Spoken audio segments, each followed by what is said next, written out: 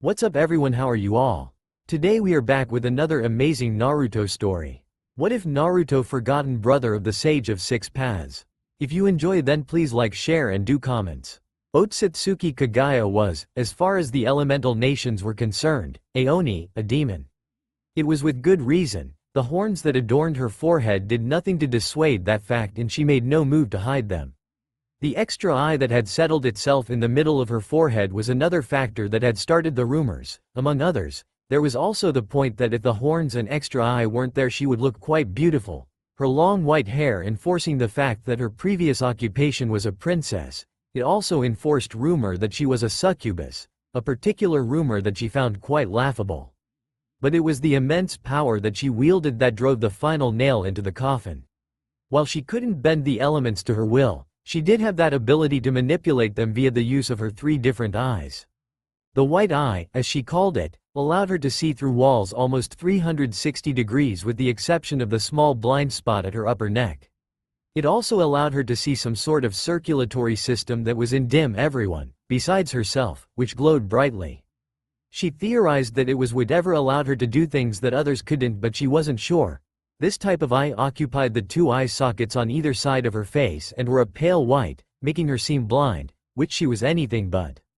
The tome eye, for the tomes that rotate around the pupil, allow her to see the world slower than normal, in addition to being able to memorize whatever she saw as well as being able to see a downgraded version of the circulatory system that the white eye could see. The tome eye, that was completely red with a pupil in the center and three tomes that swirled around it, was located in a slit in the middle of her forehead that was shared by what was, in her opinion, her most powerful eye. The Rinnegan had a ripple-like pattern, which spreads over the entire eyeball, with light purple sclera and irises. While it so far gave her the ability to manipulate what she had dubbed the five basic elements, those being wind, water, fire, earth and lightning.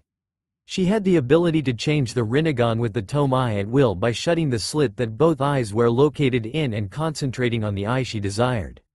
She could also feel there were other abilities just waiting to be unlocked. She had the potential of a god at her very fingertips and it made her shiver in anticipation just thinking about unlocking the secrets of the eye. It had an unknown potential that she would spend the rest of her life unraveling if that is what it took.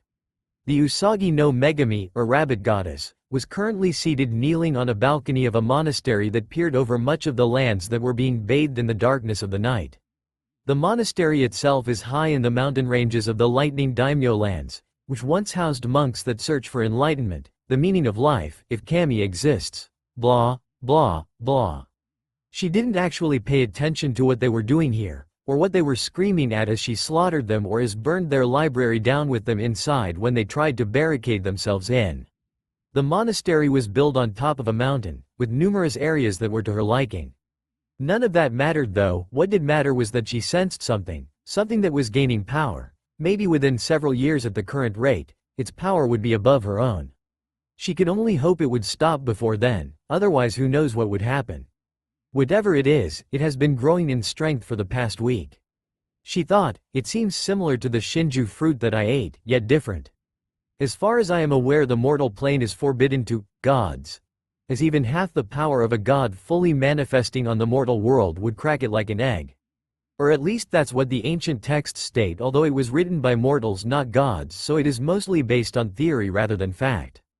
It could be an avatar of a god, that would make more sense, and if it is similar to the presence that Shinju fruit it means that it is most likely an avatar of the Shinju. The question is, why is the Shinju awakening now? It is obviously about the fruit I devoured, but that was a couple of years ago, so why awaken now? Why not earlier when I couldn't control my new strength? Something must have changed, and if my feelings are correct, it is due to what else happened in the past week.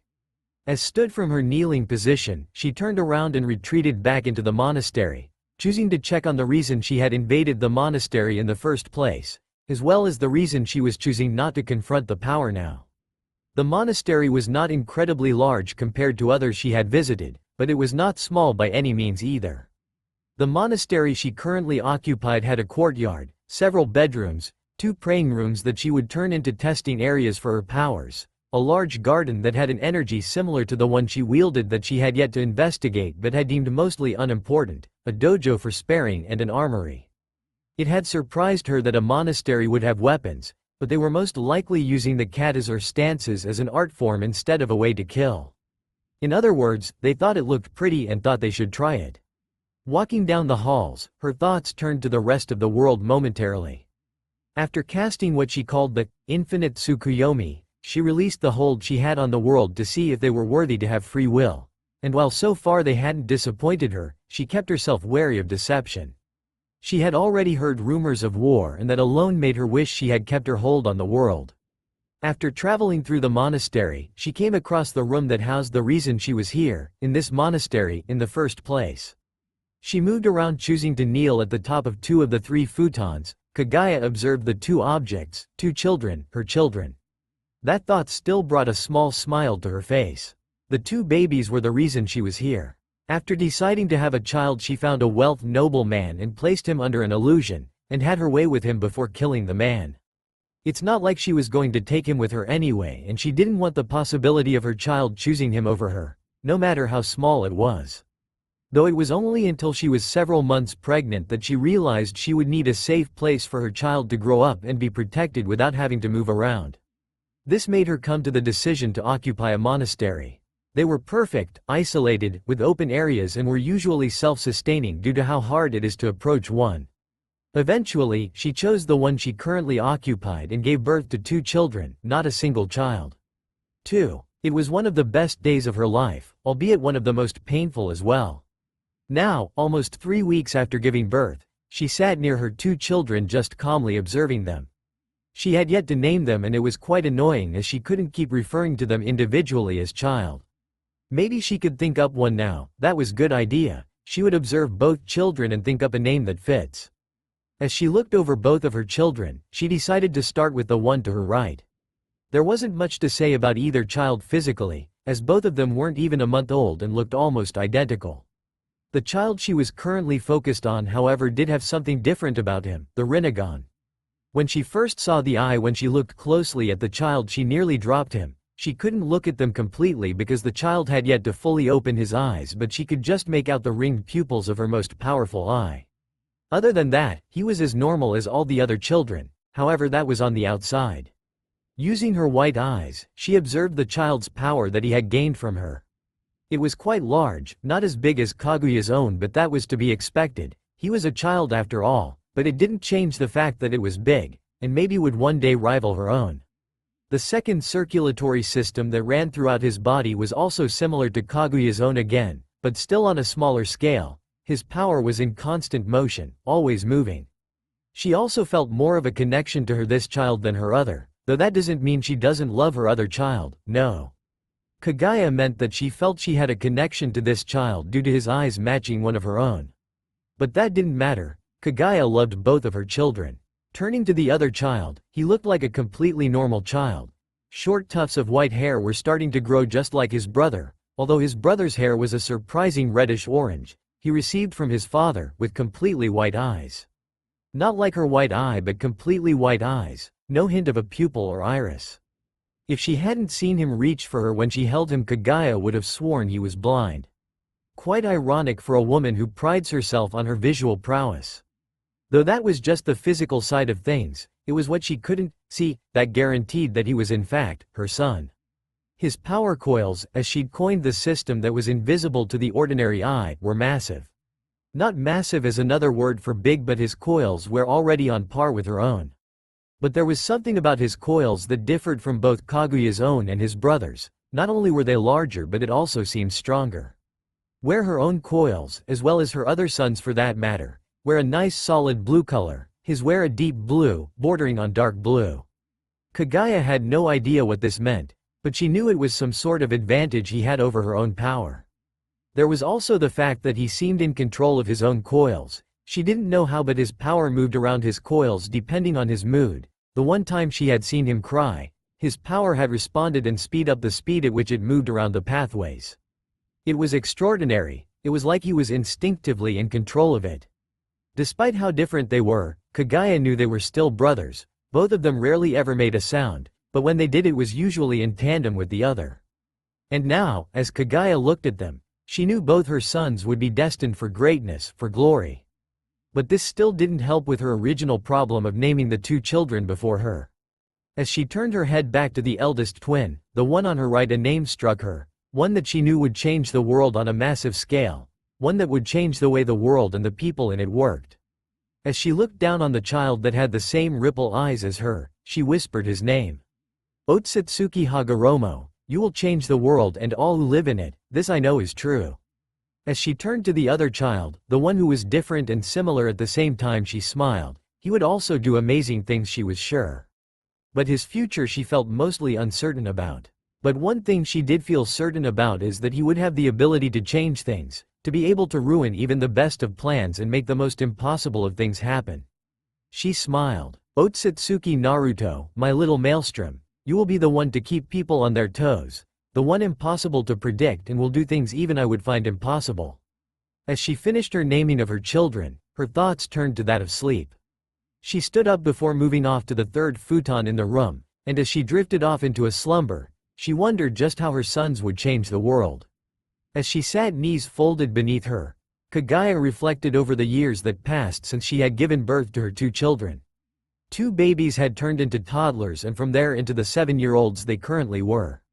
The years passed relatively quickly with small bumps, but she had believed that she had succeeded in raising two smart and intelligent. Get back here, Naruto. You have to take your punishment like a man. A childish voice that she recognized yelled. As the noise reached her ears, she withheld a little sigh. Despite her intention to raise them like children that were worthy of the station of a noble, meaning not childish, both of them had moments when it seemed like she had made no progress at all. Naruto was incredibly resistant to her methods, it seemed. While Hagoromo had welcomed her lessons and tried to act dignified and wise at all times, despite still having the stature of a child, Naruto had shown he was instinctively childish, and took every opportunity to remind both herself and his brother that fact. It's not my fault you fell off a branch and into pond. That's all you. Another voice, Naruto, yelled back. You pushed me. The first voice accused loudly. Not my fault you're not aware of your surroundings. Naruto yelled back. Kaguya released the sigh she tried to withhold. This was a common occurrence. Hagoromo would try to complete his daily meditation in a tree above a pond in the garden, and Naruto would come along and try to make a fool of his older brother by pushing him into a pond somehow, usually succeeding in his endeavor. Kaguya honestly didn't know who to be disappointed in more, Naruto for the prank or Hagoromo for not moving after the 5th time. Kaguya simply turned her head to the right as she watched two 7-year-old children burst out from the bush with speed that two children shouldn't have. The first having white hair that was starting to hang down, completely white eyes, wearing a brown monk's robe with red magatama down the front, barefoot, with small bumps on his forehead that would eventually grow into horns much like Kaguya's own. Kaguya's belief that Naruto wasn't blind turned out to be true. Kaguya had actually believes that Naruto has better eyesight than normal in exchange for not having his mother's or brother's eyes. The fact that Naruto would never have awesome eyes like his mother or brother at first made Naruto sad at first. A bit jealous that Hagoromo had the same eyes as his mother before Kaguya pointed out that Naruto had the same hair as her. Naruto then swore he would wear his hair long just like her, which made his mother smile a bit at the promise, believing it to be cute. The second boy that came out from the bushes had short reddish hair with purple eyes that had ripples that spread out from the dot at the center of the eye. He was also wearing the same robe as the boy before him and was also barefoot. Hagoromo had grown up to be a serious child like Kaguya wanted. He played with his brother sometimes but would usually choose to read the books that he scavenged from what left of the library or meditate usually. This was what originally started Naruto's reign as the self-proclaimed prank king, believing Hagoromo should stop being boring and have fun instead of sitting still and doing nothing. Despite Hagoromo's constant objections to Naruto that meditation was doing something, Naruto continued to prank Hagoromo whenever he found him meditating. When questioned why he continued to constantly prank his brother, Naruto only replied, "I'm bored and Ago Nikken isn't doing anything important." Naruto seemed to find infinite amusement in calling Hagoromo his nickname. The two children continued the chase with speed that would astound an outsider but was just normal in the family of three. While Kaguya hasn't started training them in their powers, she had given them a fitness regime to help occupy their time in the monastery while she tried to train in her own powers in privacy. She didn't want one of her children to see her training and try to replicate it on their own.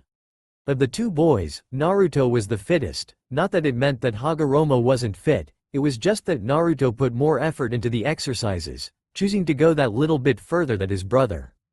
Hagoromo spent more time trying to become wise like his mother to help fulfill his goal of trying to create everlasting peace for the elemental nations.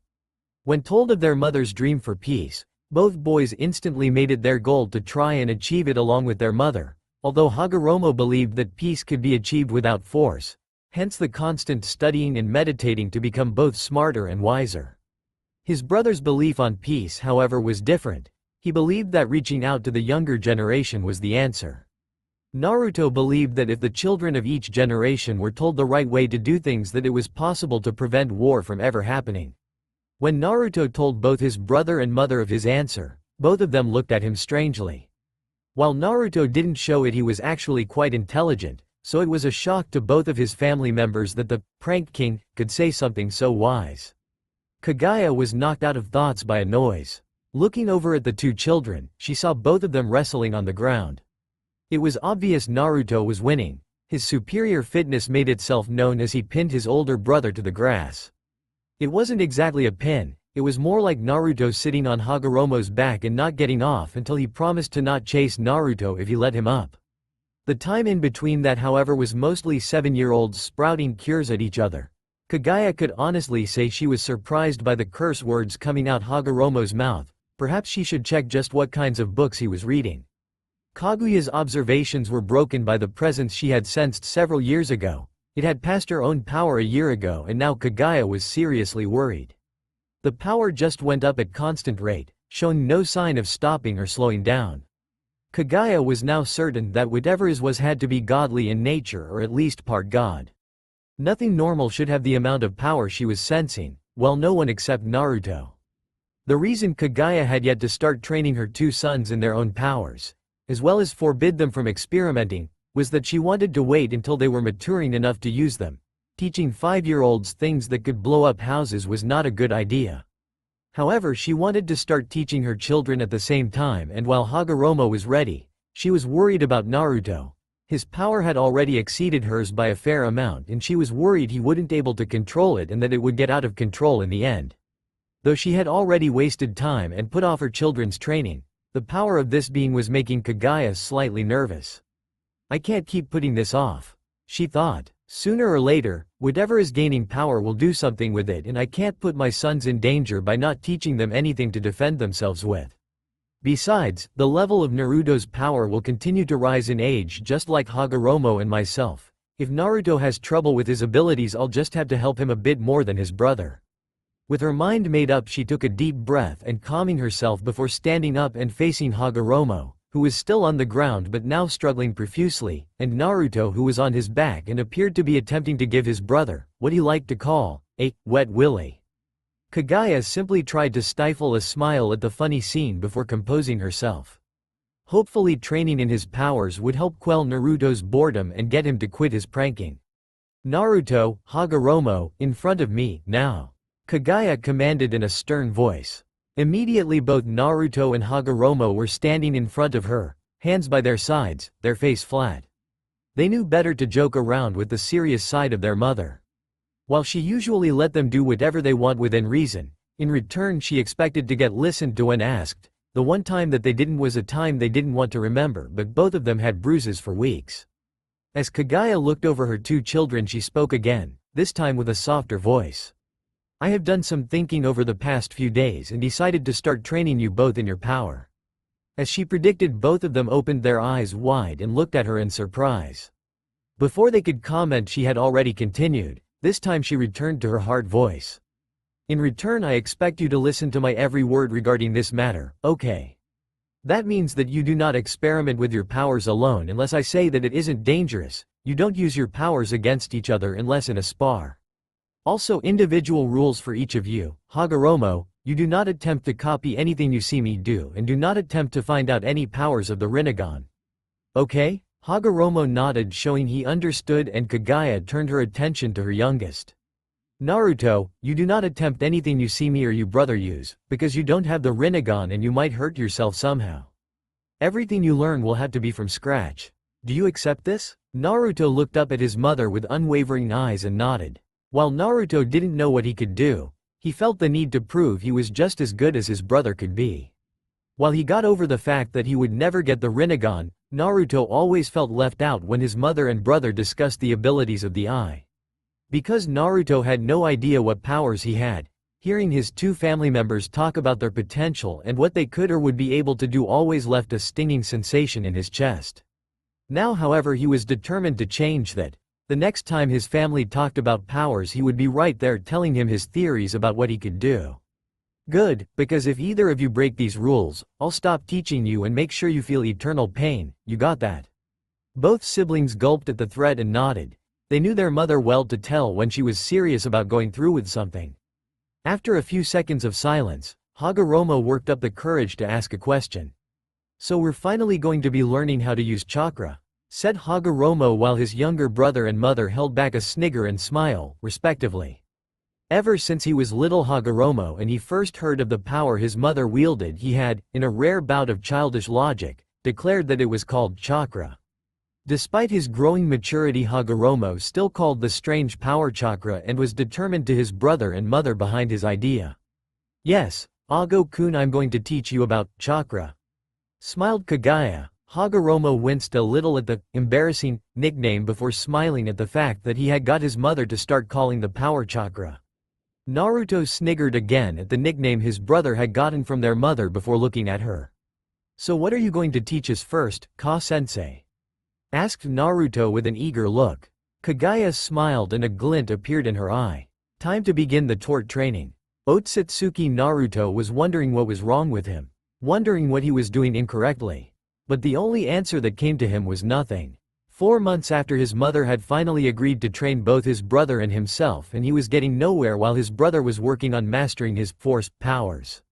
It was frustrating how his brother was having more success than him.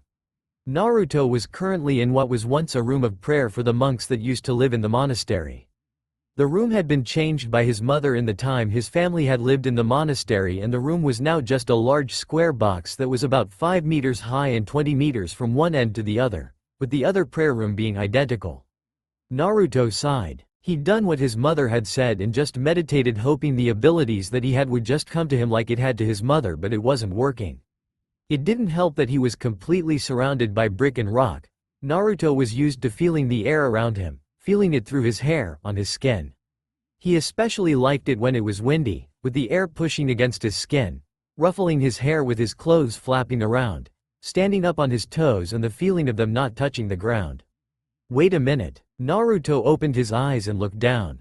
Naruto would later deny that he was the one that made the girlish scream that drew his mother and brother from the other former praying room to his own. He was hovering off the ground. It was insane, sounding almost impossible, but he was suspended about 2 meters off the ground. As his brain caught up with what he was seeing, he became incredibly excited. Unfortunately, that quickly turned to fear when he started to lean forward.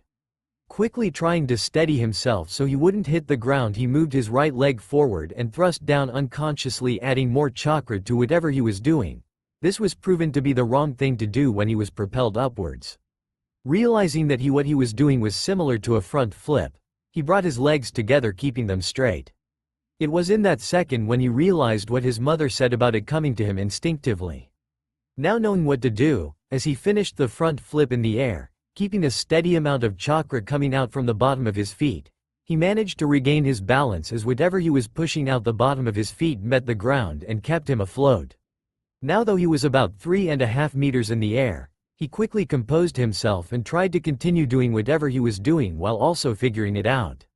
After observing it, he realized that during his thoughts of the wind he had unconsciously been pushing chakra out the bottom of his feet, and his thoughts of wind had made his chakra change the form that it came out in, resulting in him being lifted off the ground. In simple words, his chakra reacted to his thoughts, turned into wind, and it pushed him off the ground.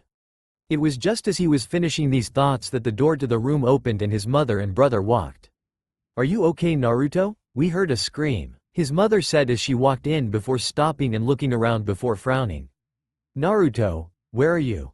If this is one of your tricks." "Ka-san, I don't think that this is one of Naruto's tricks." Hagoromo said as his wide eyes locked on to his younger brother. His eyes had been able to see the chakra coming from the ceiling. What makes you say that? His mother said as she turned her head to look at him. Hagoromo didn't answer at first but instead point towards the ceiling. That, he simply said, as the self-proclaimed Oni turned her head upwards before her eyes mimicked her eldest son. There hovering in mid-air was Naruto with a smile she knew wasn't going to be coming off his face anytime soon. "Hey Ka-chan," he said in a sing-song voice. "Guess what I can do?" Somehow she knew that this was only the beginning. When Otsutsuki Kagaya heard what she thought was the girly scream of her youngest child, she didn't really know what to expect when she walked into the room he was occupying with her oldest in tow. But she was pretty sure that seeing him suspended in midair by nothing was not one of them. At first she thought that he had inherited some sort of illusion ability from her, and that what was currently in front of her was an impressive illusion meant to deceive her, but channeled chakra, as Hagoromo insisted that she couldn't keep calling it power, into her white eye quickly disproved that theory. She could see his chakra traveling around his body, only this time it was at a constant, relatively fast, pace. The chakra traveled around his body, but when it got to his feet, some of the chakra was siphoned off, appeared to change somehow and become pressurized wind that shot out from his feet. Kagaya was shocked, while she could manipulate the 5 elements and some sort of force thanks to the Rinnegan. But that was just it, manipulating. What she could do with the elements was like a giant trying to pick up a grain of sand.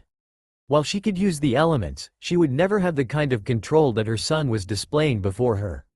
"Hey Ka-sensei, look at me, I can fly like a bird." She was shaken out of her musings by the object of her thoughts starting to move around the large praying room at a quick pace, about the same speed he could run, which was quite fast. Panicking at the thought of her son falling, she quickly made herself known to her youngest, who was too caught up in exploring his newfound power. "Naruto, get down here now," she exclaimed, worry and concern in her tone. Naruto stopped, slowly lowered himself to the ground before smiling like a cat that caught the canary. "So what do you think, Ka-chan? Pretty cool, right?" He excitedly, and with good reason, he was just flying. Flying. In his book that is like the king of all cool powers. However, his mood changed from excited to nervous when he heard the tone in his mother's voice. "What I'm thinking is how to punish you without killing you." The sickly sweet tone in his mother's voice was one he had heard before, as well as the words spoken. The words have another meaning besides the obvious one, which was, "You have 5 seconds to tell me why I shouldn't give you the beating of a lifetime." Knowing that his mother's threat was real, he quickly began saving his hide. "It was an accident," he voiced sheepishly, his right hand coming up to rub the back of his head like he always did when he was nervous. "I was imagining the wind and wanted to be outside. Next thing I know, I'm flying." He hoped his excuse that was enough to avoid punishment, but just to be sure he decided to try to get on his mother's good side. "On the bright side, your method about how it will come to you worked," he said, smiling while silently praying to Kami, Yami, Shinigami and all the immortal beings in the world to help spare him from his mother's wrath if it didn't work. He didn't want to die young, there were still so many things he hadn't done, so many people he hadn't pranked yet. "Well," his mother said, appearing to be believing Naruto's innocence in the matter. "I suppose you had no control over what happened." Yes, Naruto thought he was home free, he was gone alive.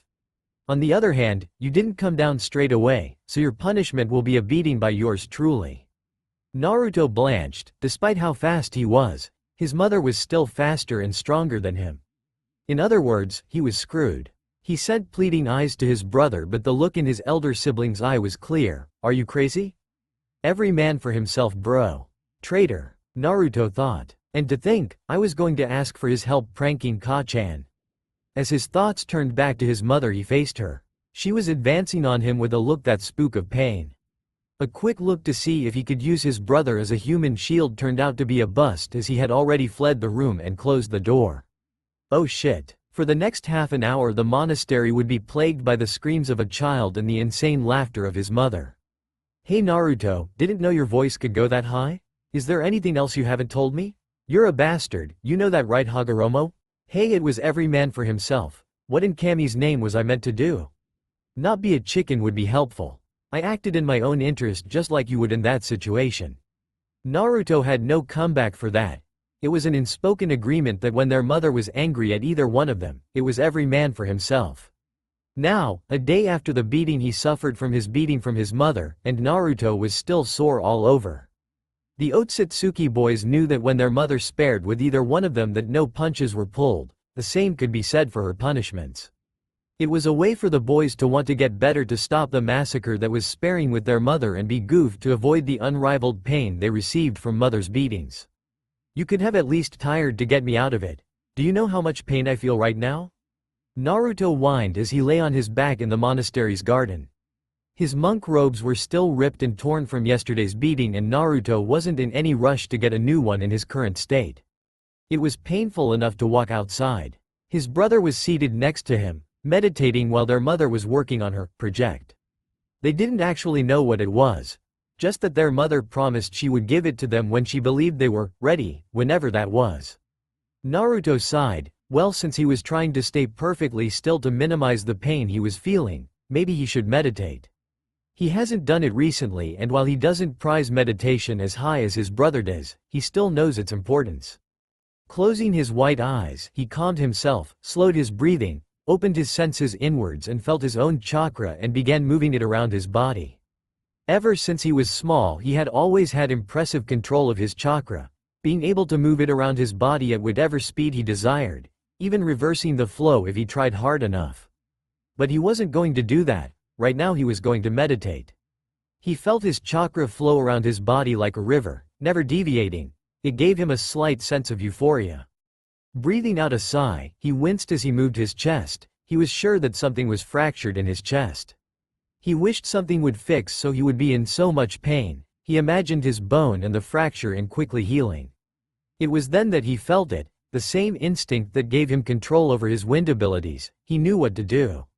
Channeling chakra into the wound on his chest, his eyes still closed, the thought of wanting to heal still on his mind. He stifled a gasp. He felt his chest healing, the fracture healing, even the bruises on his other ribs that he didn't know he had. Hearing his brother gasp beside him, he wondered what he was seeing before stopping that train of thought. He still had his stomach, arms and legs to heal. Spreading more of his chakra to his stomach, then arms and legs, he began healing the bruises that riddled the rest of his body.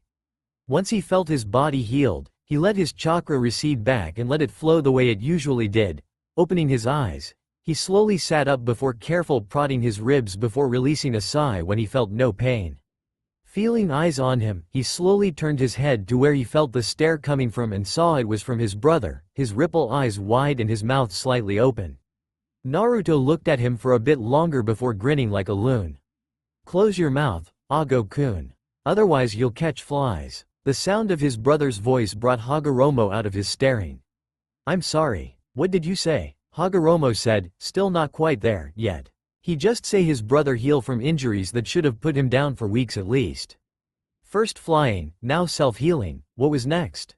Hagoromo shook the thought from his head. Knowing his brother, it was most likely going to be something that shouldn't be possible. "Well, I know I'm awesome, so I'll forgive your staring this once, commoner. After all, who can't stop and stare in the presence of the mighty and totally cool Otsutsuki Naruto?" exclaimed Naruto, jumping to his feet and puffing his chest out in what was an attempt at making him look more awesome. Before Hagoromo could put his brother down in a mostly likely humiliating way with words, he was interrupted by his mother appearing at the entrance to the garden.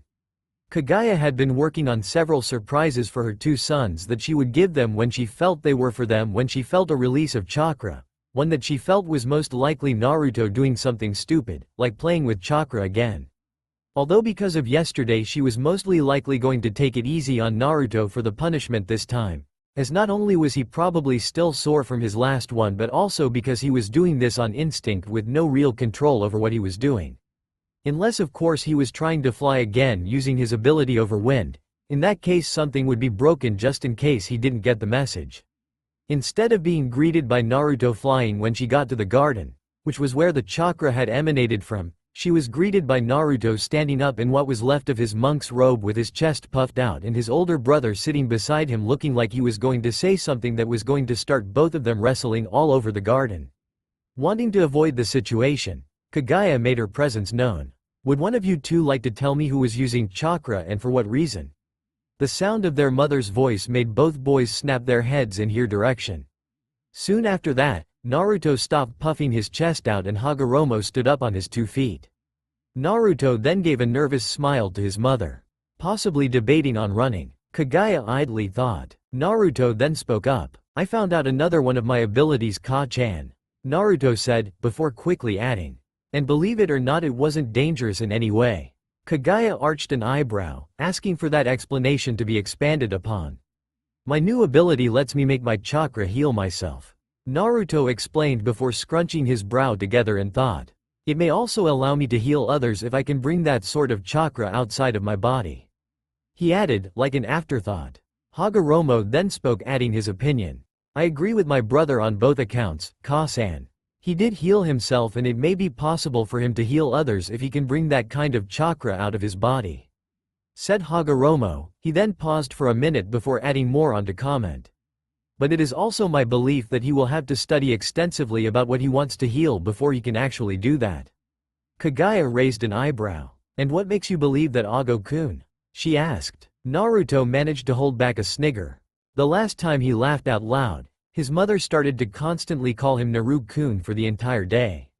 His mother doesn't usually call him that unless she wants to embarrass him or is incredibly proud of him.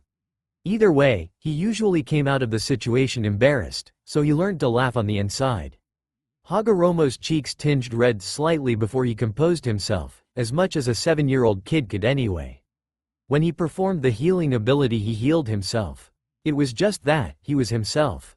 He already knew exactly where and what he needed to heal, but if he was healing someone else and they were unconscious, he would have to know what was broken, especially if he was healing one of us, as our own chakra might reject his, believing it be doing more harm than good. Kagaya thought about what her son had said and realized he was completely. Hang on, wait a minute, I didn't do anything. Naruto interrupted her train of thought with his words. All I did was imagined myself to be healed.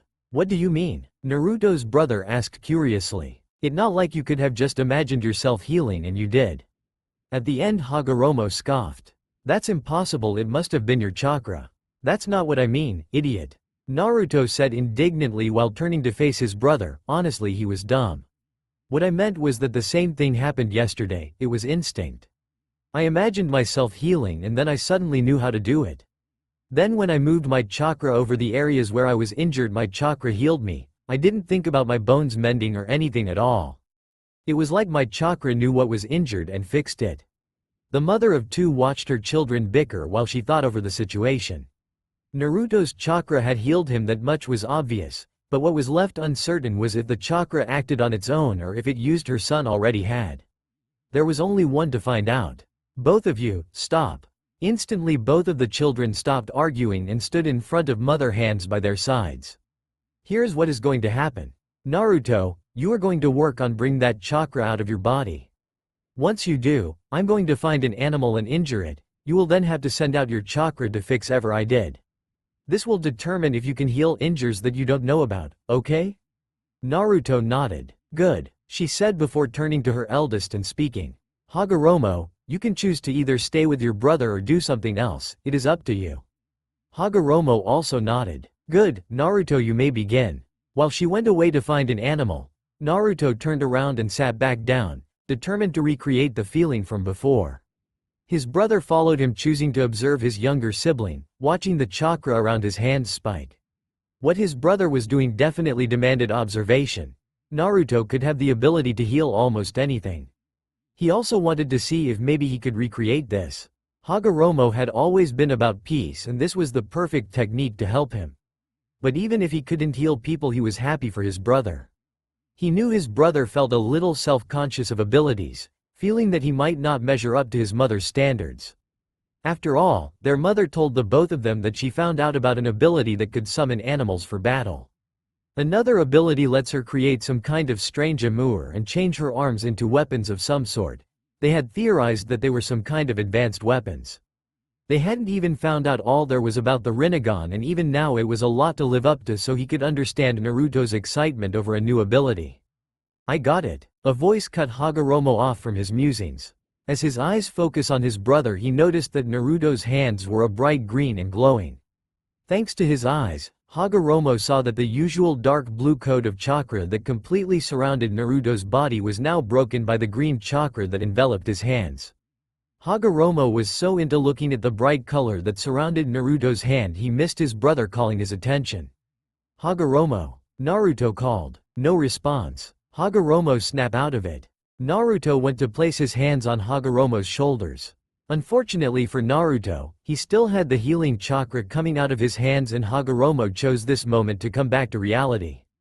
As his eyes focused, his Rinnegan eyes made out the chakra that was coming incredibly close. Hagoromo's brain only registered incoming chakra and hit, snapping his arms up, taking Naruto by surprise and grabbing him at the wrist. Hagoromo heard a voice in his mind whisper Gakido. This was the same voice that had helped him control the force that the Rinnegan wielded along with the 5 elements. Except that time it had whispered a different word, Tendo. When his hands touched Naruto's wrists, the chakra around Naruto's disappeared and Hagoromo felt an influx of something he couldn't describe. He felt like he had taken something in, like he had absorbed something. It felt similar to his chakra but different. Searching inside, he felt his chakra spinning in the other direction. What was going on? Hagoromo was jarred out of his thoughts by a headbutt. Landing on the ground he rubbed his head to help get rid of the pain before looking up at his younger sibling. What in Kami's name possessed him to do that? What the hell was that for you, idiot? The eldest Otsutsuki child demanded. That freaking hurt, Naruto. He said, continuing to rub his head but made sure he could see his brother to glare at him. Well, sorry if I don't want my chakra to be absorbed, Naruto said sarcastically. That stopped Hagoromo for a second. He was absorbing chakra? He needed a minute to take that all in. Unfortunately for Hagoromo, he wouldn't get it. What are you two doing now? Asked an annoyed voice. I left you alone for 5 minutes and already you two have done something stupid. Kagaya sighed. She left for 5 minutes to get a bird and injure it, which was currently resting in her hands, and already her 2 children had gone and done something potential dangerous, if what her hunch was correct. It wasn't my fault this time, I swear, Naruto exclaimed, pushing his hands out in front of him, before gesturing to his brother, who was now standing, with a pointed finger. It was him, all him, not me. That guy there. I think Ka-san gets it, Naruto, Hagoromo said in a dry voice. All it would have taken was saying it once. Hey, you can never be too certain, Naruto defended, folding his arms across his chest. Kagaya by this time had just raised an eyebrow in amusement. It was always funny to see her children interacted. Despite how amusing it was to see the two bicker, she needed to find out what happened. Would one of you care to tell me what happened? She asked. The 2 children stopped their arguing and stood straight with their arms by their sides. Hagoromo then launched into the tale about what happened during the 5 minutes his mother was away. By the end of the tale, Kagaya had come to a conclusion about what to do. Turning to face Hagoromo only and spoke in what the 2 brothers called her sensei voice. It was a voice she used when she was serious but not angry at them. Okay, Hagoromo, we will investigate if this Gakido or Preta path. Later, right now we will focus on Naruto. She then turned to Naruto before showing him the bird she had in her hands. Okay Naruto, this animal had some sort of injury. You are now going to heal it, okay? Naruto nodded before stepping forward and taking the bird from his mother's outstretched hand and place it on the ground. The bird didn't try to fly away or run, indicating it either trusted him or was too injured to move. Putting that out of his mind, Naruto focused on the healing the injured bird. Bringing forth his healing chakra, as he decided to call it, and placing his hands over the bird, almost touching it, felt it starting to work. As his chakra started to surround the bird he began to get a mental image of the bird. No, not just a picture, it was like his chakra was scanning the bird both inside and out, searching for what was wrong. There, he thought before frowning inwardly. Damn, Ka-chan really didn't take it easy on this bird, it has a severed spine. No wonder it didn't move when I put it down. Wow, Ka-chan, harsh. Naruto stopped thinking about the injury and moving on to healing the bird. Moving his chakra that was already surrounding the bird, he made it surround the injury. He then watched as the wound slowly healed. It wasn't as fast as when he healed himself, but he put that down to the severity of the injury. This bird had a broken neck, ordinarily it wouldn't be able to recover at all. There was something else though, he could feel the healing that was taking place, every piece of bone that reconnected to blood vessels that regrew and new nerves that were created. After several minutes of healing, the wound closed and the bird snapped back up to its feet before spreading its wings and flying out and away from the garden, most likely now knowing to stay away from white-haired women. Naruto then stood up, turning to his mother, awaiting her comments. The praise he got made his heart sing. "Well done, Naru-kun, well done." Kagaya praised. "I honestly didn't believe you could do it and that your brother's theory was correct, but you proved me and him wrong, and for the better." She smiled at the look of happiness on her son's face. She knew that Naruto feared disappointing her. It was one of the reasons he exercises so fiercely. Kagaya would always love her son, nothing would change that. Just because he didn't have the Rinnegan didn't mean that she didn't believe that he would grow up to be strong. In fact, she believed that it would make him stronger because of it. There was a part of her that was worried for her eldest child though, because he had the Rinnegan and how she was showed it with praise about how it made the wielder almost God. Something she now regretted doing. She was worried that it might make her eldest son an arrogant brat like a noble's child. That was something she didn't want happening. "You have a powerful skill there, Naruto. Healing a severed spine is something that even I can't do," she admitted. Naruto's smile only got wider at that. His confidence in his own abilities had increased thanks to his mother's praise. It felt good that he had something only he could do. It made him feel like he could do something that mattered. How do we know he healed the internal wound though, like cut veins and all that? Hagoromo pointed out. Both his mother and himself hadn't seen just exactly how much of the bird Naruto had healed. The only reason they could tell that the spine had been healed properly was because the bird had flown off. Naruto turned and smiled at his brother, still high on the praise from his mother. "Don't worry, Hagoromo, the bird is fully healed." Naruto paused before explaining. "As I healed the bird I could feel all of it healing, the severed spine, the veins, the nerves along the spine, all of it. It all healed." Kagaya allowed Naruto to bask in his happiness before breaking him out of it.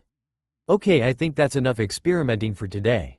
Tomorrow, Hagoromo, you will be practicing the elements while Naruto you will be out here working on your power over wind." When both her sons nodded, Kagaya continued. "In that case, because of the discoveries that were made today, I'll allow both of you to have today free of training." She knew that the last part wasn't. Both of them wanted to know more about their powers and would most likely spend the entire day, if they could, training and expanding on their abilities. She watched as both of them moved to different part of the garden before moving back to her room. She still had surprises to finish after all. 6 months later and Naruto was bored. Sitting in front of the pond that was in the garden, Naruto reflected on what had happened over the past 6 months. After the incident where Naruto unlocked his healing ability and Hagoromo his Preta path, no new discoveries had been found, in either his own abilities or the Rinnegan Eye. This meant that Naruto had nothing new to work. Because he was only 7 years old, there was only so much he could do as his body was still growing. Because he was still a child, he could use anything for weights as his mother didn't want him to stunt his growth. Despite the protest that he could heal himself, his mother had taken a stand and refused to budge from her position, and Naruto knew not to push the issue too far. She said he could use weights when he was 12. Naruto had found a way around this by accident, an incredibly happy accident. Naruto was trying to mimic 2 of his mother and brother's Diva Path techniques called Shinra Tensai, Almighty Push, and Bansho Tenin, Universal Pull, with wind. When trying to mimic Shinra Tensai, Almighty Push, he miscalculated how much power he put into the technique and it ended up launching him back. In his panicked state he channeled chakra into his feet, causing him to stick to the ground. When he regained his bearings and realized what he did, he found out that if he channeled chakra into his feet he stuck to the ground. Then after a brainwave and trial and error, he managed to get himself to stick to walls and ceilings and even walk or run up them. After another thought, Naruto now sticks himself to the ceiling and does sit-ups for exercise, though he has to remember to channel chakra into his feet so he doesn't fall off. It was incredible funny when he walked into the room where his mother and brother were practicing and casually walked up the wall and hung there like an everyday occurrence. Their faces were hilarious. Despite no new powers, Naruto did find out a few things about his own powers. As it turns out, Naruto doesn't need to consciously think about healing anymore. After initially unlocking his healing ability and using it, he hasn't had to use it to heal himself since, except for serious injuries like broken bones. And even then he only has to concentrate for a second to heal the broken bone. Another discovery was that his wind abilities were different to his mother's and brother's, where they channeled chakra into the element they were using and manipulated it like that. Naruto's chakra literally turned into the element he was using, in this case, air. It was discovered after his mother and brother couldn't see the chakra in his wind attacks like they could in theirs.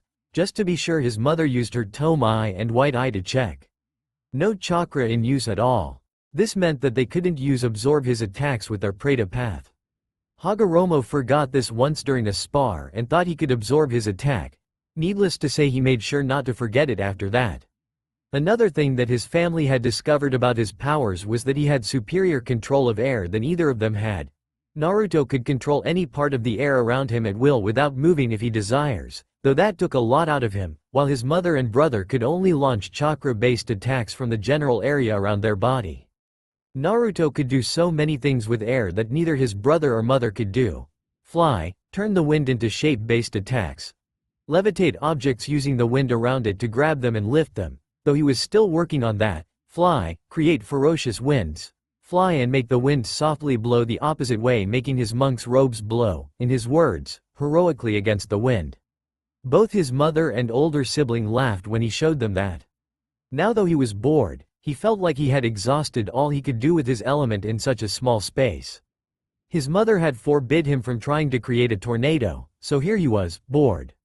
He didn't want to exercise anymore today, and both his mother and brother were training. When he asked his mother what he could do, she only said to try and discover his other abilities. Stupid powers, Naruto grumbled. Why can't more of them unlock themselves or something? Sitting here is so boring. Why can't I use? Hey. He perked up. If I can use one element, there's no reason why I can't use other elements like Ka-chan or Hagoromo. After all they can, so why can't I? With a new resolve, he sat down in a meditation position, legs crossed and arms on his knees with his back straight.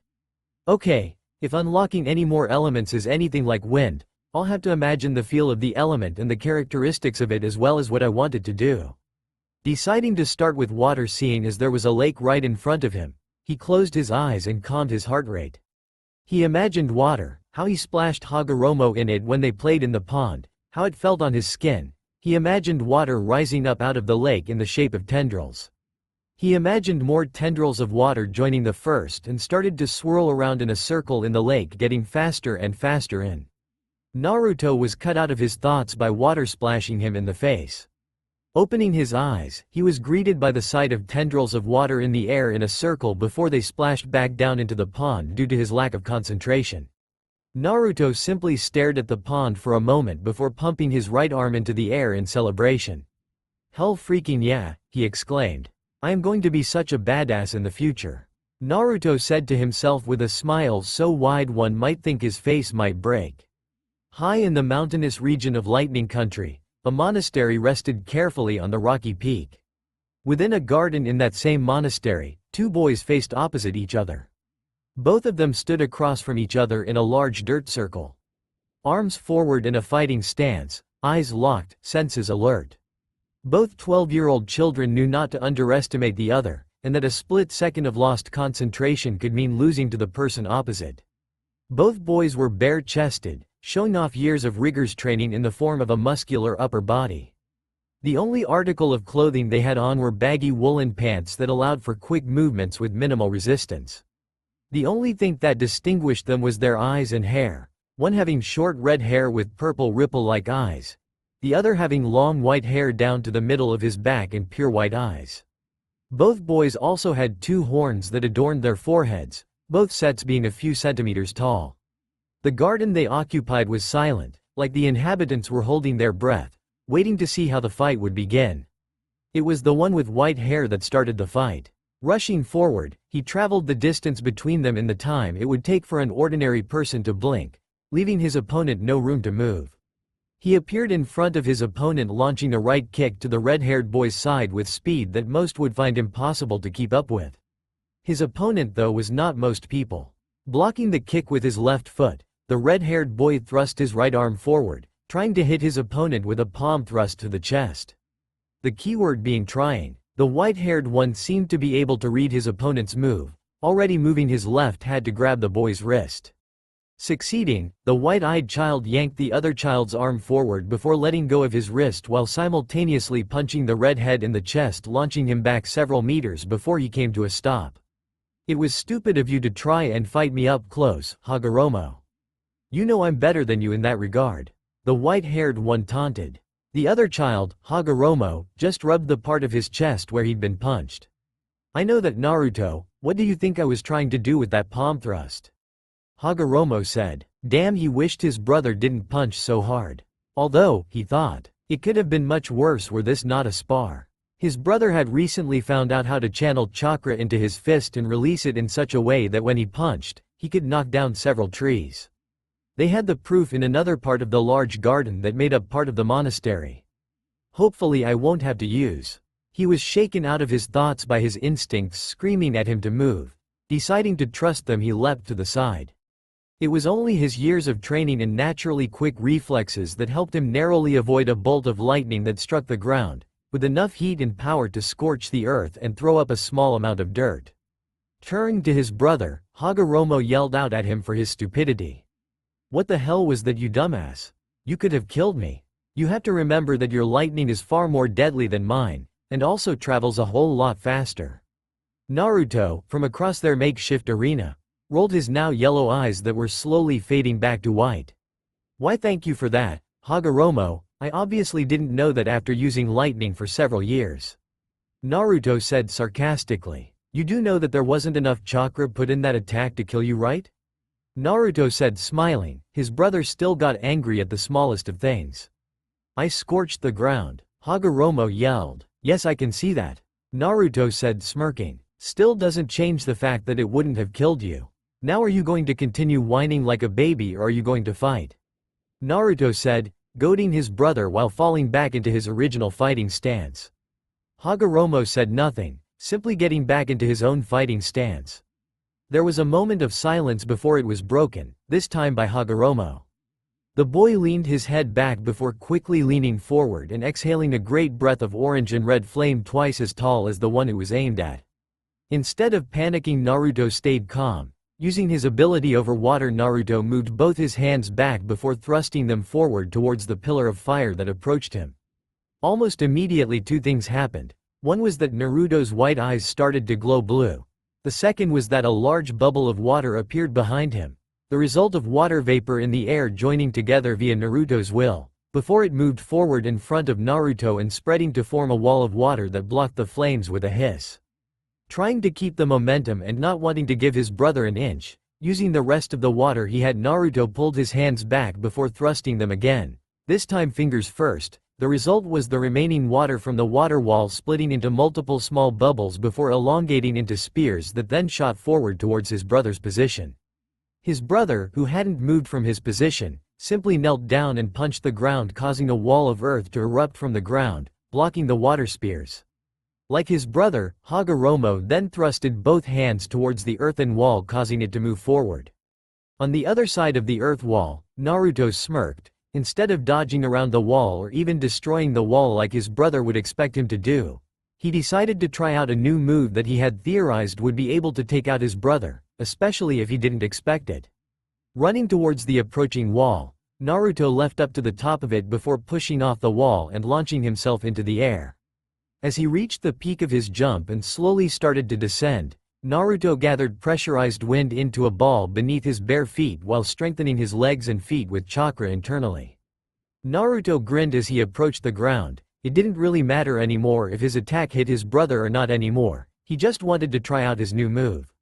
As he neared the ground, Naruto called out the name of his attack. K's Parusu, Wind Pulse. As Naruto hit the ground, feet first, the sphere of wind beneath his feet was but under amazing pressure because of the combined factors of Naruto's weight, the speed he was falling at, and the solid earth underneath the sphere. Not being able to go up because of Naruto's weight and speed, and not being able to go down because of the earth, the sphere of wind did the only thing it could do. It exploded to the sides. A ring of air shot out from underneath Naruto at breathtaking speeds, kicking up dust as it rocketed outwards before slowly losing momentum. Naruto stood where he landed, waiting for his brother to appear and attack or for the dust cloud to settle. As his visibility cleared, the youngest Otsutsuki spied a dome of earth roughly where his brother was standing last time he checked. Assuming that his brother was still in there, he readied himself, just in time to watch as the dome retracted back into the earth, revealing his brother. Almost immediately his brother spoke to him, agitation clear in his voice. "Are you going to do something stupid in every match?" Hagoromo questioned. A noticeable vein was bulging on his forehead as a sign of his frustration with his brother. "I don't know?" Naruto questioned back in a lazy voice, clearly trying to annoy his red-haired opponent. "Are you going to do something, interrupt a match for things that could wait till later?" "Yes," his brother replied. "I am." Hagoromo continued to look at his brother before smirking, slightly confusing Naruto. "I was saving this for a later time, but I guess now will do." As Hagoromo got into a fighting stance, he mumbled something inaudible to Naruto before he charged. Naruto was surprised at the speed that his opponent was now displaying. He was much faster than before.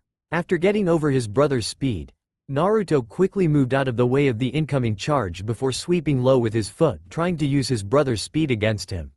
Once more Naruto was surprised when his brother stopped quickly before jumping over the outstretched leg. Naruto quickly straightened back up and engaged his brother with several punches, trying to keep him on the back foot so he could quickly figure out what had changed with his brother's combat skills recently and, if possible, find a way around it. "What's going on?" Naruto questioned inwardly. Hagoromo was never this fast or agile before. What did he do? Naruto then inwardly winced as he caught one of his brother's punches that almost managed to get inside his guard. "And strong as well," he mentally added. Naruto was quick to backpedal to get out of his brother's arm reach. "The only thing I know of that Hagoromo could be using is..." Just as he realized what his brother was using, the voice of his brother jolted him out of his thoughts. "I see you realize what I'm using, Naruto," Hagoromo said as if reading his opponent's thoughts. "And you are correct, the Asura path." As Hagoromo finished speaking, wordlessly 4 extra arms sprouted out of his shoulder blades. "Out of all the paths he knows, it happens to be the one I hate the most," Naruto said to himself, though his brother still heard him and could only smirk at the reason why. When Hagoromo was first learning how to use the Asura path in one of the prayer room, it was just himself and Naruto in the room as he wanted to learn more about his mother's and brother's special eyes. While Naruto was in the room, Hagoromo lost control of the path slightly. The result was his fist shooting off his arm and slamming into an unprepared Naruto's stomach. Hagoromo's youngest brother rolled around in pain of the floor. Hagoromo himself laughed until his voice was hoarse. Since then Naruto has steered clear of his brother whenever he used that particular path. "Don't tell me you're still upset about the Asura incident?" Hagoromo asked, while stifling a laugh. After what had been dubbed the Asura incident, the youngest of the Otsutsuki had told both his mother and brother that if they used that particular path in front of him with the exception of a spar, he would leave the vicinity immediately. "And you wouldn't after being hit in the gut by a flying fist. Anyway, how do I know you have control over that path and that you won't just start firing fists at me?" Naruto said as he eyed the 6 fists wearily, as if he expected them to explode. "I wouldn't be using the path if I could control it perfectly. Have some faith in Naruto." The eldest Otsutsuki sibling replied to his brother. "I did," his brother mumbled. "And a fist hit me in the gut." If Hagoromo heard his brother, he made no move to show it. "Fine, I guess when I beat your ass it will feel all the sweeter." The youngest sibling then smirked. "Let me show you something else I have been working on recently." As he spoke, Naruto's normally white eyes turned a fiery red and Hagoromo frowned slightly as he recalled why that was. After a couple of years using his elements, Hagoromo and his mother noticed that when Naruto used a certain element, Naruto's eyes would turn a light shade of the respective element. However, the light always got slightly darker and closer to the color of the element Naruto was using. Their mother theorized that the closer the color was the element Naruto was using, the higher the mastery Naruto had over that particular element. But that wasn't the reason Hagoromo was frowning. The reason he was frowning was because during a fight a few months earlier, Naruto was using the elements heavily while fighting against Hagoromo when Naruto suddenly stopped and his eyes flashed different colors. Sometimes both eyes were the same color, other times different colors in each eye. This continued for about a minute before Naruto collapsed backwards onto the ground, unconscious. When he awoke a day later, Naruto waved off concerns from both his brother and mother, saying that it was just another part of his abilities he unlocked unknowingly by using his multiple elements at the same time.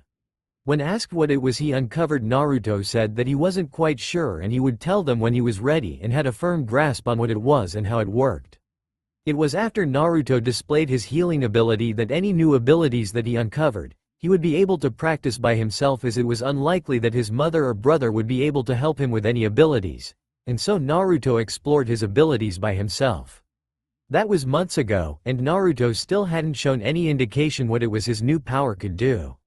Hagoromo got ready for the fire that he knew he would receive from Naruto, tipped off by his glowing eyes. Hagoromo calculated that it would most likely come from the hands or feet, maybe even creating it in the air around him. Instead, though, Naruto chose to take a deep breath and release it in a blowing motion. The result was a large plume of fire to extend out of his mouth. What happened next shocked Hagoromo. The fire twisted and turned, molding itself into something, though Hagoromo didn't know what. The answer was soon clear, as fire in the shape of a dragon rushed the six-armed child, with the child barely able to jump to the side to avoid the impact of the elemental dragon. He was caught off guard, though, when the attack exploded, just catching him on the edge of the blast radius. While Hagoromo came out of the blast relatively unscathed thanks to his Asura path, he was still singed by the fire. He was left no room to comment, though, as rock roughly the size of his torso was flung at him by his brother. However, utilizing the abilities of the Asura path, he simply punched the boulder, shattering it with his strength.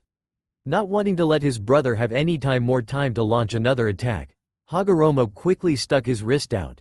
Wordless, several small pointed projectiles launched themselves out from his wrist via fire that came out from the bottom. He then charged behind the metal projectiles, using them as cover to get in close to his brother while his focus was on the metal objects, knowing that he would have the upper hand in close quarters while using the Asura path. Naruto was surprised by the small projectiles, not having any knowledge of them due to not wanting to be present when the Asura path was used. However, it didn't take a genius to know that the incoming projectiles weren't friendly. Quickly gathering his chakra, while knowing that the elements would work against such a large number of projectiles, and extending his hands in front of him. A dark blue dome surrounded Naruto just as the first of the projectiles approached. After the first of the metal objects impacted and exploded against his shield, creating smoke that obscured the front of Naruto's view. Naruto inwardly thanked his luck. He seriously doubted that any earth shield or any shield of the elements he could make would be able to hold up against the current onslaught. It was then that he felt a heavy object smash into his shield with a dull thud. Naruto smirked. "Poor Ago," the white-haired boy said to himself. His brother mustn't have seen his shield through the smoke created by his own projectiles. If he had, he would have used a much stronger attack to try to breach his shield, rather than charging. The shield was actually made out of Naruto's own chakra. This was another ability he discovered over the years. Naruto didn't actually the full extent of this ability, like how large he could create structures, because there wasn't enough space in or around the monastery, or how much damage or pressure his chakra creations could take, as it could withstand all of the attacks that weren't on a large scale, with the exceptions of the Diva Path's unnamed force abilities. The attacks of the Diva Path moved the chakra constructs unless they were anchored to the ground, just like anything else. There was a passive ability about his chakra constructs ability, as it had been named, that made both Hagoromo and his mother quite frustrated, though this wasn't so much an ability granted by chakra constructs but more like a side effect his chakra had on that constructs he made. As it turns out, his chakra was incredibly dense, or in other words compact. Normally this wouldn't mean anything besides meaning that Naruto had more chakra than previously thought, but the surfacing of his chakra constructs ability changed that. Because his chakra was incredibly dense, this made the constructs he created harder, but also meant that they were charged with more chakra than originally thought. This had the side effect of rendering the Preta path almost useless against him unless they were fully touching him. This was because it made it slower to absorb the chakra from the chakra constructs he created, meaning that his mother and brother would have to grab onto the constructs or be touching them for long periods, leaving them open to attack from either himself or other constructs. It was an amusing sight to see his brother poring over books or meditating for hours trying to find a way around the chakra construct's ability. Naruto was about to gloat to his brother when he heard two words that made his eyes widen. Shinra Tensai, almighty push. Ah crap. Naruto thought as he was flown towards the edge of the makeshift arena and landed on his back with a thud. Naruto groaned as he made his way towards his feet, taking one of those diva path attacks always hurt, even when the technique's power was lowered significantly. Looking towards his brother at the opposite end of the field, now having the normal 2 arms instead of 6, he couldn't help but inwardly face palm at his own stupidity. Why the hell didn't I press the advantage? Oh right, too busy with the mini flashback. Note to self. Have flashbacks when not sparing within close range of Hagoromo. As he got back into his fighting stance, ready to continue slogging it out with his brother, he was stopped by a voice. Hagoromo, Naruto, stop your spar and come over here, I must talk to you. Turning towards the voice, he noticed his mother standing near the entrance. He lowered his stance, noticing Hagoromo doing the same, and made his way over to his mother. Naruto's mother, Kaguya, had not changed much over the years. The only thing that was really different about her were the 4 long objects wrapped in brown cloth she was holding, 2 in each hand. As they approached her, she sat down with her knees underneath her, placing the bundles on both sides of her, and gestured for them to do the same, which they did. As they sat opposite their mother, they noticed a serious look on her face. After a minute of silence, the Oni spoke. After raising you both for close to 13 years within this monastery, feeding you, clothing you, teaching you and training you, I have come to the conclusion that in order for you both to grow both ability-wise and as people, it is time for us to leave the monastery. Kaguya waited a moment for the questions that were sure to come, and she was not disappointed. What? Why do we have to leave? This was asked by Naruto, who was followed closely by his elder brother. I agree with Naruto, what reason would we have to leave the monastery?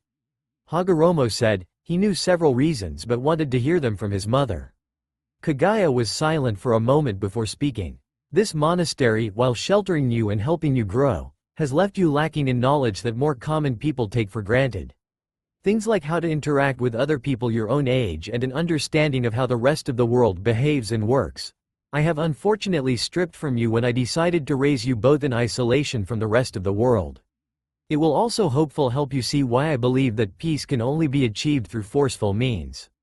Here she looked at Hagoromo while he looked back defiantly. During this, Naruto sighed. How to achieve peace has been a constant argument between mother and son, both believing that their method was the true way to achieve peace. The only reason Naruto was left out of their argument was that because Kaguya's and Hagoromo's methods completely opposed each other, and because Naruto's own method of peace was almost completely different from both of theirs. After another minute of staring at each other, Kaguya and Hagoromo broke off the staring match and Kaguya continued speaking. There is also the fact that there isn't enough space to use truly devastating techniques without destroying the monastery, and both of you need to be able to use your abilities on a large scale. Here she turned to Hagoromo again, but this time spoke to him instead of staring. There is also the fact that some of your abilities require people in order to properly test, and I'd prefer it if you didn't use your brother as a test dummy. There are also techniques for other paths that I haven't told you about because they need large amounts of space. Before we leave, however, both of you need to be able to use a weapon that won't draw attention to yourselves. Here she unveiled the 4 bundles, placing 2 in front either brother. Both of them received a sword, a katana to be precise. Both of them were almost exactly the same, the differences being the guard and the color of cloth the hilt was wrapped in. Hagoromo had his guard in the shape of an orange magatama with purple cloth around the hilt, while Naruto had a golden guard that was etched with the kanji for fire, wind, water, earth and lightning in a circle. The cloth on Naruto's hilt was a dark blue, the same shade as his chakra. The other gift Hagoromo and Naruto received was a shakuho and a staff, respectively. The shakuho was a strange black metal pole with a gold large ring stuck on top and 6 smaller gold rings hung from the larger ring. Naruto's staff was strange, made of the same black metal that made up Hagoromo's shakuho. It has a gold topping that split, going opposite ways before the sides pointed down, making the top look like an M shape. Both boys were speechless. The weapons were amazing. Where did you get these? Hagoromo asked after a minute to fully take in the weapons in front of him. The 2 swords were in the armory when I originally arrived here. The other 2 weapons were made by me. Kaguya replied to both boys' shocked features. Their mother had made these. How? Naruto asked. I used an aspect of the Rinnegan to create them both, she said simply. This shocked Hagoromo slightly more than Naruto. Hagoromo had thought he'd seen the majority of the abilities his mother wielded with the Rinnegan, although he knew that there were some abilities he hadn't seen, hence why he wasn't surprised when his mother told him he need more space for some abilities. But to hear that there was something that could create things was a shock. Why had his mother not shown him this? And more importantly, when did she figure this out? Ka-san, when did you learn how to do this and why didn't you show me? The technique was most like not destructive since neither myself nor Naruto have heard anything, so why the secrecy? Hagoromo questioned, though he knew there was most likely a reason. He was quite upset about not even knowing about the ability. Because Hagoromo, Kagaya said simply, like she chiding him. The technique I used to create the weapons you see before you is the pinnacle ability of the Rinnegan. This is something that took me years to get right, and just creating those weapons cost me majority of my chakra. This is not a technique to take lightly. She then closed her eyes and released a breath. She opened her eyes as she began to speak, her white eyes staring into the two children before her. I learned this technique several years ago. Here she turned to her eldest. Hagoromo, what do you know of how I got my eyes and chakra? Kagaya questioned. Hagoromo frowned, not seeing the point in such a question, but answered it anyway, hoping it would give him the answers he desired. You told Yuz that you ate the chakra fruit that grew every 1,000 years from the base of the Shinju tree, that you blacked out then awoke with appearance change. Hagoromo refrained from questioning what the point of that was. You are correct, Hagoromo, and that is what make my Rinnegan different from yours. Hagoromo brows furrowed in questioning while Kagaya, who saw the beginnings of a question on his lips, held up a hand to hold him from speaking so she could talk. Throughout this, Naruto sat there silently, knowing he had nothing to really speak about in this matter. It was between his mother and brother. The difference between your Rinnegan and mine, Hagoromo, is that to unlock your Rinnegan's abilities is a combination of instincts, as seen when you unlock the Preta path, along with experimentation and practice. My abilities, however, surface the same way as yours with the addition of another way, meditation. What I have realized over the course of my life with the Rinnegan is that all my abilities were already unlocked. However, the shock of my new abilities as well as my other eyes fought for dominance had the side effect of forcing my instinctually knowledge of my eye to the back of my mind, and that it is only recently through meditation have they resurfaced. Here Kagaya paused before speaking in a more hesitant voice, something that her horned sons rarely ever heard. She was usually so sure of herself. It is also my belief that the instinctual knowledge that is received with the unlocking of the Rinnegan's abilities will fade over the generations and that it will eventually disappear completely. This is because it has already started with you, Hagoromo. From what you have told me of your instincts, they are already noticeably weaker than my own, though that will not impact on your overall strength. Paused, letting her eldest soak up the information while she inwardly debated over what to do next. I will have to eventually tell them, she thought, frowning internally, not wanting to let her sons see her inner turmoil. They need to know the reason why I have trained them. Despite the faith she had in her sons, she was still worried it wasn't enough to face what was coming, or that one of them would do something stupid. I must have faith in them to do what must be done. Kagaya took a deep breath, willing herself to calm down while simultaneously squashing the doubts that lingered in her mind. Her children could do this, they had to. Hagoromo, Naruto. She called, getting the twins' attention. It was quite funny when she thought about it. If she hadn't given birth to the children before her, she would have never thought they were twins. It was almost laughable. One was calm, incredible, intelligent, mostly quiet, ripple-eyed, red-haired boy. The other was a sometimes loud white-haired child, white-eyed child that hid his surprising intelligence under his mask, if it could be called that. In fact, the only reason one would think they were related would be the horns that adorned both their heads. Otherwise they could have been born in two completely different families. Shaking herself out of those thoughts, she returned to the present. It is time I told you why I started your training. This got both boys' attention, as far as they knew their mother wanted them to control their powers so they wouldn't accidentally kill someone. Noticing her children straightening up, showing how much attention they were paying here, she continued.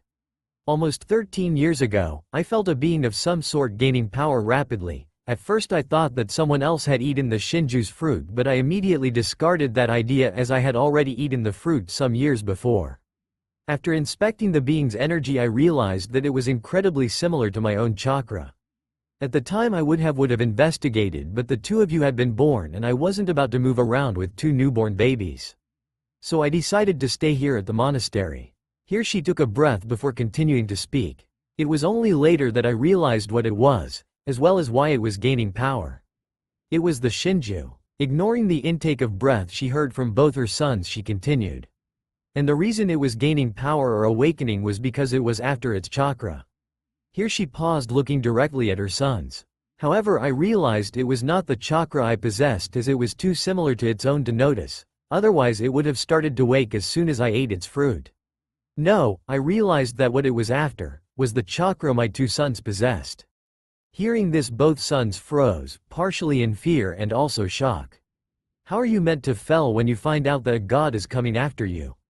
Something that couldn't be destroyed, a primordial force, a being with almost unlimited power was coming at you with a single mission to destroy you and most likely anything in its path.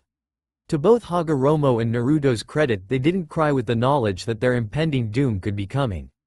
After several minutes of both brothers just staring at nothing, Hagoromo asked the question that plagued both their minds. How long do we have? Hagoromo asked, while his mind went over the importance of the answer both himself and his brother would receive.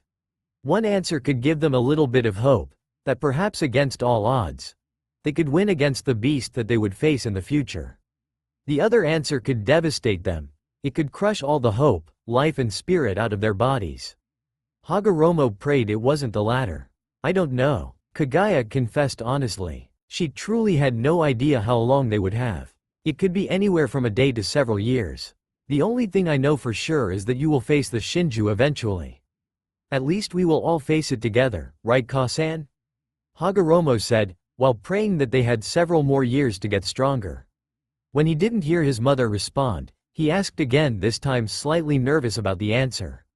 Ka-san? Kagaya sighed before answering. No, unfortunately Hagoromo, I cannot help you defeat the Shinju. Knowing that she was most likely going to get interruptions from Hagoromo and Naruto, she was quick to continue.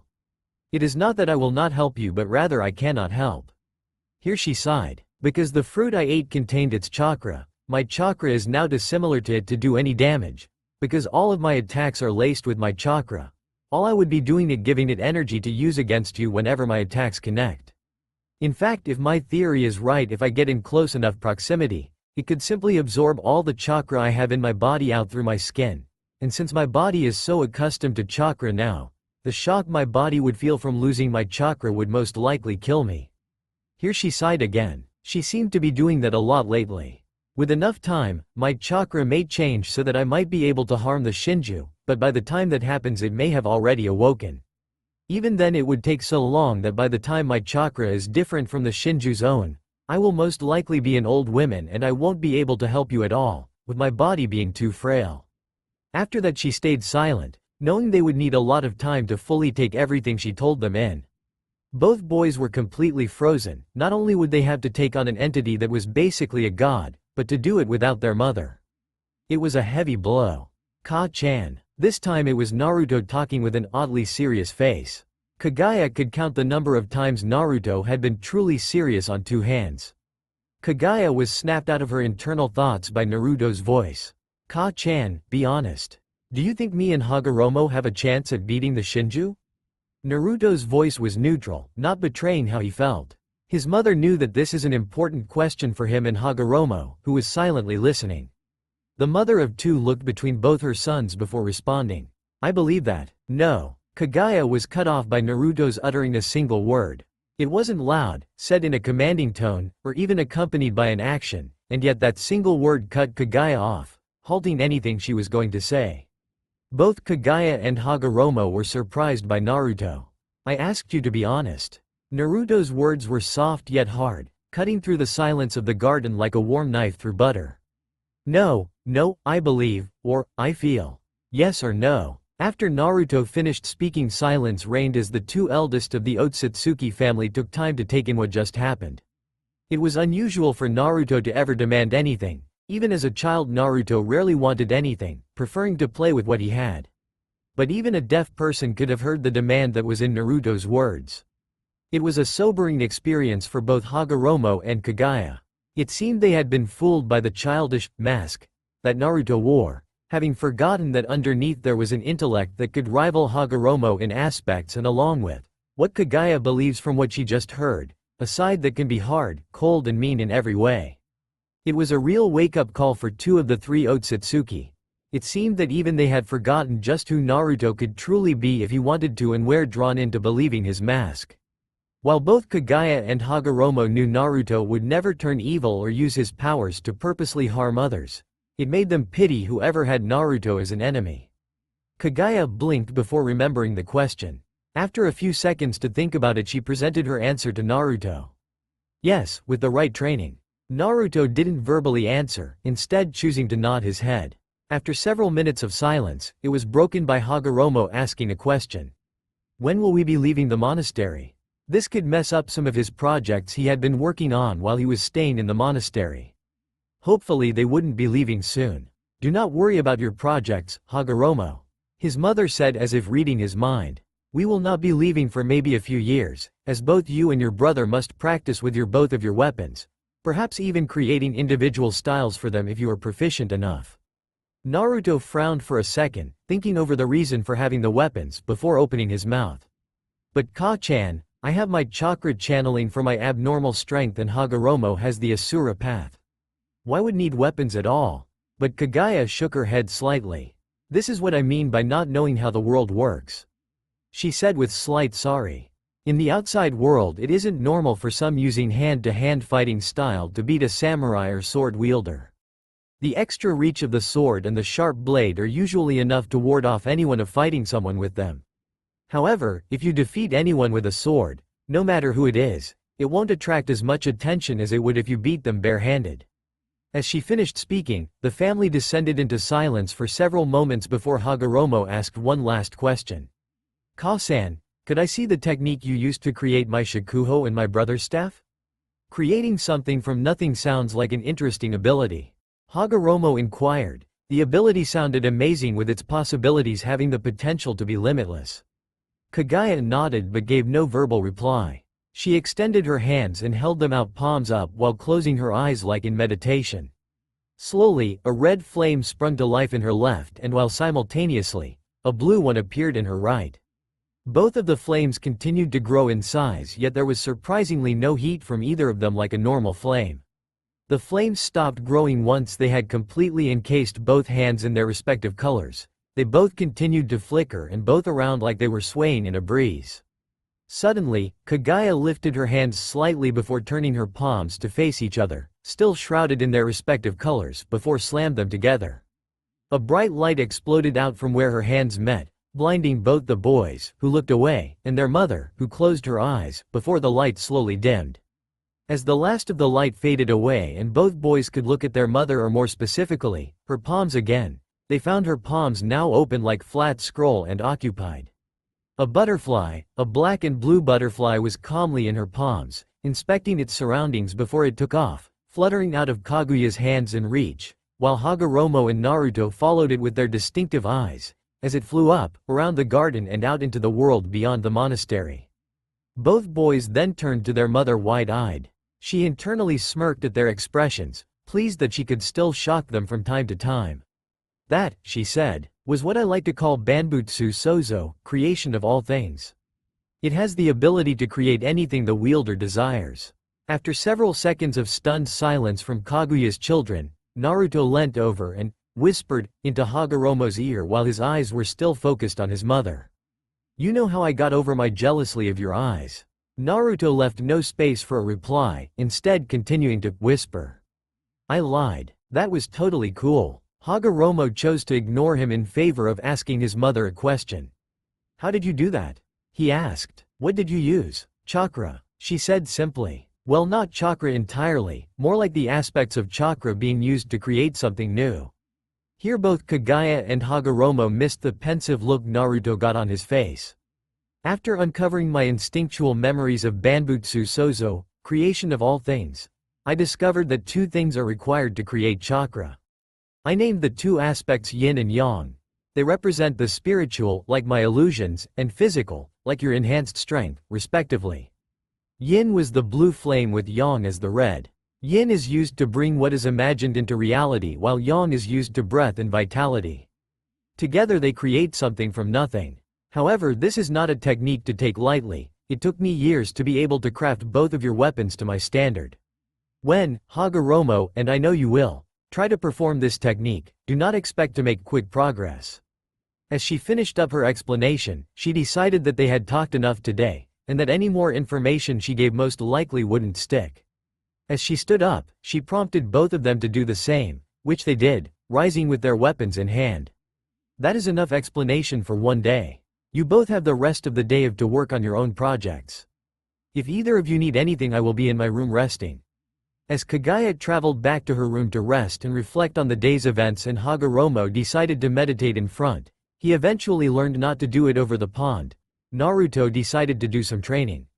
Arriving in one of the two large former praying rooms, Naruto immediately closed the door to the room, wanting to keep what he was doing under wraps. As he stood in the middle of the room, he raised his arms, creating a 90-degree angle with his palms up and willed a ball of water to appear in the palm of one hand, while doing the same for a ball of wind to appear in the other. Yin and Yang, he murmured, aspects of chakra being used to make something new. He echoed his mother. As he slowly moved both palms and therefore, both elements, the ball of wind glowed a dull blue while the water did the same in a dull red color. Finally both came together joining completely, and a cool tingling sensation crawled up his arms. Watching closely he watched as the water froze as it absorbed the ball of wind, and the water and wind disappeared, leaving in their place a completely smooth ball of pure ice hovering just above his left palm. With a mere thought, the newly created ball of ice rose before flattening itself. The now disk of ice slowly started to rotate at an increasing speed, before it shot forward slicing through the air like it was a katana through the parchment of a scroll. It went so fast that Naruto actually lost track of it. Suddenly there was a horrible screeching sound from the wall opposite Naruto's position. Walking towards where the noise originated from, Naruto was greeted a surprising sight. There was no ice disc on the floor or even embedded in the wall. At first Naruto simply thought that the disc shattered into tiny pieces but quickly dismissed that thought. The sound he heard didn't match that possibility. Looking around the area, he was about to give up when he noticed something. A thin line, about as thick as two pieces of parchment placed on top of each other, with the width of Naruto's waist if he had to guess. The cut itself was several centimeters deep. Unbelievable, Naruto thought in awe. Such strength in the ice is meant to be impossible. It should have shattered as soon as it hit the wall, it didn't though. Most likely because of a side effect of being made by chakra. This was incredible. Naruto didn't know if the ice disc was still in the ice, but right now he didn't care. The simple fact that the ice had cut the stone was amazing, let alone cutting several centimeters deep. I created ice by combing wind with water, and if what Ka-san said is true, some yin and yang chakra, with both of them going into a separate element. If I count fire, water, lightning, wind and earth as the basic elements, that means there are another 10 possible elements that I can learn. However, this only counts if I only combine 2 elements at a time. What if I combine 3, 4 or even 5 elements at once? Then there are also the elements that aren't composed of others like crystal and metal, and if what my instincts are telling me, although crystal and metal aren't part of the 5 basic elements and they can't be made by combining chakra natures, I should still be able to use them despite that. Naruto decided to follow his mother's example after discovering his ability to combine elements. Whether this was another ability or he had unlocked another part of his ability to use the elements, he didn't know, but what he did know was that he was tired, both emotionally and physically, and his futon was calling him. Hey, Wall Town was well known within the land of the Lightning Daimyo, known as one of the most fortified towns in Lightning Country. The village, as the name suggests, has a 10-meter-high wall made of stone that runs around the perimeter, along with numerous guards that were posted along the ramparts of the wall. The addition of the forest that began several meters from the town's wall and circled all the way around, as well as the fact that it was built near the base of a mountain, only added to the defenses the village had. Because of the level of security of the town, it had, over the years, become a trading hub for Lightning Country, with numerous stalls and stands that sold everything from food to clothes to weapons and, if you knew where to look, slaves. A side effect of the booming business during the day, gave the town a seedy underbelly to go with it that was a home to prostitutes, murderers, criminals and mercenaries alike. The corruption in the village wasn't incredibly high, which was lucky all things considered. The worst case of corruption the town faced so far was a guard being paid to look the other way for a few seconds. But it was bound to get worse eventually. It was midday, with the sun high in the sky, when the guards of the trading hub first spotted something out of the ordinary. It started as a spot that appeared at the end of the road that led to the village but slowly morphed into three silhouettes that then morphed into three people in monks' robes. While all three had their hoods up, it was obvious that two were male while the last was a female. However, there was a fact about them that made the guards nervous about them, because Hay Town is a trading hub. It also acquired a following of bandits that plagued the roads to and from the village, ambushing anyone they believed they could rob. Because of this, many people had taken to hiring mercenaries and samurai bodyguards to escort them to and from the village. However, the three travelers that were approaching the village had no such escort, or at least no escort that the guards could see. This could mean several things. 1. They had hidden guards, which was likely. 2. The two males were the guards for the women, which was also likely, but judging from how they all wore monks' clothes, properly not. 3. All their guards had been killed on the way towards the village. However, this had no evidence to suggest that, when the guards die, the clients usually run as fast as they can screaming, but the three that were walking calmly. Finally, they could be some of the increasingly rare few who could survive walking around without guards. Usually people who can do that turn into a mercenary.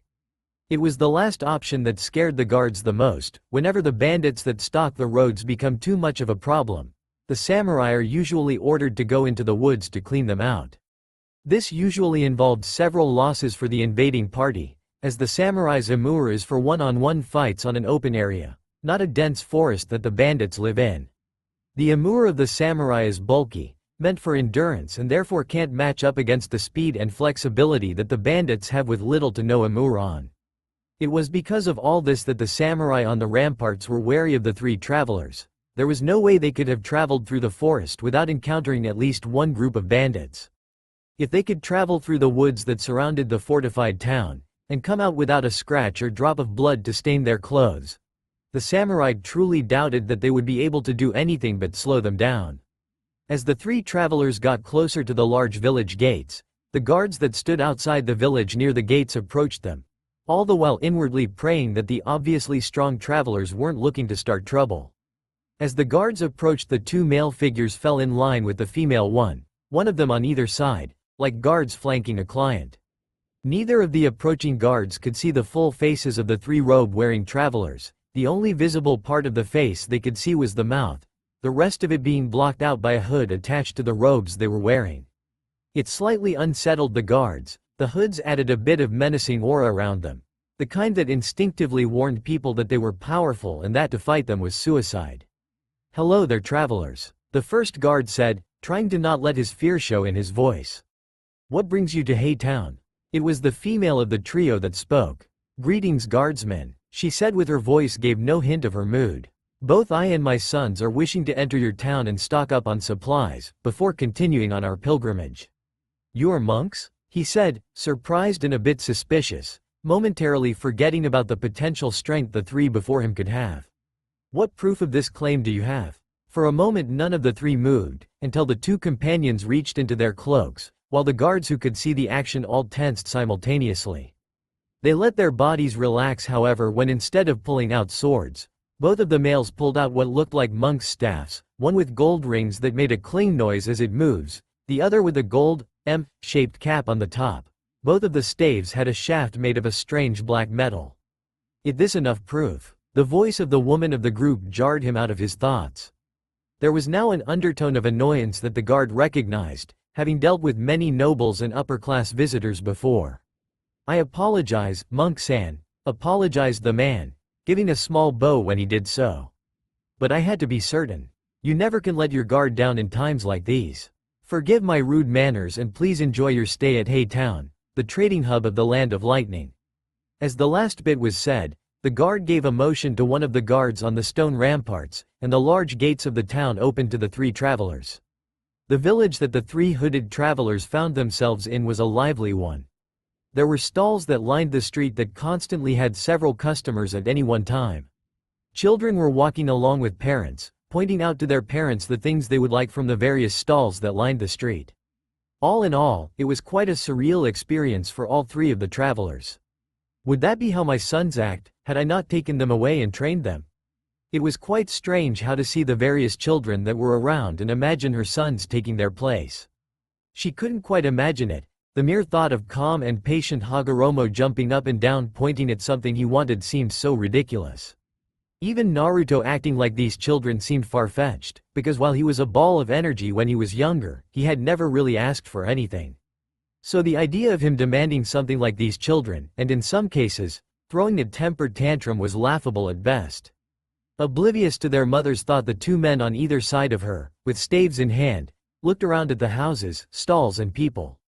The majority of their thoughts were on how weak all of them looked. Having been raised and trained by their mother, who valued and prized strength, it was quite hard to see these people as anything but weak. While Hagoromo tried to look at this from the people perspective, thinking about how they didn't have chakra or how they didn't have someone like his mother to guide them, Naruto had no such qualms. By Kami, these people are so weak. He mentally raved. I know they don't have chakra, but most of these people look like they've never been in a fight in their life. It's ridiculous. A strong wind from me could blow most of these people over. While Naruto's views on the residents of the village may seem harsh, Naruto had experienced a mental maturing over the 3 or so years since they had been told of what Hagoromo and himself would have to face in the future. The now 16-year-old had become more serious, only becoming his old self in rare moments to help lower the tension between his mother and brother. The white-haired boy inwardly frowned when he thought over the tension between his mother and brother. Hagoromo's rising determination to help the innocent people of the elemental nations had started to cause a rift between him and his mother, who still maintained the belief that will had to be destroyed for peace. In Naruto's opinion, Hagoromo's belief on how peace should be achieved is idealistic and foolish, bordering on stupid. Though don't get Naruto wrong, he wished that achieving peace would be as easy as Hagoromo says it is, but Naruto knows that won't be the truth. Peace will be achieved through blood and war, by mistakes. That is how Naruto believes that peace will be made, when people realize their own stupidity. Naruto believes that both his brother's and mother's method to peace has the same problem. What happens when they were gone to enforce the peace? When he had asked this question to his mother and brother, both had simply said that they would choose a successor. What successor? Naruto mentally swore. The one that will magically pop out of the ground with the power, wisdom and desire to uphold their own version of peace, with the ability to choose the perfect successor for themselves as well? What happens if they become corrupt? It's impossible. Besides, who has chakra other than the three of yous, unless one of them wants to ask the Shinju for the job? Naruto asked himself sarcastically. Let's go, my sons. His mother's voice snapped him out of his thinking. It is time to go get supplies before we find somewhere to rest for the night. Tomorrow we must be out of the village by mid if we are to reach our destination at our desired time. Once we have bought the food we need, we will seal it in one of Hagoromo's scrolls when we reach a private place. As she finished speaking, she started to walk forward and into the maze of stalls. Both boys made no sound, instead setting off after their mother, wanting to make sure they kept her in their sights. The town was incredibly large, and with no indication of where you were going, it was easy to get lost or lose the people you were traveling with.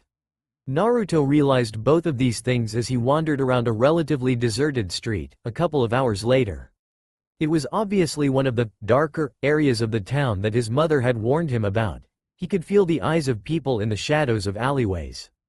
The gazes that were full of hostile intent that would make a lesser man a nervous wreck, but Naruto was not a lesser man.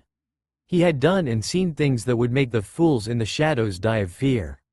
Simply looking at him with the desire to kill him wasn't going to do a thing beyond piss him off. He was so caught up in his thoughts that he almost didn't feel the small hand that tried to, sneakily, weave itself under his robe from behind and search around for something.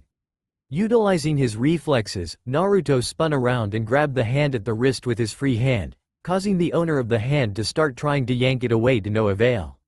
Turning to the perpetrator, he was surprised to find it to be a little girl, no older than 7 or 8, wearing what, at one point in time, looked like to be clothes but no, appeared to be rags that hung from her body. She had blonde hair, a surprising color, with violet eyes that looked at him with fear.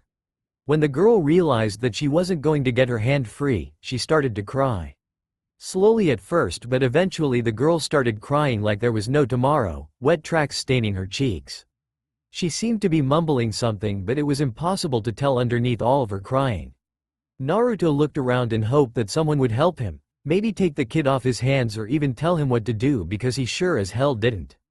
It was obvious she was an orphan. The rags were enough to give that away. The question was though, why wasn't she in an orphanage? He knew that there had to be one in the village. Eventually, Naruto decided to try and calm the girl down. Bending down to her level, his hand still around her wrist, he tried to talk to the girl. "Hey, it's okay. It's okay. I'm not going to hurt you, alright?" he asked in what he hoped was a calming tone. All he was going off was what his mother told him she did when he used to cry as a baby. He didn't know if it would work, but it was all he had at the moment. Thankfully, it appeared to be enough, and the girl finally seemed to stop crying and was starting to hiccup, but the tears still streaked down her face. It was actually saddening to him, he didn't even know why. Maybe it's my brother rubbing off on me with his "protect the innocent" stuff. Naruto thought idly. Deciding that he wouldn't be able to get this child to stop crying in the middle of the street, he extended his senses out and found that a dead-end alleyway that wasn't occupied by people he would have to kill. Deciding that it would be better to go down the alley before one of his watchers decided to attack him, Naruto picked the girl up and settled her so that she was being held in one arm while the other continued to hold his staff.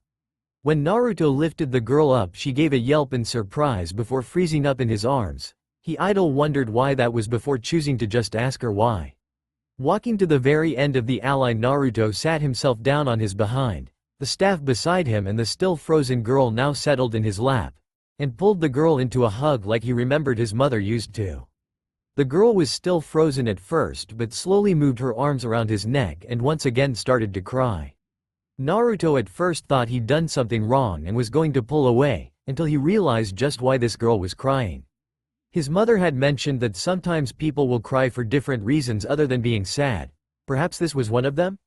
Anyway, Naruto continued to hold the poor girl while she cried, until all that came out were hiccups again, before he slowly felt her stop moving. She wasn't dead, Naruto could tell by the rise and fall of her chest, so that only left asleep. She cried herself to sleep? Naruto thought, confused. I didn't know you could do that. Kami, the rest of the world is weird. After thinking about it a bit, Naruto decided to stay where he was and wait for the blonde girl to wake up.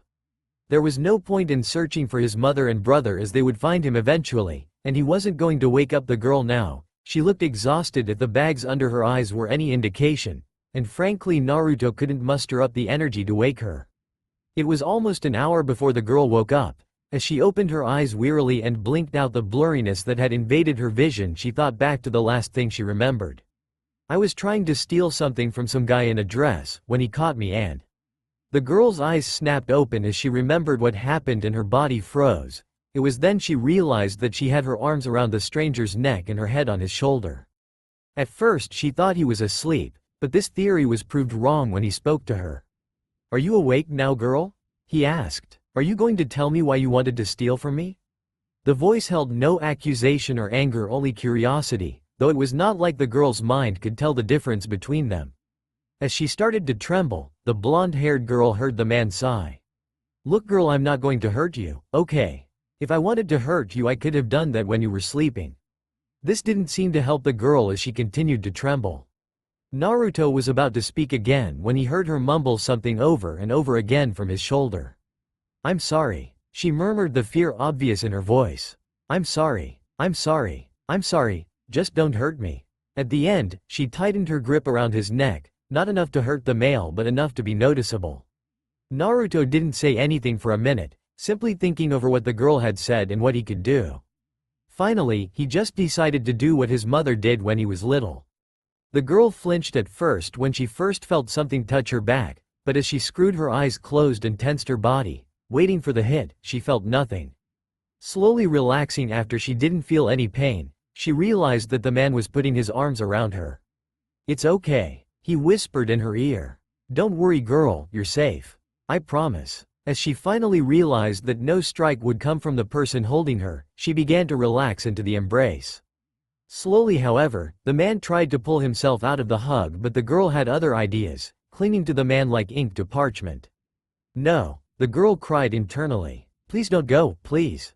She didn't want this stranger to go, he was nice. He gave her a hug, he made her feel safe, and she wanted him to stay. The man, as if sensing her pleas, chuckled. Don't worry girl, I'm not going anywhere. I just want to get a look at you, okay? The girl didn't move for a few seconds before very slowly eased herself off him until she was sitting back on his lap with his arms on her shoulders to reassure her that he wouldn't leave. It was then she realized that she couldn't see his face, as it was underneath a hood. Now, are you going to tell me why you tried to steal from me? He asked with a questioning tone. The girl seemed to squirm under his invisible gaze that she could feel staring her straight in the eye. She then looked down and mumbled something inaudible. What was that? Naruto asked the girl. A little bit loud next time, okay. The girl, still looking down, gave her answer. I was hungry, she said quietly. The words, while louder than before, were still quiet. Naruto internally frowned, being careful to not show it on his face, lest he scare the poor girl. While his mother had told both himself and Hagoromo about how some people couldn't eat because sometimes there wasn't enough food, but there was plenty in this town, he had gotten lost in shops that sold food. How could she be hungry? Are you not being fed enough? He asked. Do people not give you enough food to eat? The answer made Naruto's blood boil and his chakras surge. No one gives me anything, the girl said with her head still down to avoid the man's gaze, not wanting to see the disappointed look that she knew would be on his face. I have to steal stuff to eat. After using several meditation techniques he knew to calm himself down, Naruto knew that if he didn't before he asked another question, the answer would most likely go on a rampage. Why are you on the street? Don't you have an orphanage to go to? Naruto questioned, while praying that the answer was good enough to not warrant him going on a killing spree. Unfortunately, it wasn't. I don't know what an orphanage is, she said, trying to sound out the word orphanage, but I lost my Ka-chan and Tu-chan. She continued, sniffling at the end. I don't know where they are. Tears were appearing in the corners of her eyes. Naruto, to his credit, didn't show any outward reaction. Internally, however, was a different story.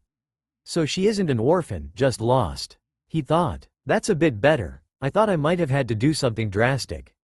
Thankful, his thoughts of violence were halted by a question from the girl. Man-san. Why are you wearing a dress? I thought only girls could wear dresses. After that comment, the girl's 7-year-old mind came to one conclusion. Man-san, are you really a girl? That question was met by utter silence. A twitch developed above Naruto's eyebrow gave away his annoyance. No, it's not a dress, and I'm not a woman. He managed to get out. Why would she think he's wearing a dress? But I see other women wear stuff like that. She asked with a childlike innocence. Childlike innocence, my ass, Naruto thought. She's asking these questions on purpose, I know it. Naruto inhaled a deep breath of air to calm down before he did something he regretted. Girl, it's not a dress, it's a monk's robe. As he saw the girl open her mouth, most likely to tell him that it was a dress, he quickly asked another question to help divert the girl's attention. What's your name, kid? The little girl smiled at the question, happy that someone seemed to be paying attention to her. My name's Akari. What's yours? She asked curiously. To Naruto's happiness, she seemed to have forgotten he was wearing a dress. Thank Kami for children's short attention span. He idly thought. My name's Naruto, nice to meet you, Akari. Naruto smiled, reassuring the violet-eyed child. Giving the child a look over, Naruto noted that she seemed quite thin, more so than a normal child for her age should be. She must be starving, he noted. After pondering what to do for a minute, Naruto decided to take the child to get something to eat for her, as well as for himself. It was definitely past lunch, if the sun's position in the sky was any indication. Smiling to the girl, he was about to ask her what she wanted to eat, when his senses alerted him to the fact that they weren't alone in the alley. Turning his attention to the entrance of the alley, he noted that it was just some of the lowlifes that plagued the area he was in. He was about to give them the opportunity to leave when he felt Akari wrap her arms around his neck and tense. His observations were cut off by the leader of the thugs speaking to him. All right, boy, time to hand over all your money. Do that and we won't hurt you or your little friend, the leader of the thugs said. Judging by the not-so-quiet snickering that was going on behind him, it was obvious that he wasn't going to keep true to his word. Naruto idly noted that he was going to have to knock these people out to avoid any more conflict. While he could kill them and he wouldn't really bat an eye at getting rid of the scum before him, he didn't know about how that would affect the girl that was currently clinging to him like a lifeline with her head buried in his shoulder. Both Hagoromo and himself had killed before on the trek from the monastery to the town they were currently in. They had been told by their mother why they should kill some people. Even Hagoromo, with his goal to save the world with peace, understood that sometimes people had to be killed to save the peace. He wouldn't go around killing unless there was no choice, but he still understood why he needed to kill. Naruto on the other hand understood that people needed to die in order to make the world a better place. He understood that in order to help the world that you sometimes had to get dirty. While Naruto wouldn't kill anyone that got in his way like his mother most likely would, he wouldn't make killing a last resort either. He would kill when he thought the world could do better without the person in front of him, but wouldn't kill people just because he didn't like them. Unfortunately, the girl he was holding knew nothing about that. She was 7 after all. Reasons for killing someone shouldn't even occur to her. However, she most likely knew that killing was wrong and therefore would most likely assume Naruto was evil, not that he was. Naruto's and Hagoromo's mother, over the course of 3 years, drilled into them just what the rest of the world thought was normal. A person killing several people when it wasn't their job description, especially when they had the power to knock them out, was not normal, and could get Naruto into trouble if anyone caught him. So knocking them out was the best course of action, he decided.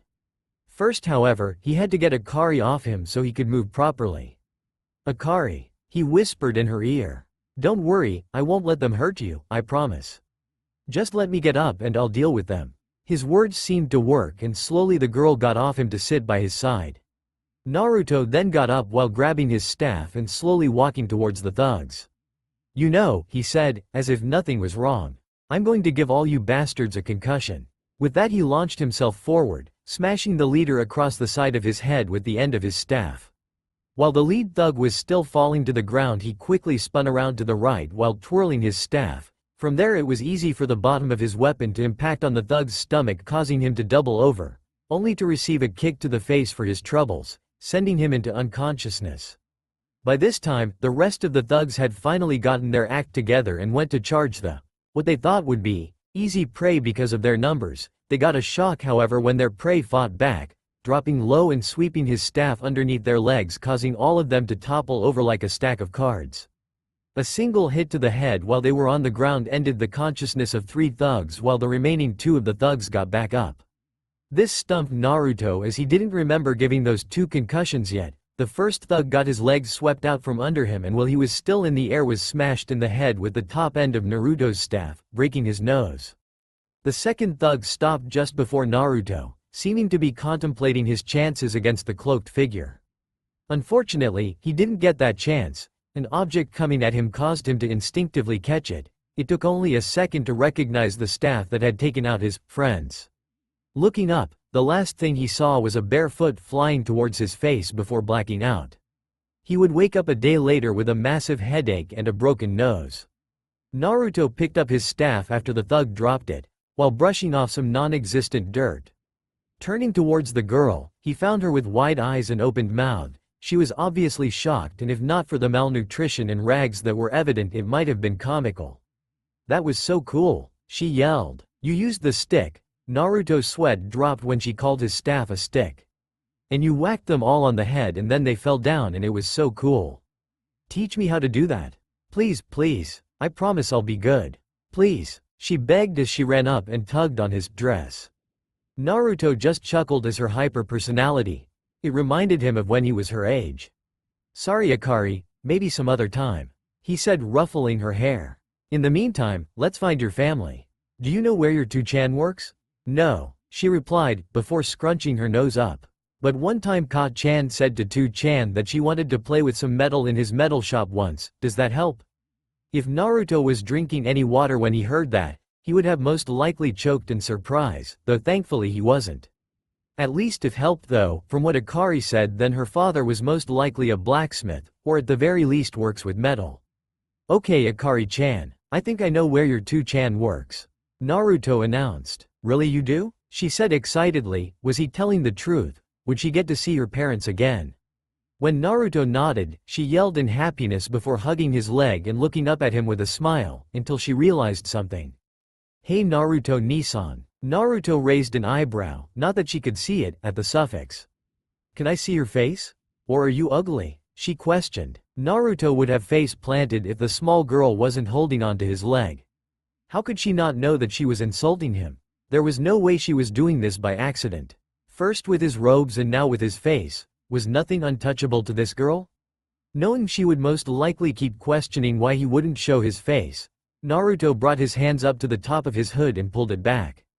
The face that was revealed would have made many older girls swoon. White hair that was folded into his robe to its length as well as to not hinder himself while fighting.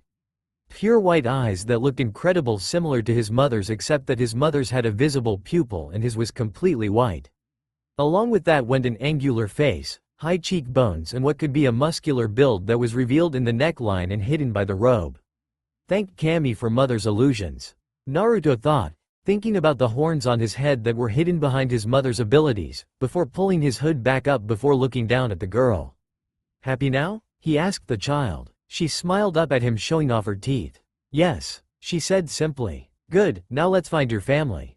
And with that Naruto walked completely out of the alley and out onto the open street before walking back in the direction she originally came, with a 7-year-old girl holding one of his hands and his staff in the other.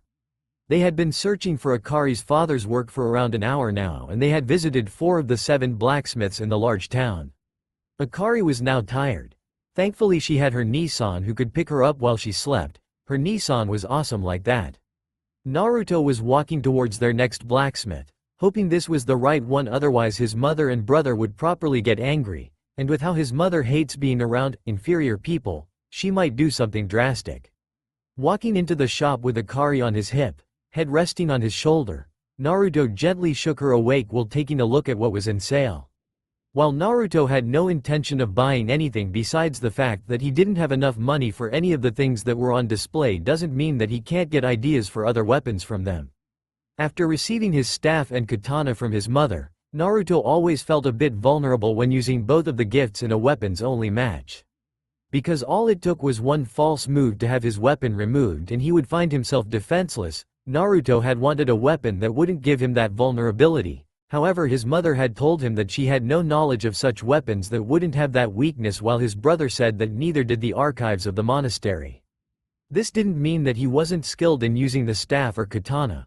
Naruto was actually really skilled using both weapons when he put the weakness out of his mind, it just left him always feeling vulnerable.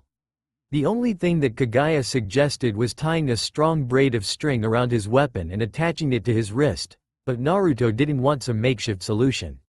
He wanted a weapon that wouldn't give him such an obvious weakness in a weapons fight. So instead Naruto thought about designing a new kind of weapon. He had the design of the weapon as well as most of the parts, but he didn't have enough Ryo to buy the amount of metal he wanted, and he had no idea where to find some if he wanted to shape it himself. Naruto was cut out of his thoughts by the sound of someone dropping a piece of metal and it hitting the floor. Turning his gaze to the source of the noise, his white eyes came across a middle-aged man with brown hair and violet eyes with bags under them that were wide in shock. He was behind the counter where people would bring up what they would buy, wearing a blacksmith's apron over his plain brown tunic. Akari, he whispered in shock before snapping out of it and practically yelling out his next word. Akari. The girl in question's head snapped around from looking at the various weapons on display before turning to a familiar voice. Her eyes came across someone she thought she would never see again. Tou-Chan, she yelled, while wriggling in Naruto's arms in an obvious sign to get down, to which Naruto obliged and placed the girl on the ground and watched as she ran to the man with open arms and tears in her eyes. The man copied the gesture and picked the girl up and held her close while she started to sniffle. Naruto stayed away and let the father and daughter have their moment. After a minute or two, the man moved Akari to the side so he could see and thank the person who brought his daughter home. Both his wife and himself thought they were never going to see her again. His wife was actually back at their house crying because she thought she would never see her daughter again. Thank you for bringing Akari back to her family, he said with the beginning of tears in his eyes. If there is anything you want, please just take it. It is the least both me and my wife can do for bringing our daughter home. He used both of his hands to hold said daughter comfortably. It had appeared that she fell asleep, though no one could really blame her, they didn't know when she last had a good night's sleep. "It's okay, blacksmith-san, you don't have to give me anything." Naruto insisted, he really did. He had to get back to his mother and brother before they skinned him alive for having to wait so long for him.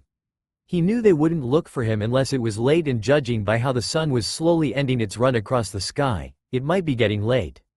"No, please, I insist, you must take something, anything, from my shop. You don't even have to use it, it's just to help me feel better that I paid you back for saving my daughter. It can even be just some scrap metal that I have in the back. Please just take something to help me clear my conscience." The father begged, though he missed when Naruto froze for a second when he said, "scrap metal." Naruto quickly thought for a minute. Well, he did want to give me something, and he would most likely throw away all that metal. The hooded monk thought before addressing the blacksmith holding his daughter. "Exactly how much scrap metal do you have, blacksmith-san?"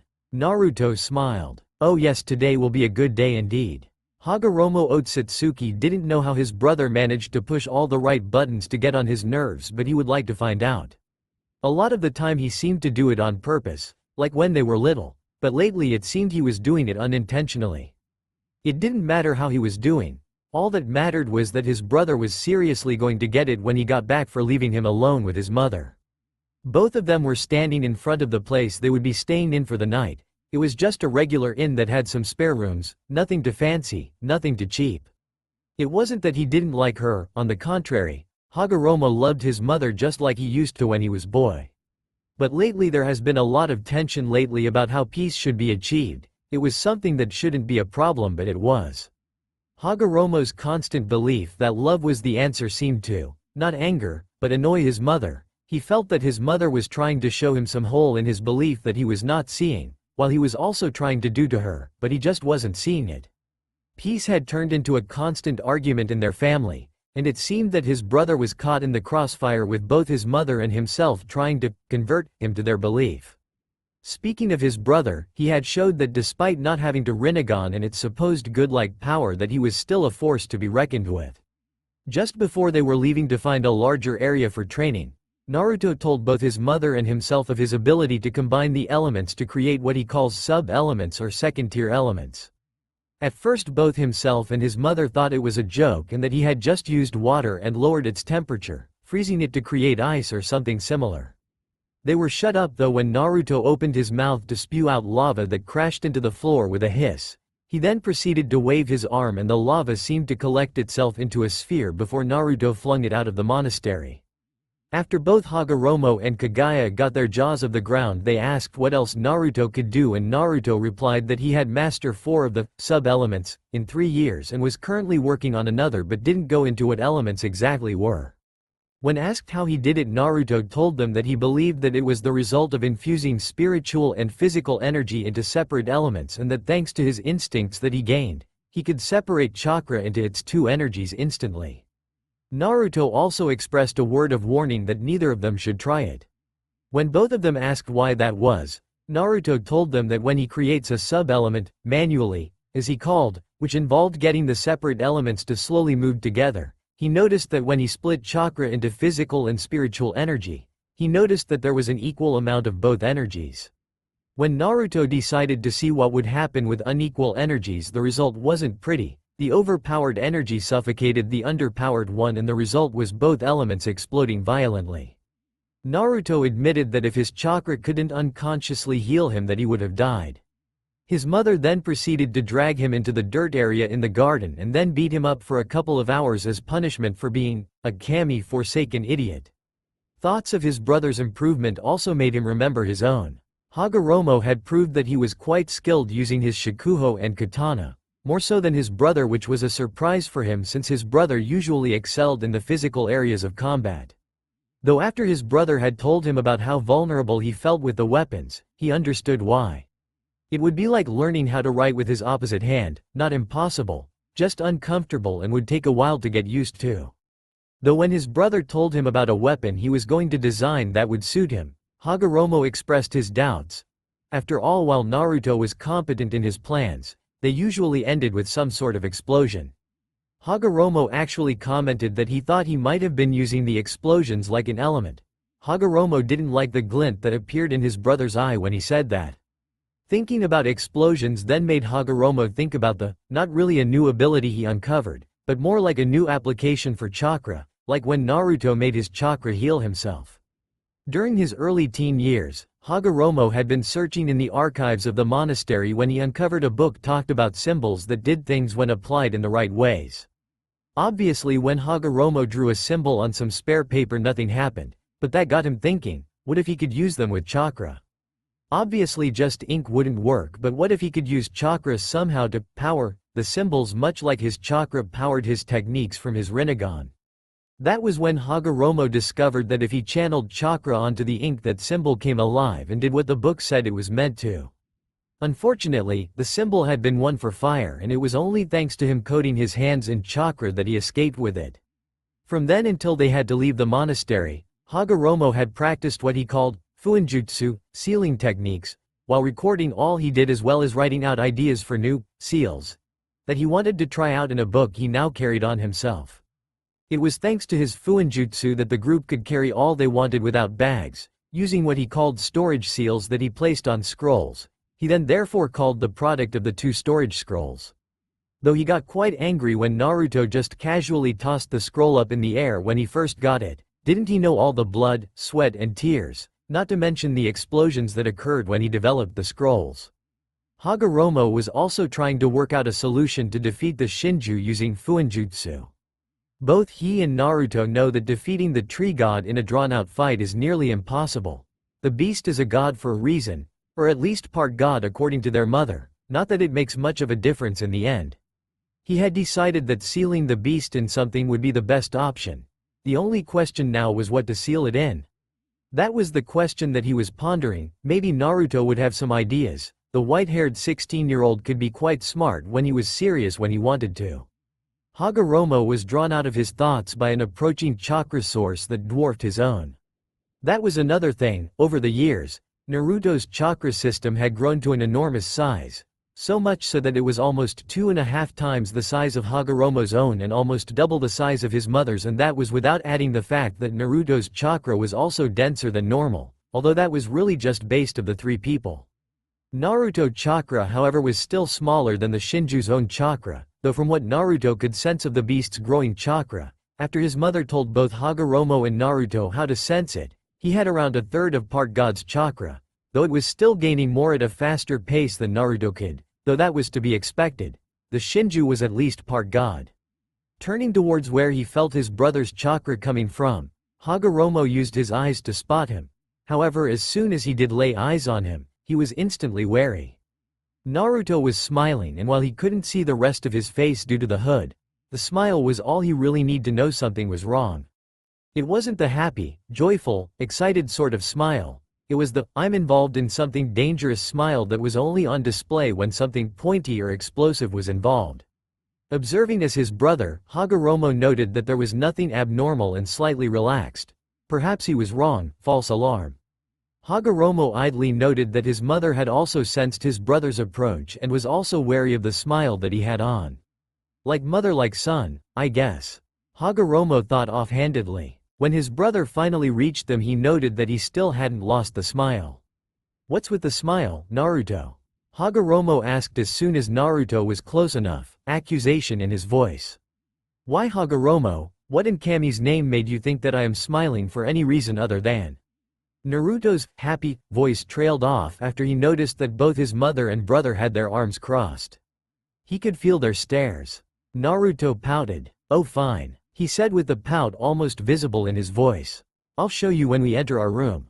It took barely 5 minutes before Naruto was sitting on a futon in a room of the inn they were just outside 5 minutes before.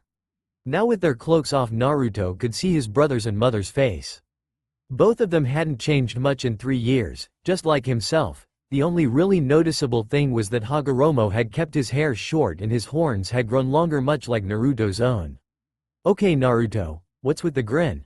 Kagaya questioned with a raised eyebrow. Naruto just smiled at his mother before he pushed his hands into his robe and removed about 30 or so metal balls.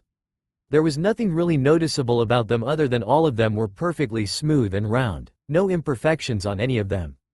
"They're metal balls, Naruto," Hagoromo said, raising an eyebrow. Naruto inwardly smirked. Both Hagoromo and his mother were more similar than they let on. "What's so special about them?" Naruto simply smiled. Both Kagaya and Hagoromo were wondering if the other member of their family finally lost it before said family member's eyes started to glow a dark gray and all of the metal balls rose up from Naruto's palms and started to circle around Naruto. Both Kagaya and Hagoromo were wide-eyed at the display. Moving metal was something beyond even the Rinnegan, so to see it being manipulated so easily was a shock. Both of them were jarred from their staring by Naruto's voice. "Remember when I said I would make a weapon that doesn't need to be held?" Naruto asked them. His family members nodded, still looking at the balls that had now stopped rotating and were hovering above Naruto's head. "I now have all the pieces I need to make it," he said. Son and mother were about to question what blade he was talking about when the metal balls that were hovering around started to come together until 4 groups were formed. 2 of the 4 groups possessed the same amount of balls while the other 2 groups also had the same amount of metal balls, though they had a significantly less amount than the first 2 groups. What happened next surprised the eldest members of the Otsutsuki family. The metal came together and melded, the metal balls of each group seeming to melt together, forming a metal ball that was the size of all the metal balls of that group combined. Once each of the groups had all their metal balls absorbed into one, they then started to elongate, becoming sharp and pointed much like a knife. When all of the groups stopped morphing, both Kagaya and Hagoromo were left looking at 4 blades of metal. 2 of them were large with the length and width of Naruto's forearm with a slit down the middle of the metal. The smaller pair of blades were much thinner and more streamlined than the larger blades. "This is what I'm going to make," Naruto said, breaking Hagoromo and Kagaya out of their observations of his blades. Both pairs of blades moved down until one of each was set around Naruto's wrist. The larger ones were above his wrist, resting on his forearms, while the smaller, slimmer pair rested underneath his wrists. "I'm going to make dual wrist-mounted blades." Here he moved the larger 2 blades forward until both of the blades stuck out while still being attached to his forearms. The larger 2 blades are made for front-on sword battles. They are light enough and thin enough to keep up with Tanto but strong enough to hold up against something like a katana. I can also use them to block surprise attacks with my forearm when both blades are retracted. Naruto explained. He then moved the large blades back and had the smaller pair move forward. The glint of light that the metal gave off, as well as how small it was, gave off an unassuming appearance. But both Kagaya and Hagoromo knew from experience that Naruto would never keep something that didn't help him in some way. The smaller blades are for surprise attacks that enemies won't expect, as well as deflecting attacks and killing silently. Naruto then retracted that pair of blades as well, before looking up at his brother's and mother's face, paying no attention to the surprised looks on their faces before he continued with his explanation. "All I need know is a way to extend both blades that doesn't involve me getting stabbed. What I've got so far is Hagoromo doing something with Fuinjutsu that will allow me to use chakra to extend and retract both pairs of blades." When he finally finished speaking, he observed his family's faces, wanting to see how they felt about it. Kagaya seemed shocked and proud of him, shocked at the kind of weapon he made and proud that he could make something at that level. Hagoromo on the other hand seemed shocked and curious. Shocked because of the weapon, but why would he be curious? Because of the kind of weapon it was, because of metal manipulation he showed, or was it because he asked to help use his Fuinjutsu to help create a weapon? "It is an interesting weapon you have thought up, Naruto," Kagaya told Naruto after several seconds. "It has the potential to be amazing." "Yes, brother," Hagoromo agreed. "Your design is incredible. I will try to design a ceiling array that will allow you to do as said, but it will definitely take time to create." Here Hagoromo got a slight smirk. "Unless you want to learn Fuinjutsu and help me with creating the array." "How long will it take you?" Naruto asked. He didn't want to have to wait long for his dual blades to be completed. "A year, maybe more," Hagoromo replied and waited for the inevitable outburst. "What?" Naruto exclaimed. "A year? Why would it take you so long?" he whined. Hagoromo's rippled eyes immediately hardened. "Have you forgotten just what we will be fighting in the future, brother? I am devoting much of my spare time to finding a way to get rid of the beast using Fuinjutsu," Hagoromo replied in an icy tone. Naruto quickly stiffened and sat up straighter. In that case I will also learn Fuinjutsu. He replied, his voice becoming serious and his eyes narrowing. Not just for my own array, but to also help you, Hagoromo, find a way to get rid of the Shinju. Hagoromo smiled. It was times like this when he was glad his brother could be serious. Thank you Naruto, I will be glad to accept your assistance. The eldest Otsutsuki male then became serious again. However, now that we are here, I believe that we should discuss ways to deal with our foe. I agree Nissan, said Naruto. If we are to defeat the Shinju we must start planning immediately. Here Naruto took a deep breath. Why most likely will not be able to overpower the beast, even combined, we will not have enough chakra. Therefore our only option is to trap it somewhere it can't escape. Hagoromo expressed his own thoughts. Correct Naruto, our best option would be to trap it and hold it somewhere. I have also believed this to be our only option for a while now. As I said before, I have been looking to Fuinjutsu for the answer to our problems. So far the only answer that I have come up with is to seal the beast inside something to keep it contained. Here though Hagoromo's expression turned grim. Unfortunately for us, I have no idea about anything that can contain a being of such power. An animal is a possibility, but then so is the possibility that the Shinju's conscious will override the animal's mind and take control. An inanimate object is defiantly a no, while inanimate objects do have the ability to contain chakra. The Shinju simply has too much chakra to be contained in an inanimate object. Hagoromo took a deep breath before continuing. The only object I could come up with would be either you or myself Naruto. There was silence in the room after Hagoromo's confession of their options with Fuinjutsu. Kagaya, who had been standing silently while her two sons had their conversation, could do nothing but watch the grim looks on their faces. She knew she would be no help in this kind of conversation. Any ideas she had wouldn't work, as they said already they couldn't overpower the creature and they were already talking about trapping it using Fuinjutsu. What could she contribute to a discussion about a subject she had no clue over? While Hagoromo watched his brother's face, Naruto's brain was currently running over all their options in his head, trying to find anything they had missed or overlooked in their discussions. Could we destroy it using Fuinjutsu?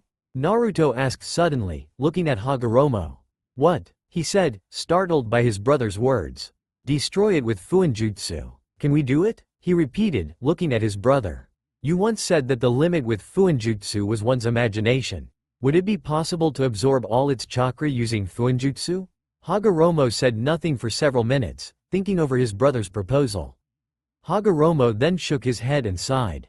It is possible Naruto, but there are several problems with that. 1. We would have to keep the Shinju in a certain area while the seal takes effect. The seal would have to be on the ground as it would be impossible to grab onto the beast and carve the seal onto the skin. Then we don't know how long it would take or even if we could keep it there. Remember, we have no idea of any of its abilities, for all we know it could fly just like you, Naruto. 2. Where would all of its chakra go, because it would have to go somewhere. There are just far too many high-level risks involved in trying to absorb its chakra. Couldn't you seal it into someone else? Both brothers turned to their mother, who, for the first time since they started the conversation, was speaking. Why can't you just seal the beast into a random person if you can seal it into yourself? Because where would the chakra go? Since only Naruto and myself have the chakra pathways that can support the Shinju's chakra. If we did seal it into a normal citizen, there is no telling what the Shinju's chakra would do to the host body. Hagoromo paused again before adding to his words. There is also the fact that anything bigger could have disastrous consequences. It's bad enough that we're trying to seal away a possible primordial entity, but anything that destroys it could do serious damage to our world. There is an obvious reason that it is here, on this plane, otherwise it would have left long ago. It may hold the world together. That revelation was disturbing to say the least. The possibility that anything they did would end up with both Otsutsuki males dead was depressing. It was like either way they ended up dead, however both boys would try go with the possibility of death rather than certain death. It was then that Kagaya decided to put an end to the depressing aura that had enveloped the room. Hagoromo, Naruto, go to bed both of you. Kagaya commanded to her children, though both of them knew it was actually her nice way of speaking to them. As they got older, both of them realized that their mother was starting to become harder on them. She still cared about the two of them obviously, otherwise she would have left the two to their demise. Naruto theorized that the reason she was becoming harder on them was because they weren't cute anymore. He was promptly slapped up the back of his head for his comment by Hagoromo. Both boys nodded at their mother, with Hagoromo and Kagaya then left for their own rooms while closing the door. Naruto's eyes stopped their glowing as he then changed out of his robes into some loose pants from a storage scroll before sealing up the clothes he had worn during the day and placing it next to his bed. Naruto then lay down on the futon while hiding his newly made metal blades underneath his pillow, just in case. As he stared at the ceiling, Naruto pondered what was to come. What would happen after both he and his brother defeated the Shinju, if that happened? Would people cast them out as freaks, worship them as gods, or try to manipulate them for their own ends? Naruto truly didn't know what would happen. How would he achieve peace? Both Hagoromo and his mother had their own methods to peace, but Naruto still didn't know how he was going to accomplish his dream. Though Naruto did know that there was going to be a lot of training in the future, whether to help take down the Shinju or even just to discover his own capabilities, Naruto would definitely be training in the future. His ability to combine elements was just too good to leave alone. There were just so many combinations, possibilities. It made Naruto's head spin thinking about all the possibilities that he hadn't uncovered yet. Wood, sand, explosion, darkness, light, crystals, maybe even non-physical elements like sound. And those were just off the top of his head. As Naruto thought about all that he would do in the future, he felt his eyelids become heavy, finding it hard to stay awake. Deciding to get some rest, he succumbed to his body's desire to sleep, closing his eyes and entering into a peaceful slumber. It would be several years before any of the Otsutsuki family would feel the stirring of the Shinju, though the constantly building chakra would give them enough motivation and incentive to train as much as they could. Hagoromo working on his Fuinjutsu, Rinnegan techniques and preparing the seal for the Shinju, while Naruto would work on combing and creating new elements as well as his chakra constructs ability, feeling that it would be those two abilities he would need the most in his battle with the Shinju. The open spaces that were available to Hagoromo and Naruto greatly increased the power that they could put behind their attacks, helping them master devastating techniques, in Hagoromo's case, and creating large-scale attacks, in Naruto's case. They would feel the awakening of the beast. The completely overwhelming chakra would spread over the earth like a plague would be hard to ignore. Even the normal citizens of the elemental nations would feel it to an extent. They would feel constantly uneasy, like there was a spider on their neck that they couldn't remove. Surprisingly, the chakra of the beast wasn't filled with malice or pure evil, but neutral, neither good nor bad. Part of the family was actually grateful that the beast had finally come. The tension that was constantly building was almost unbearable. All three members found it hard to sleep with the atmosphere that was taking hold. Naruto actually thought that the Shinju would destroy his family without even doing anything. The increased tension from the looming threat of the Shinju and combined with their different views on achieving peace was putting a strain on the relationship of Hagoromo and Kagaya. What would usually be just staring contests and heated conversations had evolved into shouting matches that could only be resolved when Naruto physically got in between them. Fortunately and unfortunately, it wouldn't be the Shinju that destroyed the family, but the decisions that were made after it. It would be those decisions that would destroy the family, and shape the elemental nations for years to come. As the battle approached, both brothers readied themselves, knowing that the beast would come for them as the only other chakra around besides its own.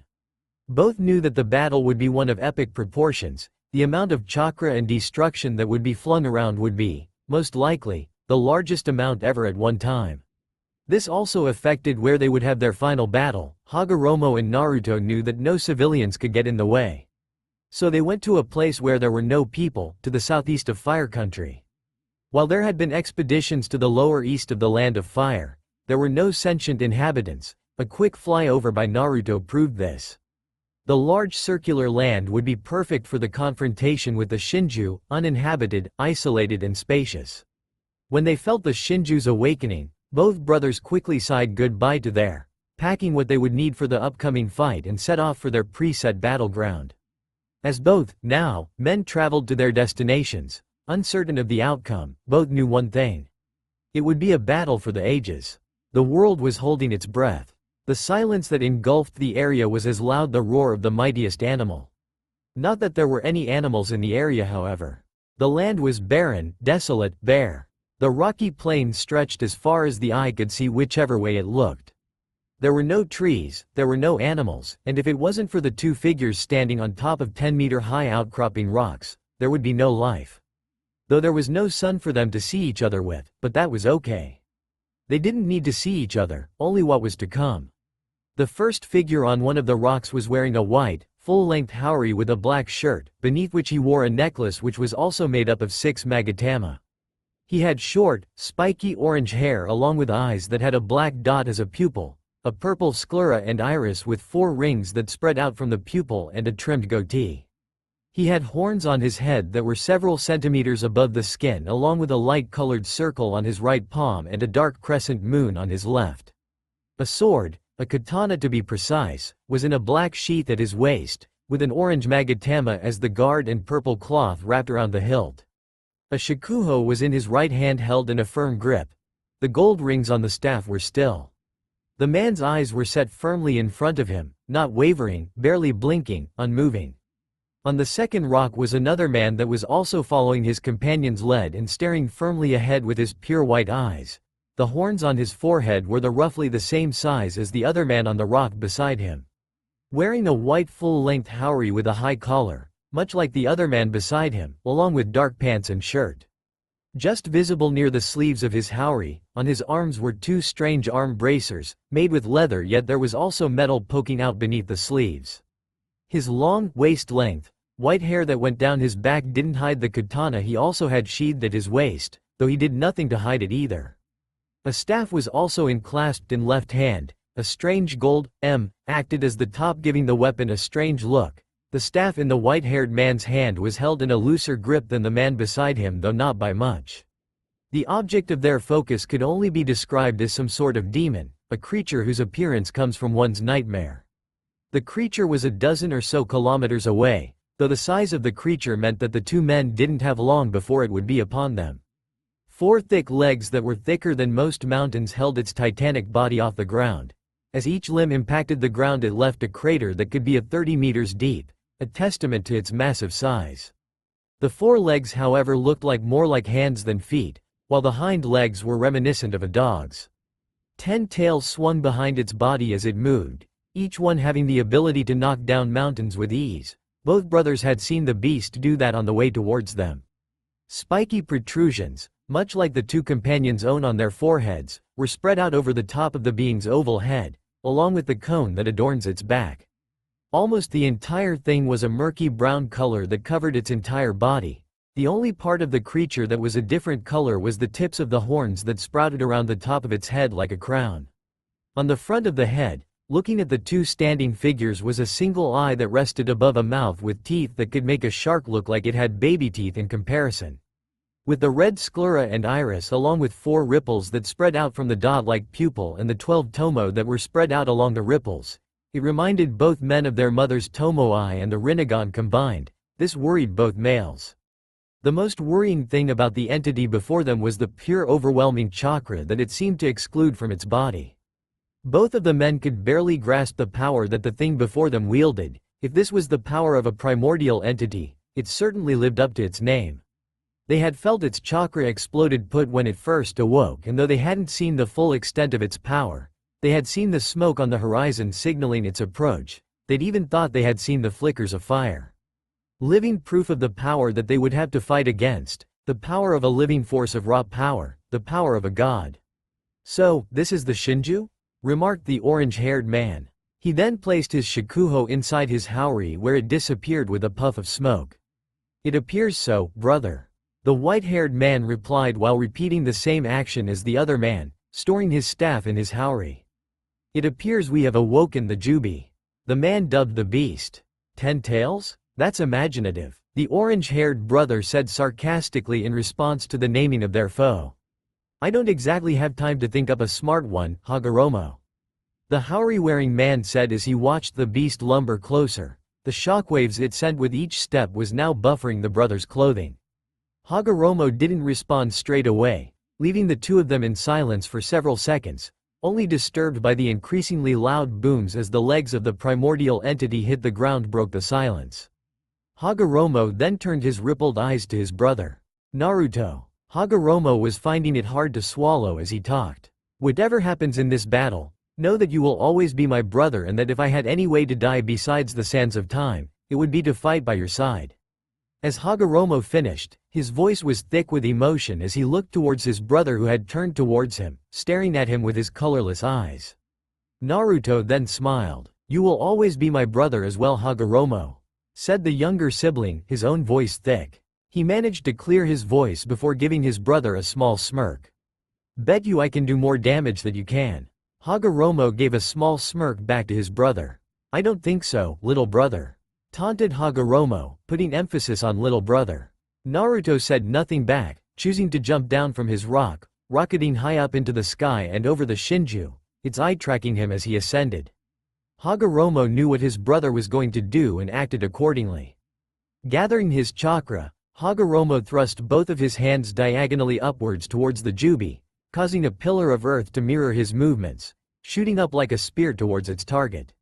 Or it would have, until a circle of its skin glowed a pale white and quickly absorbed the chakra-enhanced earth into itself. Hagoromo frowned at this. They had prepared for the possibility that the Shinju could absorb chakra, but it didn't make him like it any more than he already did, which wasn't a lot. Even though they had prepared for this, the fact that it could absorb chakra severely reduced Hagoromo's options. As the Shinju's single eye turned its gaze to him, Hagoromo was happy that his attack did its job. Act as a distraction. Even though it was focused on the small figure standing on large rock, the Jubi was still well aware of the other source of its stolen chakra descending over its head, but paid it no mind. Why would it? It was a primordial entity, a force of nature. What could two pitiful creatures, that hadn't even lived a fraction of its lifetime, do to him? Its question was answered when the chakra that was descending over its head impacted with the force of a mountain. Naruto's chakra-infused fist struck the center of its head with enough force that it could rival an earthquake. Taken off guard by the power of the descending fist, the front limbs of the beast buckled, causing its head to hit the ground with boom. Hagoromo simply watched on as the beast's head hit the ground. It seemed that it could only absorb chakra it knew was coming, and unexpected chakra-based attacks could work. But now that they proved to the thing that they were an actual threat, he doubted that they'd get another shot at a surprise attack. As his brother landed next to him on his rock after flying back using his ability over wind, Hagoromo explained what he'd discovered. "It seems that it can absorb chakra, it knows it coming, much like I can. However, if caught off guard it can get his by a chakra attack." Hagoromo explained to his brother, who simply nodded. He had already come to his own conclusion about the beast's chakra-absorbing abilities. Both men's attention was drawn back to the Shinju when they felt a shudder run through the earth and looked upon the 10 tails already on 3 legs and just finishing to put its 4th back onto solid ground. Both noted there was barely a scratch on the crown of its head, despite the power in which it was hit. As it stood, the beast let off a terrifying roar, one that could shake the very heavens themselves. It was then that the Otsutsuki brothers realized that it wasn't just the roar of a mindless creature acting on a basic instinct. It was the battle cry of a very angry being that, contrary to the image its appearance gave off, did have intelligence. Something else the brothers soon found out was that it wasn't just a cry either. As soon as the beast finished they felt the wind pick up and start to roar, the ground shake and tremble like it was the act of Kami, and the clouds twist and swirl towards their direction. After several seconds of trying to maintain their balance on the rapidly crumbling rock, both Hagoromo and Naruto were forced to jump to either side as one of 10 tails crashed onto their position, cracking the ground around it and creating a shockwave that destroyed even more of the earth. Both males had to once again dodge as a tail came at both of them, once again destroying the ground around the site of impact. When the next tail come swooping at them, both males were ready, now on either side of the Jubi.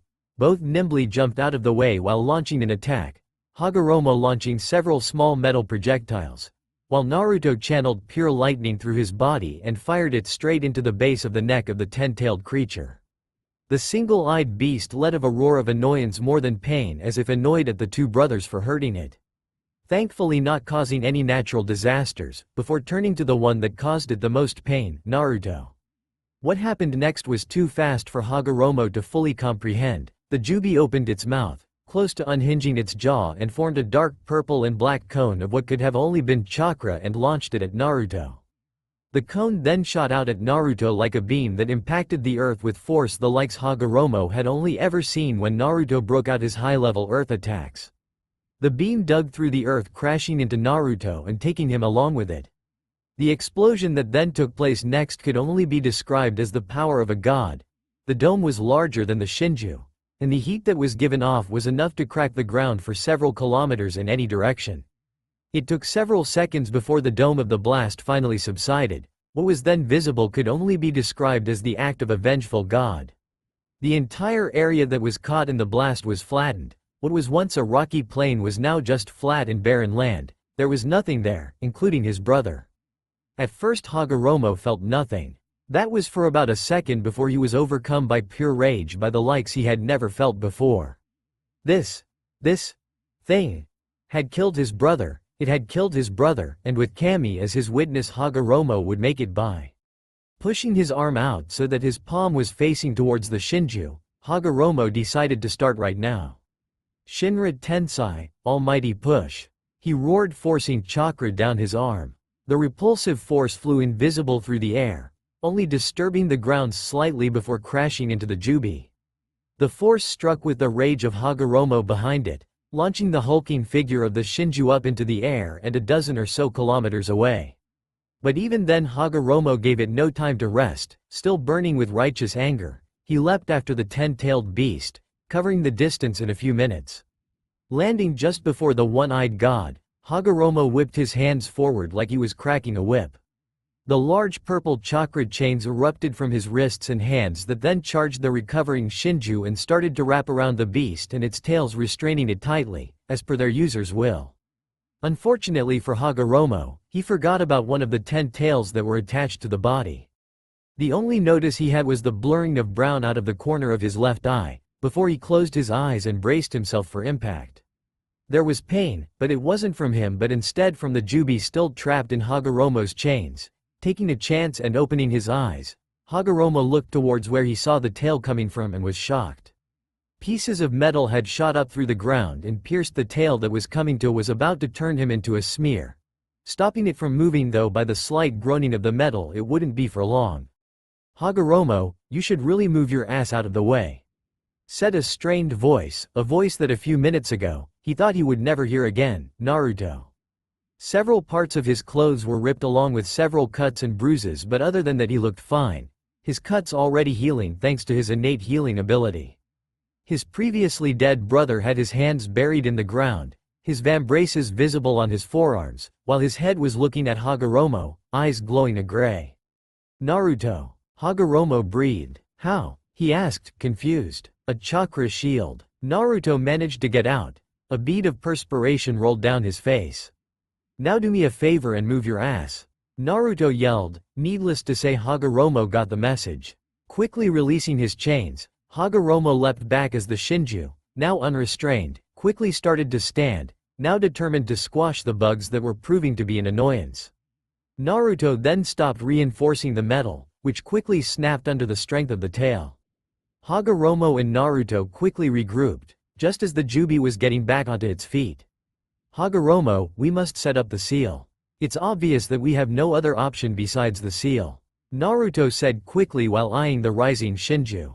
"Yes, I agree," Hagoromo replied while also eyeing their foe. "I shall start to set up the seal now, while you keep it contained in this area.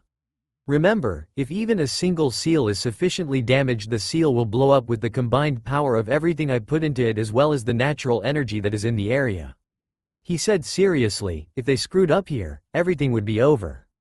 This was always going to be something the brothers would do with no other option. It would not only endanger the life of both of them, but potentially the lives of every person and animal in the elemental nations. It was also something that they couldn't set up on the spot as the seals would have to be in perfect condition, and if it was preset, the Shinju could have damaged it. Luckily for them, the seal was set to circle around the target and could be as big as the sealer, in this case Hagoromo, wanted. The downside was that the Shinju had to be kept occupied so that the Hagoromo could focus on placing the seals. This meant that Naruto had to keep the Jubi focused on him, which would be incredibly tough considering the power it wielded. But even though it would be almost impossible, it was their best shot at defeating the beast. Naruto nodded at his brother's words before taking off towards the 10 tails, who had by now gotten back up onto its feet and was tracking Naruto's approach with its single eye. It knew now that these two were a threat to it. It would have to deal with them to accomplish its self-appointed mission of retrieving what was originally its chakra. It had pondered about the other human that was running away from it but quickly discarded the idea of pursuing it. The Shinju would eventually get its chakra back, that it knew for certain. Naruto stopped 100 meters or so away from the brown creature. If Hagoromo wanted a distraction, he'd get one. Placing his palms out, his eyes glowed a light green as the wind in front of him quickly started to rotate in a circular motion, forming a funnel for a rapidly growing tornado. It took mere seconds before the cylinder of the swirling winds was complete, picking up dust and rocks to be sucked inside its funnel. It was Naruto's own powers over wind that was stopping him from following those rocks. Naruto held the natural disaster in his grasp, with his ripped Haori blowing crazily behind him, before with a mighty push of chakra, he launched the tornado at his foe, who had been shaking itself to rid it of the many rocks and other debris that had hit it when they became caught in the winds of the tornado.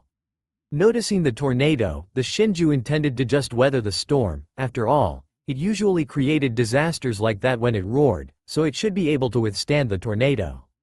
It was forced to rethink that when it sensed the human doing something else with its stolen chakra, focusing on it with its single eye. The Jubi noticed that the human's, normally, white eyes were now different colors. One was a fiery red with the other being a pure black with a white pupil. The small figure took a deep breath before blowing out something that surprised the one-eyed god, even Hagoromo, who was several kilometers away from the battle. He blew out black flames. The flames of Amaterasu. The black flames of hell. The pure black flames rushed the tornado and worked their way up the pillar of wind before fully integrating itself wind, changing the attack into a now black tornado that was spinning with the fires of hell licking at anything unlucky enough to get caught in its grasp. The 10-tailed creature didn't have enough time to escape the flames of Amaterasu that encased the tornado and was caught in the spinning blaze. It roared in pain as it was constantly burned and healed at the same time. Naruto gave it no time to recover, however. Naruto flung his arms up into the air, his eyes turning dirt brown and calling forth the earth to do his bidding.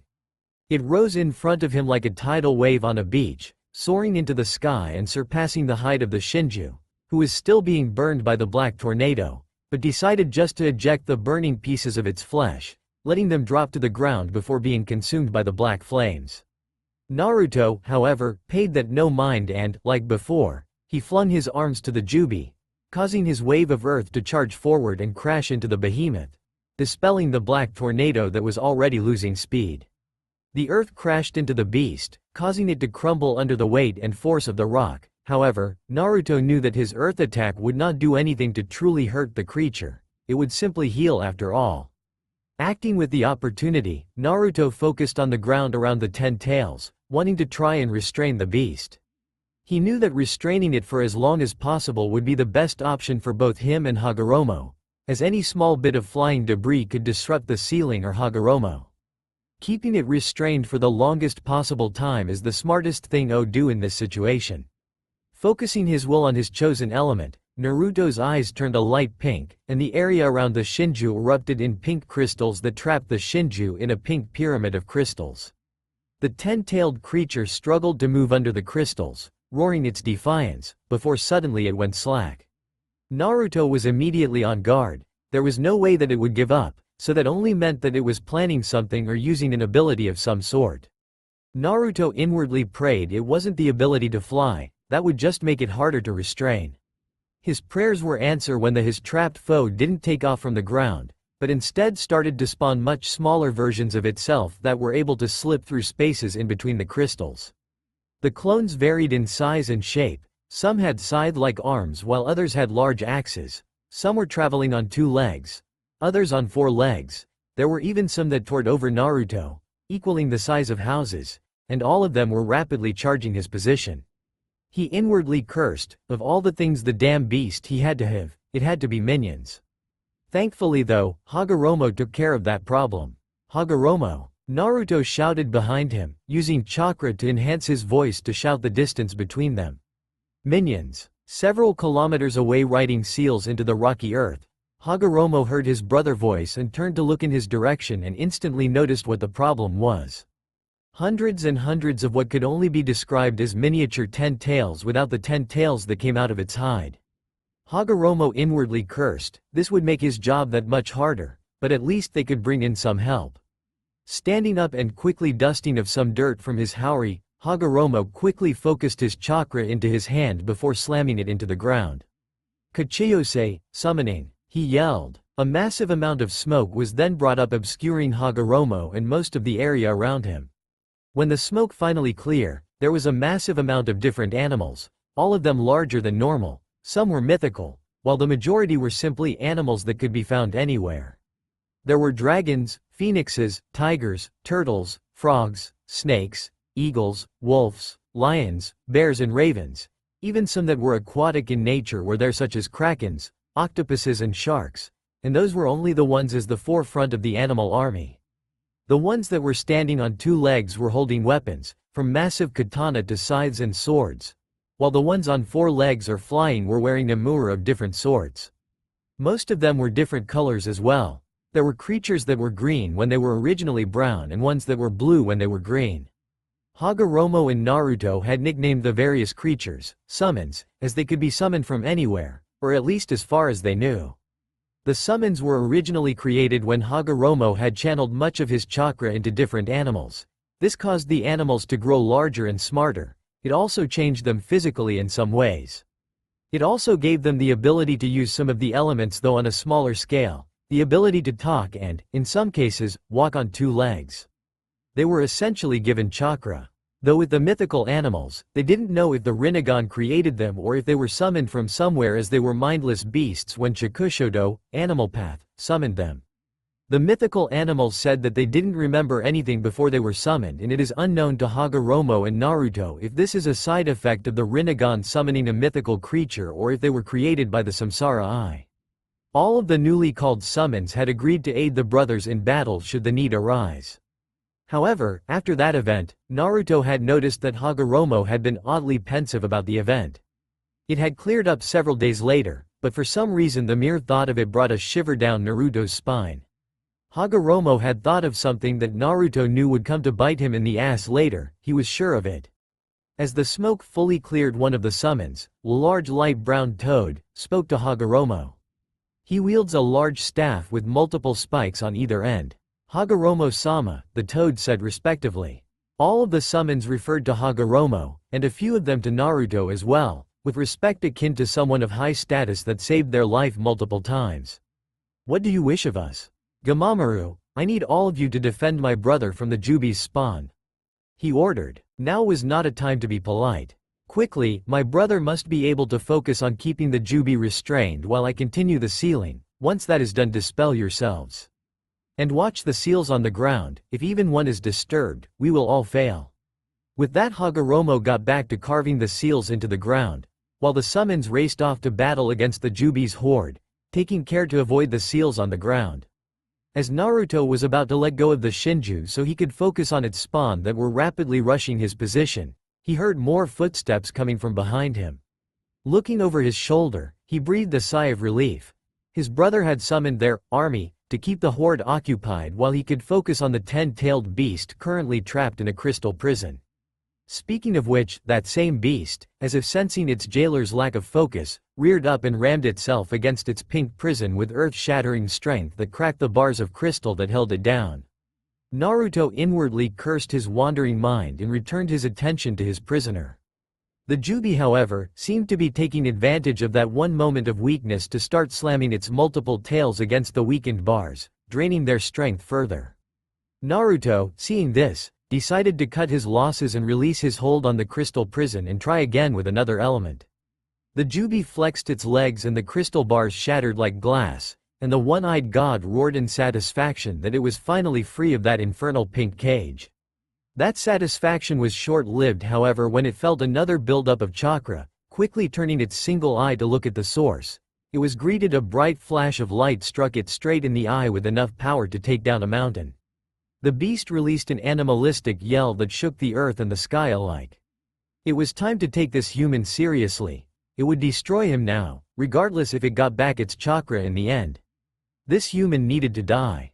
Its eye was quickly healed, and the 10 tails wasted no time in reminding the two mortals why it was a god. Its tails arched over its head before crashing into the area the human was in, not caring if it hit the summons or its own spawn in the process. The earthquake that resulted from the slamming of the tails could be heard around the world. However, the Shinju failed in its goal. Naruto had managed to avoid the tails by utilizing a sub-element that made him exceptionally fast. He had no idea what to call it, but right then he was just glad to have to avoid those damn tails. Stopping directly behind the Jubi, around a kilometer away, he tried to gather himself so he could think of a plan. The beast had taken him off guard with how quick it had recovered as well, and unfortunately for him, he wasn't about to get any more time to plan. The Jubi turned around with speed that a being of its size shouldn't have and faced the youngest Otsutsuki and did something that surprised Naruto. Its mouth unhinged and extended its jaw to unfurl what Naruto recognized a kind of plant mouth. Naruto had seen plants that looked like it, but he had never seen a mouth that looked like that. He stood dumbstruck for a second at the sheer ridiculousness of mouth before he remembered something. The Shinju's original form was a tree. It only fit that its mouth would be that of a plant. He was shaken out of his thoughts when the one-eyed god started to collect chakra at the end of its mouth, much like it did before, only this time it was much bigger than the last one, almost as big as its own body. Naruto had a feeling that his chakra shield wouldn't block this one. It was obviously forming into a ball, judging by the shape it was taking, but what really made Naruto worry was that the chakra that was being used to form the ball was quite literally ripping up the ground in the process. Quickly deciding what he had to do, Naruto used an element that was easily one of the more complicated ones. Placing his hands out in front of him, slightly cupped, Naruto focused on gathering chakra quickly as he knew he needed to fire before the Shinju did. As the 10-tailed beast finished with its attack and was about to launch it, a large surge of chakra from beyond its vision made it hesitate for 1 second, and it was 1 second that it would remember for the rest of its existence. "Eat this!" Naruto screamed and released the technique he had created, a large cylinder structure that guided a beam of, what one could assume at first glance to be light, straight towards ball the Shinju was creating.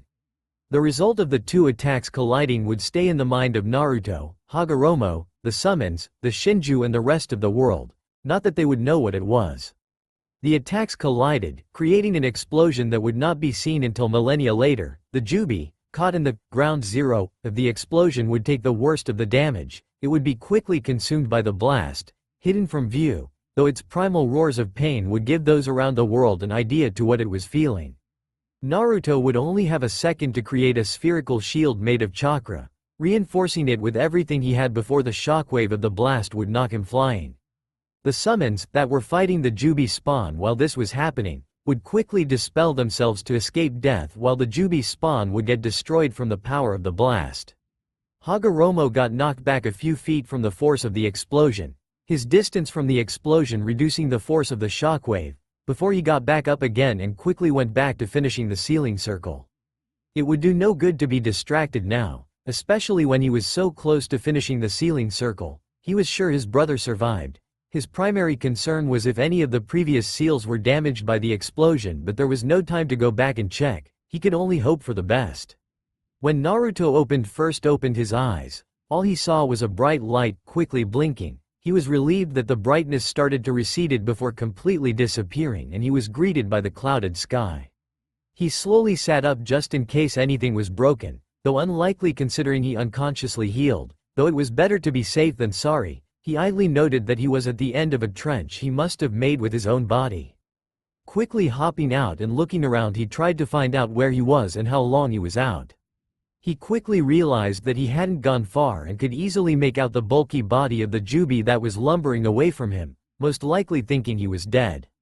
There were signs of injury on the titanic beast. The front of its body was severely burned, though healing, and the slight limp on one of its front legs were indications of the damage it had received. Checking his chakra reserves, he idly noted that they were still 3/4 full, and he inwardly thanked his mother's harsh training, otherwise he might be drained. Naruto's eyes glowed green as he threw his Haori off, as it was basically rags now, and leapt up into the air and flew towards the beast and prayed that Hagoromo was still okay or that he could last until he arrived. His brother was meant to set up ceiling circles while he fought it. Meanwhile, Hagoromo was inwardly cursing his brother if he was still alive. The Jubi was coming his way and there wasn't enough time to finish the last dozen or so seals to complete the sealing circle, and all it would take was one swipe of its tail to ruin everything. Even if he could finish the circle, he still had to then carve the second circle that would seal whatever was in the first circle inside the second. The second circle needed to be joined to the first one at a specific symbol. He could feel the booms as the Shinju's 4 feet struck the earth with each step, each one closer than the last. The Jubi wasn't even slowed down by the explosion of the 2 powerful attacks. At best someone could say that there was a slight limp in its step. Hagoromo was about to sigh in defeat before he sensed a chakra source that he knew quite well, Naruto. He did sigh this time, in relief. Maybe it wasn't over, they still had a chance. Focusing back on his sealing, he noticed out of the corner of his eye the 10-tailed beast turned around to face the direction his brother was coming from. Just a little more time, Naruto, he murmured, still focused on his seals. A little more time. As Naruto approached the one-eyed god, whose single eye was narrowed in anger at the sight of him, Naruto noted that it was only a few more steps away from Hagoromo, who was doing the last few seals on the first circle of seals. He needed to move the primordial god away from his brother and fast. Touching down several kilometers away from his foe and in the center of the sealing circle, he thrust his hand forward with his palms down, in the direction of the Shinju before clenching his hands into fists before he then slowly moved his hands back towards him before, with a yell, he pulled them back towards him in a single tug. The effect was immediate.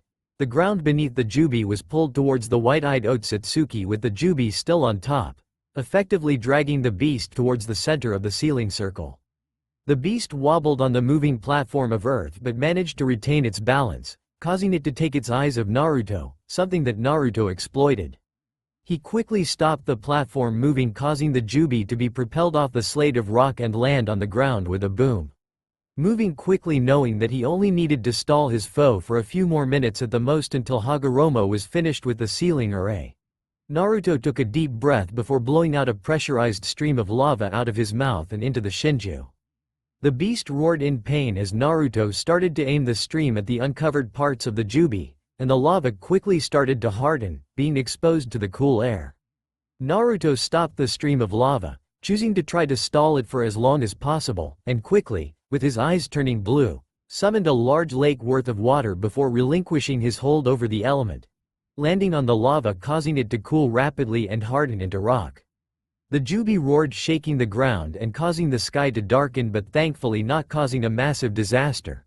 Naruto could only pray the seals held intact until they could seal the beast. Another plan forming in his mind, Naruto ran straight towards the still downed Shinju that was only now bringing itself to its feet. Apparently it was hurt from where their attacks collided. Leaping high into the air, over the still rising body of the 10 tails. Starting to descend, Naruto was going to utilize his chakra construct's ability in the hardened lava that covered a majority of his foe's skin.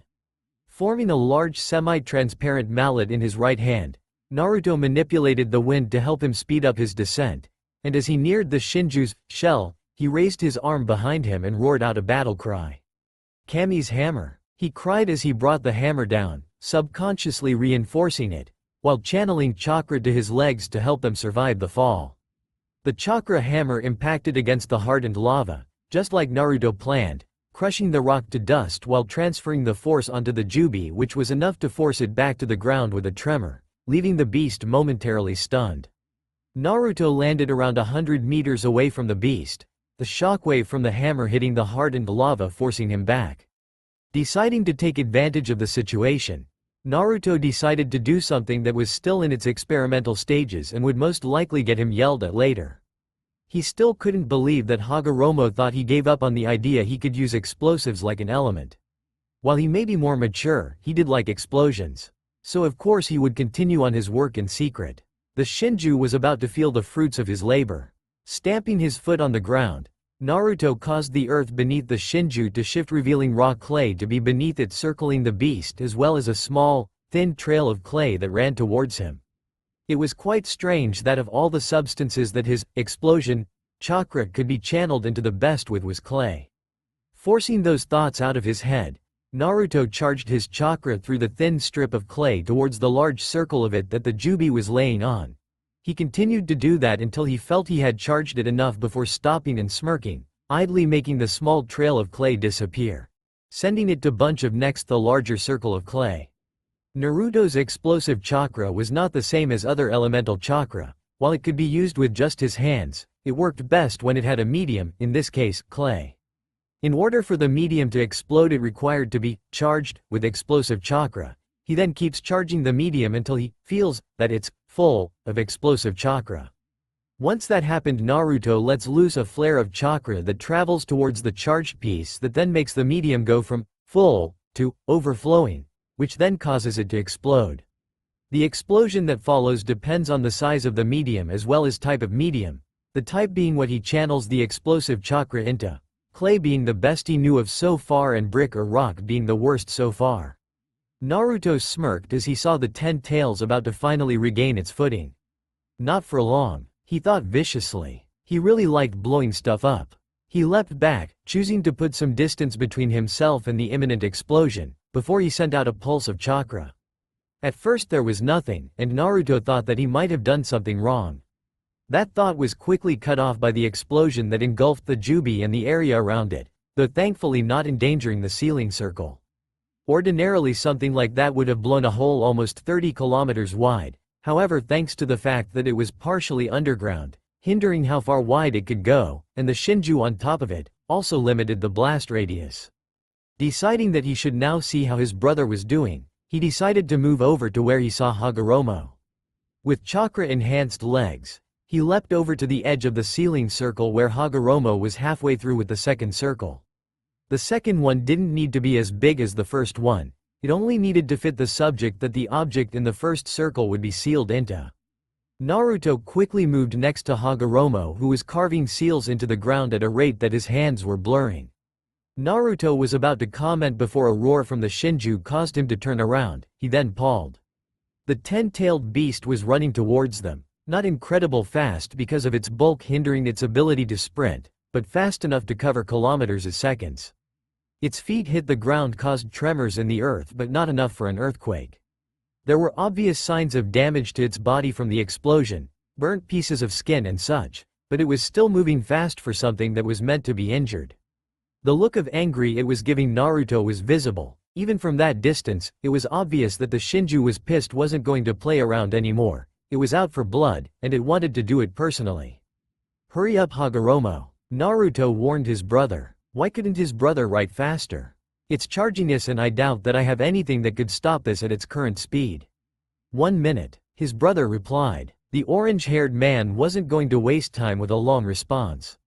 We don't have a minute, Naruto yelled. Make one, Hagoromo yelled back, not turning to face his brother. Naruto turned back to the charging beast that would soon trample them. Gathering his chakra, Naruto used the only element that came to mind.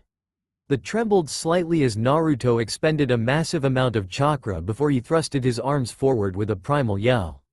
Tentacles of wood shoot up from underground, each one of them as thick as one of the legs of the Jubi, and wrapped around the legs, tails and body of the one-eyed god, causing the beast to tumble to the ground as more and more of the wooden tentacles wrapped around the beast, squeezing the grounded beast as more piled on. As the beast hit the ground, the tentacles seemed like they were trying to draw the Shinju into the ground, not really surprising considering it was once a tree.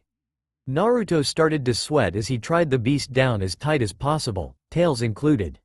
He idly noted that he felt the beast's power be, not decreased but, suppressed?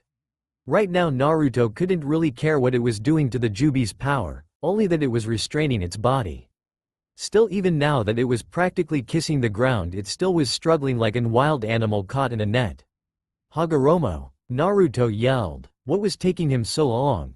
Naruto knew that Hagoromo needed time to seal the Jubi into himself, but could it really take so long? Originally Naruto had wanted to seal it into himself, or at least have both of them share the burden, but Hagoromo had told him that trying to seal a being, especially something that was part god, into two different things simultaneously was too dangerous. Hagoromo said that there was a chance that the seals might attack each other instead of sealing the Shinju, that something might go wrong with the seals and it was better to happen to one of them than both of them. There was also the fact that it would take too long to set up another sealing circle and they needed to seal the Jubi as quickly as possible. Hagoromo also said that there was no point in sealing the beast in Naruto if Hagoromo was the one doing the sealing, as he would be able to monitor the seal best, as he was the better seal master of the two. Done, Hagoromo exclaimed, breaking Naruto out of his thoughts. Naruto, step out of the circle. Now, Naruto sidestepped out of the circle, still struggling to hold the Jubi in place while it roared its displeasure at being held down. Okay, just as it's about to get sealed, you need to release it, otherwise it will interfere with the sealing, got it? Naruto got no time to respond as Hagoromo slammed his hand down on the symbol that joined the two circles, causing the symbols of both circles to light up in a light blue color. Fuin, Hagoromo shouted. He then quickly stood up and ripped open his haori and shirt, revealing his bare chest before chains shot out of an intricate seal that was on his stomach, aiming at the Jubi. Naruto, let go now. The eldest male Otsutsuki yelled. Naruto listened to his brother, releasing the Jubi and making the wooden tentacles retreat back into the ground, just in time as the purple chains shot forward, impaling themselves into the Jubi at multiple points, including the head, body, legs and tails. All of them were stuck by the chakra-manifested chains. As soon as it was released from the wooden tentacles, the Jubi tried to destroy the humans before it, but was attacked by the chains that not only started to stab at its body but were starting to drain it of its chakra. The one-eyed god struggled against the chains, trying to release itself, but it was no use. Its chakra was being removed too quickly and the chains were too numerous. It could feel its chakra reserves depleting, but that didn't stop it from still struggling. It was starting to revert to its weaker forms, a testament to how great the chakra drain was. It was then that the part god made a vow, one it promised to fulfill when it returned, and it knew it would, one day. It promised that it would make sure both of these humans paid. Whether it was them or their descendants, it didn't matter, just as long as they regretted their actions against a god. Neither Hagoromo nor Naruto knew what was going on.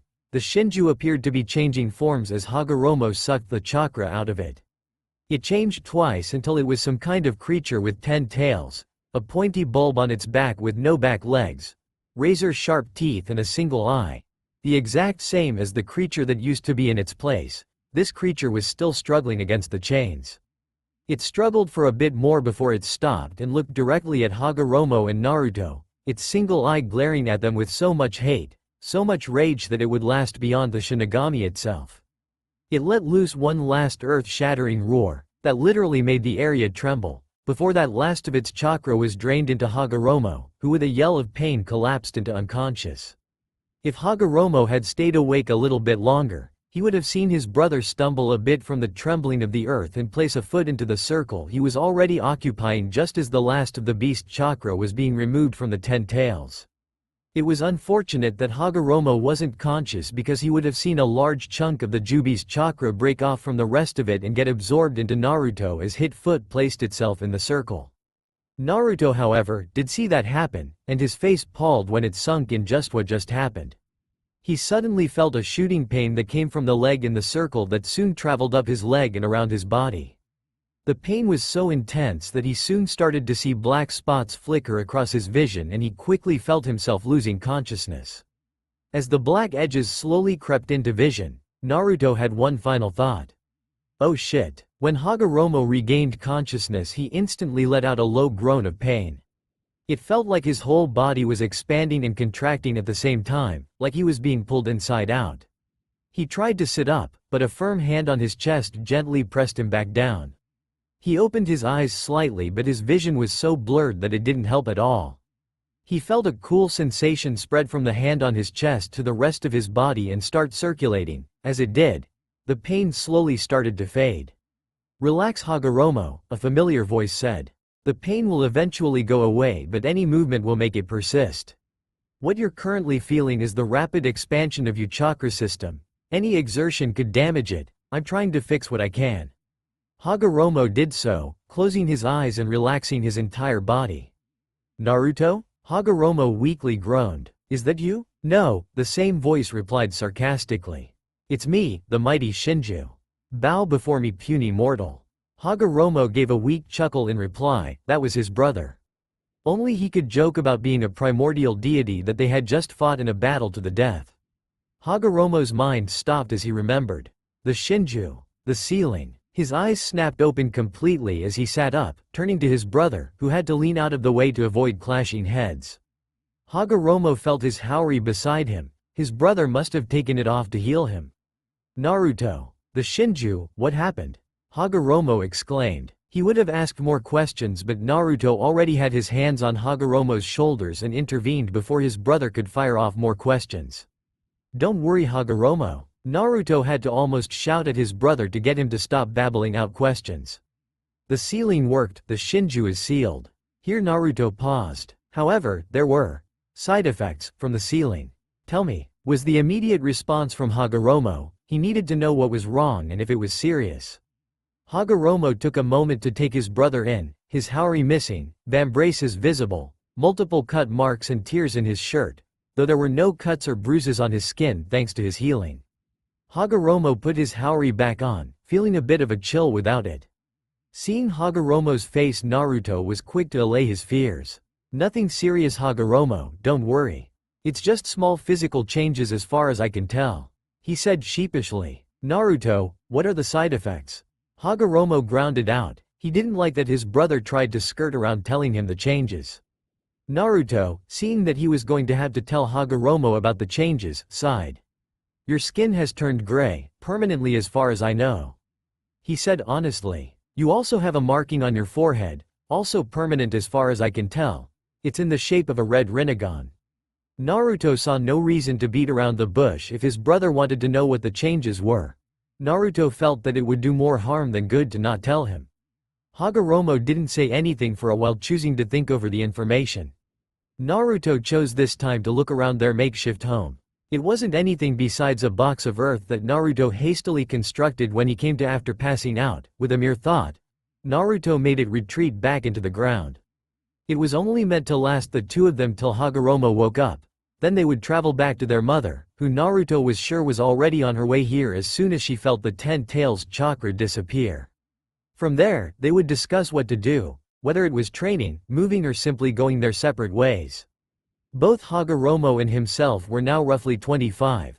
Their mother didn't know the day they were exactly born. To the rest of the world, both Hagoromo and himself should have moved away from their mother and made something of themselves by now. But because of the Shinju as well as the fact that his family wasn't normal, they had all stayed together, and Naruto didn't know if that was a good thing or a bad thing. What about my chakra? Hagoromo's question knocked Naruto out of his thoughts. Turning to look at his brother, Naruto replied with the only answer he had. As far as I know it's fine, but because I can't see your chakra system I can't be sure, though from what I was able to detect, you're fine. Naruto replied. Maybe his mother could take a look at it later. Her white eyes should be able to detect any anomalies. Naruto then continued, knowing the real reason he asked about his chakra. As for the Jubi's chakra, it's there, but it seems like it's just sitting there, not doing anything. Naruto paused to think for a second. If I had to guess, I'd say that its conscious is still in the statue, therefore you should have full control of its chakra. Statue? Hagoromo questioned. What statue? Naruto didn't answer, instead pointing behind him. Hagoromo turned around, his eyes widening as he saw what his brother was pointing at.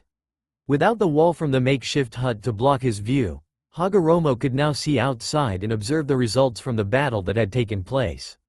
Two massive craters were the immediate eye-catcher, the result of Naruto using explosive chakra and the massive ball attack from the Jubi and Naruto's beam attack colliding. There were several smaller craters and scorch marks from the various attacks. However, Hagoromo's attention wasn't on these things. It was on the wooden statue in the position the Jubi last was. It appeared that the Jubi had turned wooden and changed its form one last time.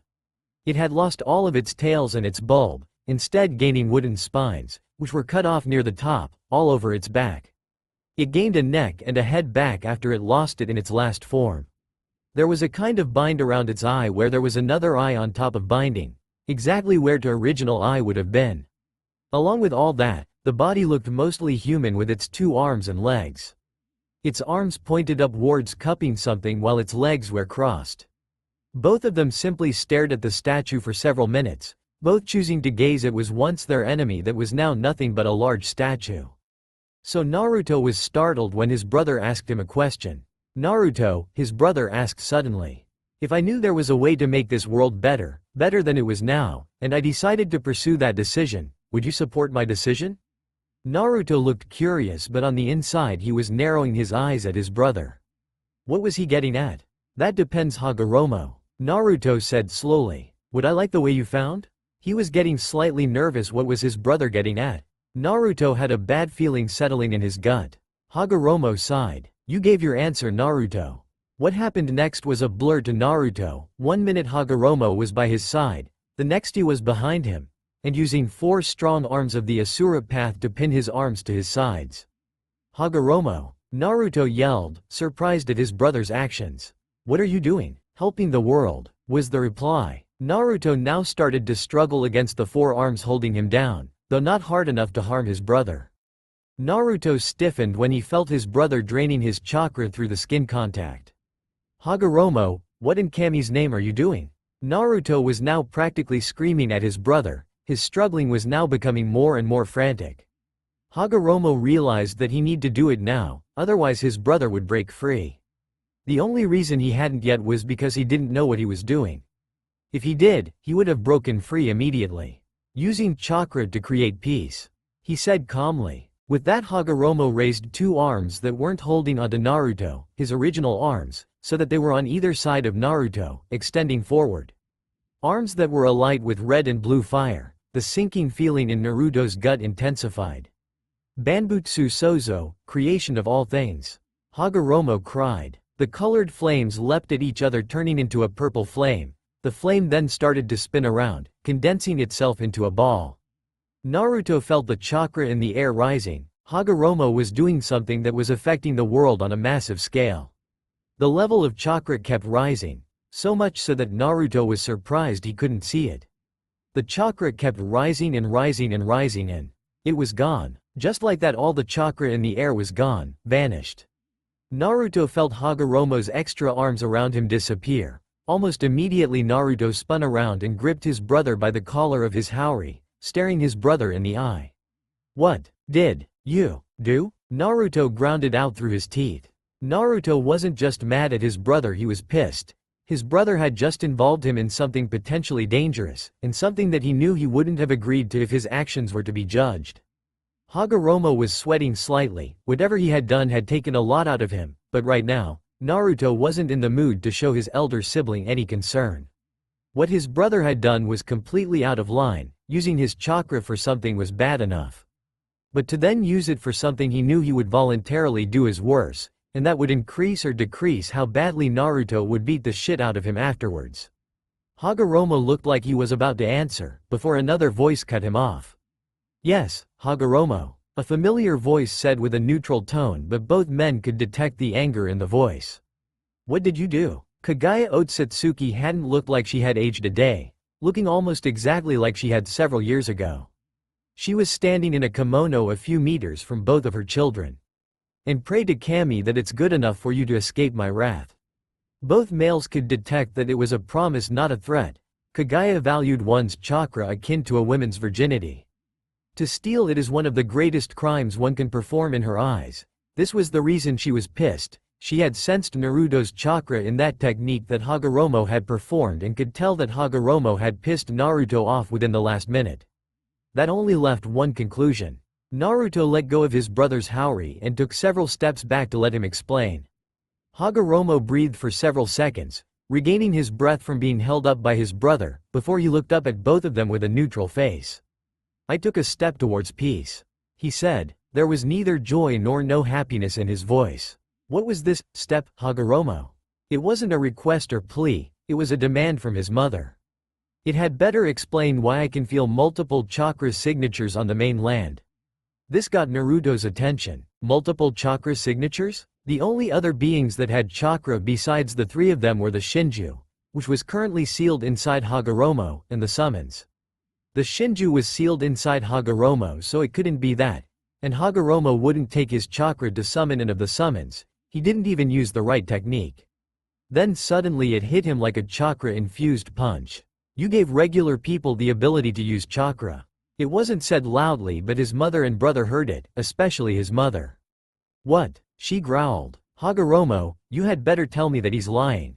Hagoromo didn't answer. There was silence for several seconds before it was broken by the growing rage of the only Otsutsuki female. That rage came to a violent eruption in seconds.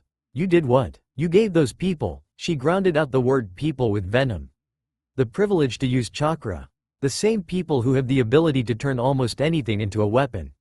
Kagaya didn't give Hagoromo any chance to respond. Are you an idiot? I did it to promote peace. Hagoromo injected, though there was a bit of anger in his voice. If you let me explain, you'd realize that I have created a way for people to connect using chakra. If I can teach people this, then what? Hagoromo? Surprisingly, it was Naruto who spoke up. The white-haired man showed anger in his eyes that surprised Hagoromo and Kagaya for a second. You gave everybody the ability to use chakra, not just the men, women and children, but also the bandits and lowlifes that inhabit the shadows. What do you think they will do with chakra? They will use it for their own gain.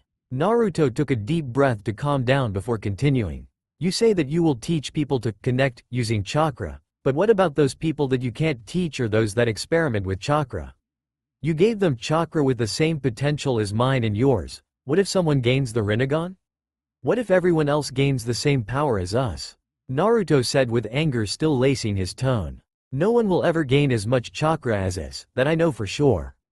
Hagoromo said confidently. As for someone gaining the same abilities as us, if I can teach them how to use ninchu, my way to connect people, then they will under.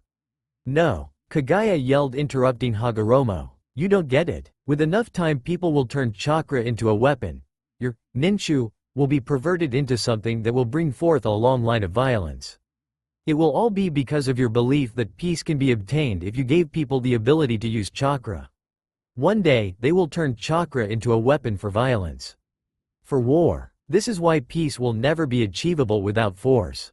With this, Kagaya turned around, but not before parting some final words. From this moment on, you are not my son, Hagoromo. Kagaya hissed before turning around, not looking at Hagoromo's blank face or Naruto's look of surprise at his mother's words, before his face slackened. Let's go, Naruto. She continued walking for several moments before she stopped, hearing no footsteps behind her. Naruto, she called, not looking over her shoulder. No, Ka-chan. The voice was soft, but Kagaya still caught it, as did Hagoromo. Kagaya turned around while Hagoromo focused on his brother, inwardly hoping that Naruto might agree with his words. When both of them looked at their youngest family member, they saw him with his head down, not focusing on either of them. For so long, he whispered, I have tried to keep our family together. Yet I have watched as both of your own beliefs on peace tear this family apart. Both of you have put your own beliefs, your own goals ahead of your own family. As he said this, he raised his head, looking at both of his family members with tears running down his cheeks. Both inwardly flinched at Naruto's words. Hagoromo, you put your own views on what was right before your own brother, you stole my chakra and then you didn't even apologize for it. He knew why Hagoromo used his chakra, since he didn't have enough to jumpstart the rest of the world's chakra. Hagoromo had used his chakra since he didn't know what the Jubi's chakra would do. But that didn't change anything. He still stole his chakra. At least now I know how the Jubi feels. He thought. Ka-san, you were willing to exile Hagoromo from our family simply because he did something that opposed your views, and then walked away like you hadn't done anything wrong. With this, Naruto turned around so that his back was facing both Hagoromo and Kagaya. If both of you can put yourselves before family, then so can I. Both Kagaya and Hagoromo saw him take a deep breath. I can't take the constant war that the two of you have. I tried to overlook the flaws of my family, but both of you have brought them into the light in a way I can't ignore anymore. Naruto paused for a moment to get himself under control before continuing to speak. I hope both of you have a good life, because I won't be in it. Naruto bent at the knees before taking off, using his wind manipulation to fly away. Away from the wreck that was once his family. He didn't look back. He couldn't afford to. When he landed he would, for the first time since he was a child, cry himself to sleep. Both Hagoromo and Kagaya stood there for several minutes after Naruto disappeared over the horizon. Both of them stayed in the same place for almost an hour before Kagaya left. She didn't go in any real direction, she just started walking, not looking back either. Hagoromo stayed there for almost another hour, simply standing, looking over at the horizon. He then looked at the statue of the Jubi. I'm sorry, Naruto. he whispered to the air. No one heard his apology. With that, Hagoromo set off, unsealing his staff from his haori and walking off, leaving the wooden statue in the middle of a battlefield. He had to teach the world how to use chakra. He wouldn't let all that he sacrificed be in vain. None of the family members would meet for years to come. And even then, it wouldn't be under the best circumstances. Somewhere in Fire Country, history had just been made. Underneath the surface of the earth, there was a cave that was occupied by 10 beings of great power. 9 of the powerful beings were animals, or at least they looked like animals. All of them were larger than they were meant to be, and some of them looked like a cross between multiple animals. A sand raccoon with 1 tail, a blue fire cat with 2 tails, a turtle crab with 3 tails, a red and green gorilla with 4 tails, a horse dolphin with 5 tails, a white bipedal slug with 6 tails, a green caterpillar-like beetle with 7 tails, a ox octopus with 8 tails, and a kitsune with 9 tails. Surprisingly, none of these 9 creatures were the most powerful in the room. The honor belonged to the man in the circle of the strange creatures, standing in the middle of strange symbols. The man in the center of the circle had pale red hair that went down to his shoulders, spiky with chin-length braid down the front of his left ear, along with a long goatee that went down to his waist. Horns protruded from his head above his purple rippled eyes and a red ripple marking on his forehead. The man was gray-skinned, wearing a white, full-length kimono with a pattern of 6 black magatama around a high collar, beneath which he wore a necklace which was also made up of 6 magatama. On the back of his kimono was a larger ripple-like marking with a pattern of 9 magatama arranged in 3 rows of 3 beneath it. The man was old, judging by the wrinkles on his skin. He was in his late 60s, early 70s, yet he still looked healthy for someone his age. The shakuho in his hand made it obvious he was some sort of traveler. The man was speaking with the several-tailed beasts, speaking to them with no amount of fear in his voice that any lesser man would have had. But what did he have to fear? He created them. I don't have long anymore. Shukaku, Matabi, Isobu, Son Goku, Kakuo, Seiken, Chomei, Gyuki, Kurama. Even though you have been separated, you shall always be together. Until eventually that time shall come when you will become one. You each carry a name. And with a different shape than you had up to now, you will be shown a righteous path, different from the time you spent inside of me. What is true power? Until that time, he trailed off. You wouldn't happen to be talking about me, would you, Hagoromo? A voice from the darkness of the cave asked, the voice echoing all around the cave, making it impossible to locate the source. The large animals all snapped around searching for the voice that had managed to evade their senses, but found no luck. The man at the center of the circle, Hagoromo, however, was shocked. He knew that voice, he hadn't heard it in 50 or so years, but it sounded exactly the same. Naruto, he breathed before he spun around to search for the voice. Is that you? The large animals were confused. Did their father, creator, know this person? If so, how come they haven't met them before? A figure in a brown cloak dropped down from the ceiling into the middle of the circle with barely a sound. However, the slight thump of feet hitting the ground was enough to get the attention of the acute senses of the tailed beasts, all of them turning around to sight of the cloaked figure near their father figure. The kitsune, Kurama, snarled at the unfamiliar person so close to someone he thought of as precious, but Hagoromo simply put up a hand without looking to stop the orange fox from doing anything more.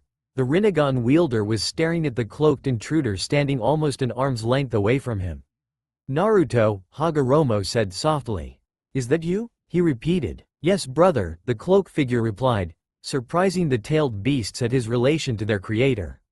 It is me. As soon as he had confirmed that he was his brother, Hagoromo had wanted to hug the man opposite him but restrained himself. He didn't know if Naruto still harbored ill feelings towards him. How have you been, Naruto? Hagoromo asked, trying to find out what his brother had been up to in the last 50 or so years. Terrible, Naruto said simply. Hagoromo withheld a wince. That was obviously the wrong thing to say. Do you wish to talk about it? Hagoromo, once again, withheld a wince at how hopeful his voice sounded. He had missed his brother over the years. Even though they hadn't parted in the best of ways, he still cared about his younger sibling. Though he couldn't see his eyes, Hagoromo knew his brother was staring at him from under the hood. This continued on for several seconds before Naruto sighed. I killed Ka-san. That shocked Hagoromo to his very core, and to a lesser extent the tailed beast that surrounded him, but to Hagoromo it was like a baby killing a full-grown man. Naruto had always loved his mother until the day when the three of them separated, but even then Hagoromo still found it hard to believe that he could kill his own mother. The first thoughts running through his mind first of all was why? Naruto wouldn't kill his mother on a whim. Hagoromo knew that much. There must have been a reason why, and a damn good one at that. The tailed beast, to a lesser extent, were also shocked. To kill one's family was a big thing. For the man standing before, someone who all of them called their father, saying that they killed their mother and their father to not attack him immediately meant that this was not ordinary. What? Hagoromo asked, still stunned. Naruto simply sighed beneath his cloak. Several days ago I was passing the site of our battle of the Jubi when I felt a large chakra signature in the area. Being curious and slightly worried I went to see what was going on. When I got there however I saw Ka-san pacing back and forth in front of the statue. I was about to leave when I saw that she was actually connected to the statue via some sort of cord. It seemed to be keeping her alive as well because she never made any move to pull it out or sever it in any way. Here Naruto sighed again. She was muttering about taking back chakra from the unworthy and getting back at the exiles. When I went to confront her it became increasingly obvious that she was insane and unstable. She kept going on about how she was the true heir of chakra and that the two of us were chakra's mistake, and that I had caught her off guard, not letting her have enough time to finish her plans. Naruto sighed again. In the end, we fought and I managed to overpower her with some new skills I acquired and kill her. There was some black figure that split off from her after the battle, but I managed to kill it. After that I realized that I should go inform you of her death. Whether you cared or not, she was still your Ka-san after all. I see, Hagoromo muttered. It appeared that his brother still harbored some resentment to him, not that he expected it to disappear. He just thought that his younger sibling would be able to look past that now. He was surprised to hear that his mother had gone insane. He definitely wasn't expecting that. I also came here to inform you of some developments that I've had as well as to tell you to get rid of that Shinju statue. Naruto added, irritation in his voice at the end. Hagoromo perked up inwardly at that. Perhaps his brother did forgive him somewhat. I already have an idea on how to get rid of the statue and keep it out of anyone's hands, so what developments have cropped up? Hagoromo inquired. Did his brother gain some new powers or a new threat that needed to be taken care of? The possibilities spun through Hagoromo's head. He was pulled out his thoughts by Naruto sighing again. He seems to be doing that a lot recently. Hagoromo thought idly. He watched as Naruto brought his hands up to his hood before pulling it back. What Hagoromo saw was enough to make him take a step back, his eyes wide open in shock and his mouth hanging open. The tailed beasts however were simply confused at their father's shock. You haven't aged, Hagoromo breathed, shocking the Biju. He hasn't aged? But that was impossible. Everything ages, even they would age physical. Each one of them would grow bigger and possible change. For someone to not age is impossible. Yet standing before them is irrefutable proof that it was possible to age. Naruto Otsutsuki, looking exactly the same as he did the day that both he and Hagoromo had attacked the Jubi. Long white hair with white eyes and horns on his forehead. There were no wrinkles or lines anywhere on his face. It looked young despite Hagoromo knowing that Naruto should be into his late 60s at least. What happened, Naruto? Are you immortal? Hagoromo asked, hoping his brother would let him know. Because he didn't know if Naruto forgave him for stealing his chakra. Forcing him to talk was not an option, which only left asking him and hoping that Naruto told him out of his own violation. The surrounding Biju also wanted to know how someone could stay so young as well as maybe knowing some more about their father's brother, who was then technically their uncle. To answer your second question, I highly doubt I'm immortal. I have most like simply stopped aging and have no wish to test to see if I am immortal. During the sealing of the 10 tails, Naruto said. When the Shinju let off one final roar, it was enough to make me stumble, and when trying to steady myself, my foot went into the sealing circle that you wear in. This caused a part of the Jubi's chakra to break off and enter via my foot. Thankfully, there were no consequences. My chakra overwhelmed the foreign chakra and broke it down, apparently assembling it into my body. My guess is that the Jubi's chakra altered some of my abilities. I think that it increased my healing abilities to an extremely high level, and since as the body ages it declines, My healing ability is constantly rejuvenating my body's cells, allowing me to keep my youth, most likely indefinitely. Naruto took a breath to let Hagoromo and their audience take in the information. He didn't frankly care if the Biju heard about it, who would believe giant talking animals anyway. Plus, if he would like to have somebody, or in this case some things, he knew that wouldn't die in less than a century, if he truly was not aging anymore, because if what he sensed was true, they were beings of chakra, and therefore would not age. He didn't know if the summons would age slowly, though it didn't really matter. He didn't know where they were or what happened to them after the battle with the Jubi. Maybe he could ask Hagoromo later. A few years after the battle, I started to exhibit several new abilities that I hadn't had before, nor did I recognize. I believe that this is some of my other abilities mutating, though some of them are completely different. However, it did awaken something that I did recognize. Naruto focused his chakra and watched as his brother's expression, his veins bulged around his own eyes before he released the chakra and the veins settled. It appeared as if I did have the white eye, but it was either dormant or inactive. Whatever it was though, the chakra from the Jubi seemed to have activated it. I also gained the ability to manipulate my body in unimaginable ways. To name a few, I have the ability to turn my body into elements. For example, I can turn my body into pure water or earth. I have some other abilities that I have uncovered, but right now I want you to get rid of that damn statue. Hagoromo was wide-eyed and surprised at his brother's new abilities. They were definitely amazing and surprising, but it was his brother's insistence at getting rid of the statue that caught his attention. Why do you want me to get rid of the statue so badly, Naruto? Why don't you do it? Hagoromo questioned. Naruto narrowed his eyes a bit at Hagoromo. I want to get rid of it so badly because I don't want anyone else to find it and mess around with it. Who knows what could happen? I want you to do it because I already know you have a plan to deal with it. I checked around the statue after defeating Ka-san and saw the seals. Anti-summoning seals to be precise. You had inscribed on the back of the stupid thing. All my plans involved destroying it, but because it's part god or something, I know I can't do that. After those words, his eyes softened.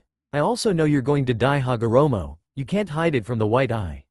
At this, Hagoromo looked startled before he sighed, seeming to age 10 years in a second.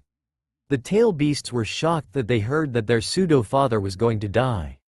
The kitsune was the first to find its voice. Is that true, old man? Are you dying and weren't going to tell us? The voice came out like that of a small boy of around 7 or 8 years old, despite its size.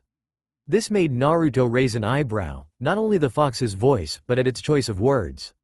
Old man? He questioned towards Hagoromo, who shook his head. I don't think you're that old, Hagoromo.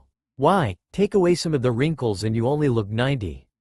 Naruto joked. Hagoromo developed a tick above his eye at his brother's comment. Even after all these years, Naruto still knew how to press the right buttons. Hagoromo sighed, however, and proceeded to answer Kurama's questions. Yes, Kurama, I am dying. Over the years my body had become used to the Jubi's chakra within my system and has become partly reliant on it to help my body operate. Now, though without it, my body will slowly begin to shut down.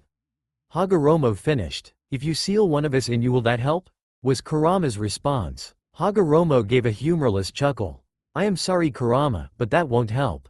Your chakra is already slightly different from the Jubis, and my body requires that exact same chakra to be reintroduced.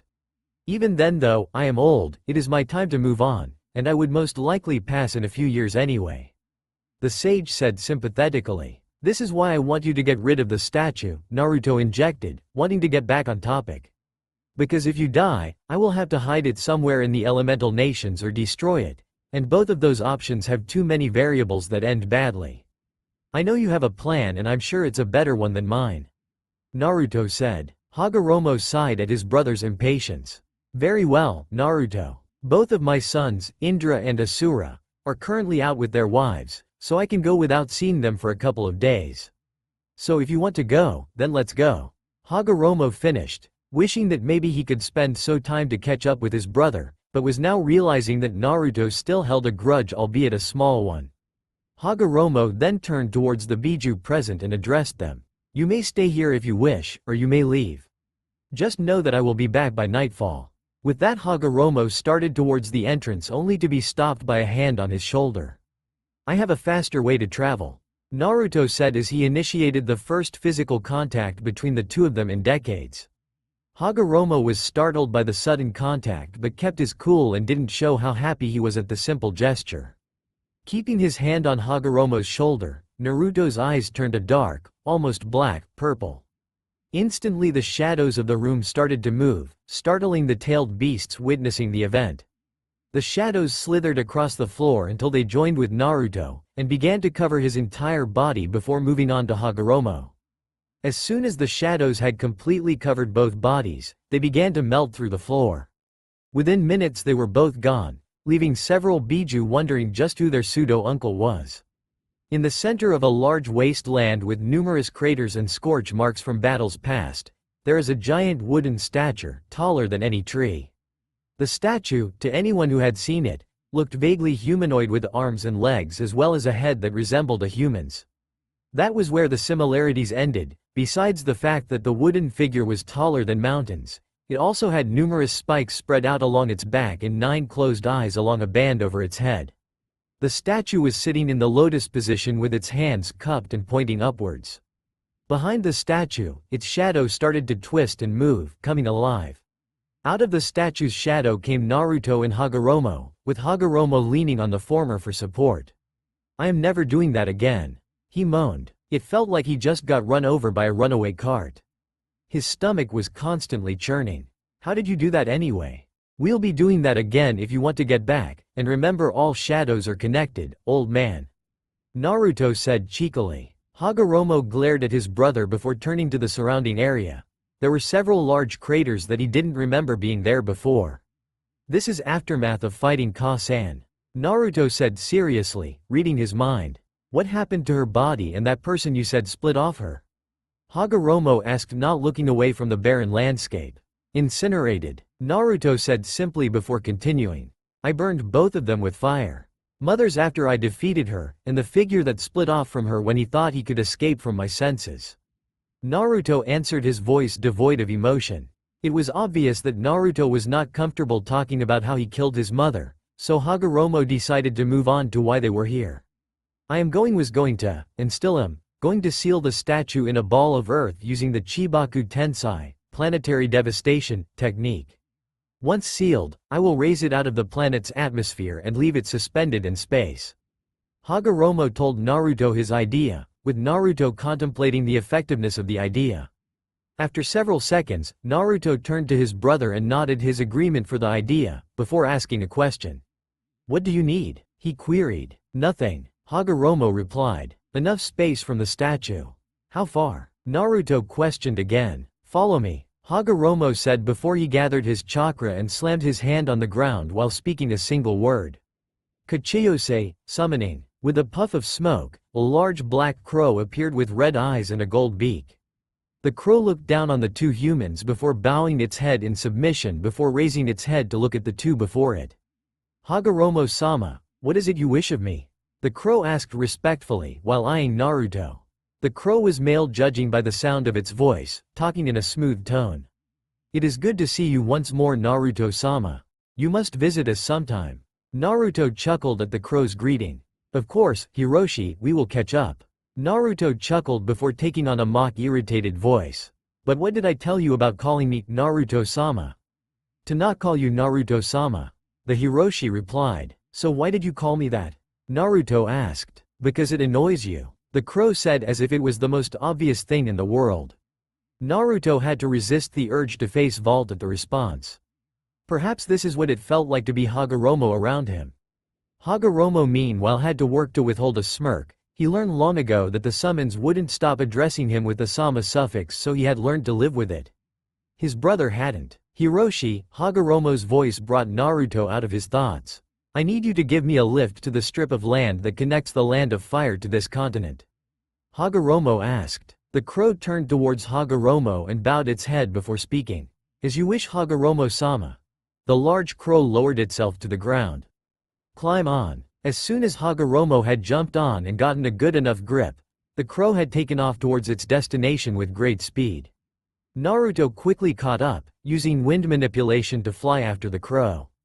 Deciding to pass the time to their destination with some questions, Naruto flew closer to Hagoromo before asking him a question. Hagoromo, Naruto said, getting his brother to focus on him. What happened with the summons after I left? Hagoromo sighed, his eyes showing slight sadness. Hiroshi stayed quiet, focusing on flying. After I found a place for the night when went our different ways, I summoned the summons and explained to them what happened. The majority of them were angry at me for forcefully stealing your chakra and immediately told me they were leaving. That group included the dragon summons. I haven't heard anything from that group since and haven't tried to summon them as they most likely would attack me if I tried. Hagoromo sighed. The dragons always were honorable.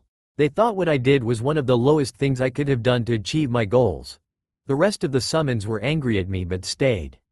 After that, as I traveled around the world to spread the world of Ninshu, I found homes for each of the summons, various mountaintops, caves, secluded forests, deep-sea caves and the like. I then asked the summons if they would allow other people to summon them. Many of them agreed and for them, I created, using Fuinjutsu, what I call summoning scrolls for the humans. If they can mold their chakra correctly after writing their name in blood, they should be able to summon the animal of the contract. As an extra feature, I granted them the ability to summon themselves to their summoner's location as well as summon their summoner to them, in case they wished to talk to them or something important happened. The summons also have the ability to remove someone from the scrolls, or not answer their summoner's call if they wish. Some of them wished to observe the rest of the humans to see if they were worthy. For them, I created a summoning scroll that they could use when they find someone worthy. Obviously some of them refused to be summoned by other people, and I just left them, occasionally summoning each one of them to make sure they were okay. Hagoromo paused and looked at Naruto, who was taking the information in while flying alongside Hiroshi. After a minute or two, Hagoromo continued. So far none of them have gained summoners, but that is to be expected. There hasn't been enough time for someone to find them yet. Hagoromo finished speaking with a breath. Naruto looked pensive before turning fully to look at Hagoromo. So, Naruto began. I can go, find some of the summons, ask them if I can sign their summoning scroll, and be able to summon them at will. Yes, Hagoromo replied, already having an idea where this was going. Naruto grinned. I'm going to find me some summons. Naruto thought for a second before looking towards Hiroshi, who had been half listening to the conversation. Hey, Hiroshi, do you think I could sign your contact? I am sorry Naruto-sama, but I have been selected to be the personal summon of Indra, Hagoromo-sama's eldest son. Myself and my clan are to be the summons of Indra Uchiha and the Uchiha clan. Hiroshi apologized. He honestly didn't want to be the personal summon of someone he had never met. It was true, he was yet to meet Indra. The first Uchiha was yet to summon him, and it was only his respect for Hagoromo that kept him from removing Indra's name from the summoning scroll. Naruto frowned when Hiroshi had finished talking, now turning towards his elder sibling with a questioning look. I've got a couple of questions. Naruto started. 1. Why does your son have a personal summon? 2. Why is his last name Uchiha? 3. Naruto's voice went from questioning to deadpan. King of gods, really? How arrogant can you get? As Naruto usual, a vein bulged over Hagoromo's eye at Naruto's comment. Hiroshi chuckled at the siblings interacted. It was almost like they had never separated. Hagoromo took a breath to calm himself down before turning back to his brother to answer his brother. 1. Because I let him choose one as a birthday present. 2. Hagoromo paused before he continued on, his voice now softer. I let them choose their own last names, as they couldn't take Otsutsuki because mother kicked me out, remember? My eldest Indra gained mother's Tomai, though he calls it the Sharingan, copy wheel eye. Several years ago, it either evolved or mutated into what he calls the Mangekyo Sharingan, kaleidoscope copy wheel eye. He chose the last name Uchiha. My youngest, Asura, chose the name Senju. He wasn't born with any natural abilities like his brother was. He had to work for all of his power. Through his work, Asura realized the power that people helping him could provide. This in turn made him even stronger, until he was on par with his brother. Hagoromo paused for a moment before his voice took on an irritated tone. 3. What I name my sons is none of your business. Naruto snorted. Says the one who named his son after one of his paths. Naruto looked at Hagoromo with a raised eyebrow. Asura, out of all the names you could have picked, you chose Asura?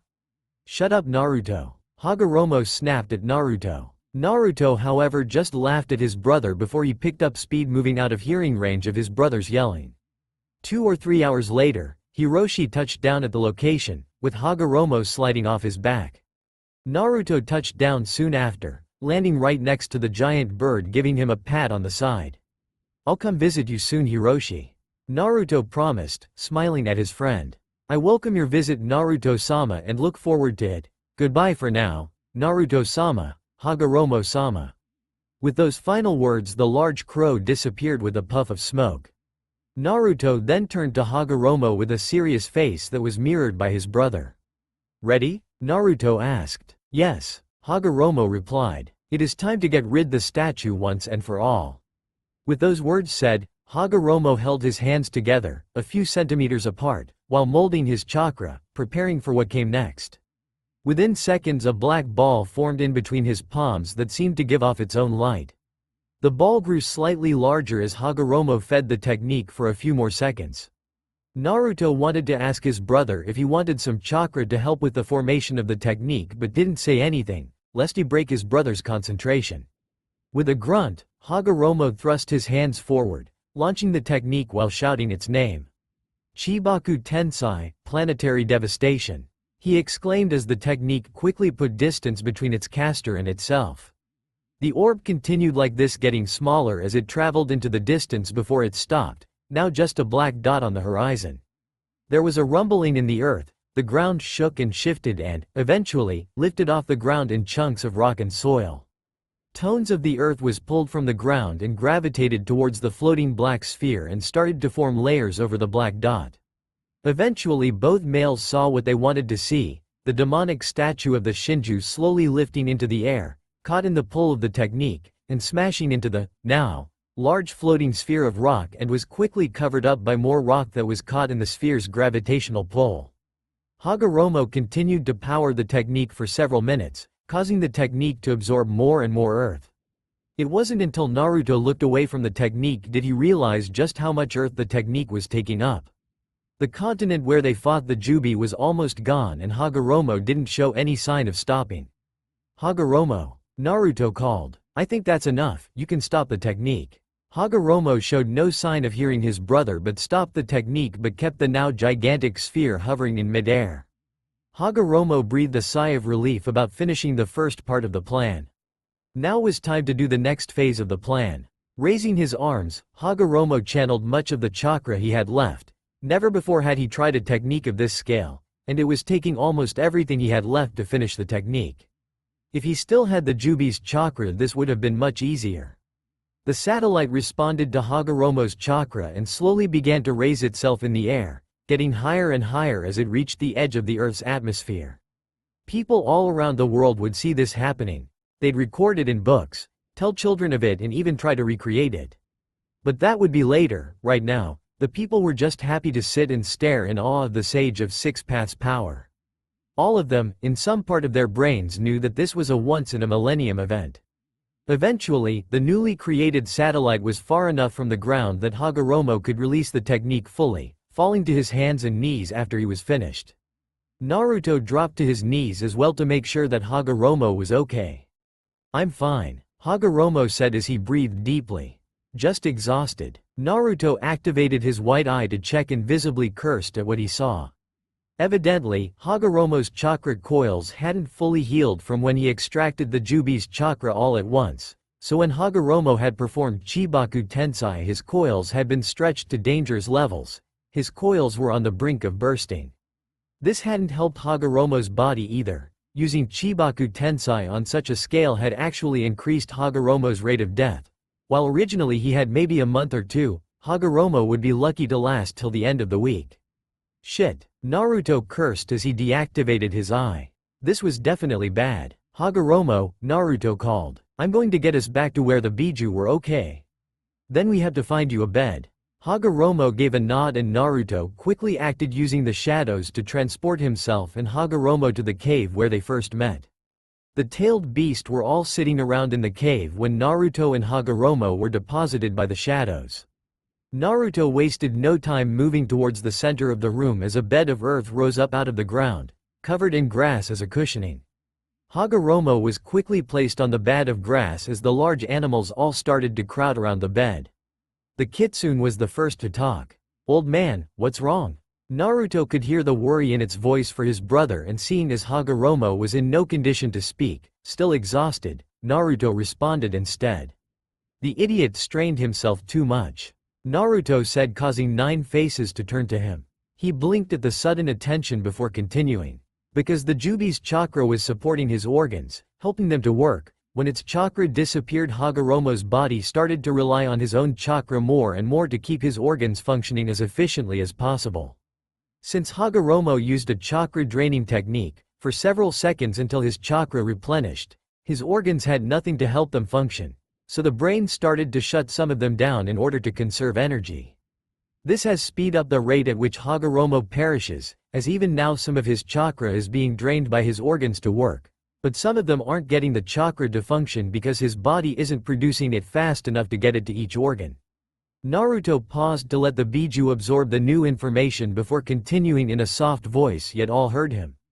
At the current rate, Hagoromo's health will deteriorate to the point where his heart will stop within the week, followed almost immediately by his brain. It will be a painless death. Naruto finished quietly. It was silent for several minutes as all the tailed beasts soaked in the information that their creator, their father, was going to die. Shukaku was the first to break, tears spilling down its sand cheeks. It was then that the dam burst and the rest of the Biju broke down. There wasn't any wailing or bawling, there were just silent tears streaking down cheeks. Even Naruto felt one crawl down his cheek. "Naruto," Hagoromo called weakly, but in the hollowed room all the occupants heard him. "Yes, Hagoromo," Naruto replied softly. "If I am going to die," the Rinnegan user began slowly, feeling his age now more than ever. "I would like you to do some things for me, is that okay?" he asked. "Of course," his brother replied, before giving a mirthless chuckle. "I can't deny an old man now, can I?" Hagoromo gave a small chuckle and replied before speaking. "After I die, can you bury me in the garden of the monastery we grew up in as kids?" The dying man asked. "You may leave my tools in this cave, but I ask you to bury me in the monastery, as a reminder of happier times." Hagoromo pleaded. "You don't have to ask, Hagoromo," his brother said. Another tear rolled down his cheek. The last of his family was lying in front of him, dying. "Anything else?" "Yes," Hagoromo said. "Can you tell me about your life, about what you did during the years?" Naruto said nothing for several moments, simply staring at the bed. Hagoromo was about to speak again before his brother spoke up. "For several years after I let you and Ka-san," he started. "I just wandered, stopping from town to town, place to place, never really staying anywhere, using an illusion Ka-san had taught us to hide my horns. One day, I woke up slumped over on a stool in a bar somewhere that I couldn't remember, with someone shaking me awake." Naruto paused to smile. It was a woman. The most beautiful woman. Long dark red hair with strange purple eyes, almost like the Rinnegan's sclera. She was amazing. I was sitting on her cloak apparently, and after she retrieved it, I offered to buy her a drink and she accepted. Naruto had a soft smile on his face as he remembered the woman. Eventually, we started dating, and after several dates, I told her about myself. What I could do, about my past, and she still accepted me. We married shortly after, moving into our own house from the money I made working as a blacksmith. A year later, we had our first child, a red-haired boy named Kazama. 2 years after that, our second child was born, another boy named Musha. Like with you, I also let go of the Otsutsuki name, though I chose my own children's last name. Uzumaki Kazama and Hyuga Musha are their full names. Kazama has my large reserves, though not on my scale, while Musha has the white eye, though like with your child he has also renamed it. He calls it the Byakugan even though it still means white eye. He insists that I should call it the Byakugan because it sounds more awesome. Naruto let out a chuckle at his son before he continued. My son's Byakugan is more like Ka-san's was. The eye is more of a lavender color than pure white like mine is. Both of my sons are now married and have kids of their own. I even think both of them are preparing to be grandfathers.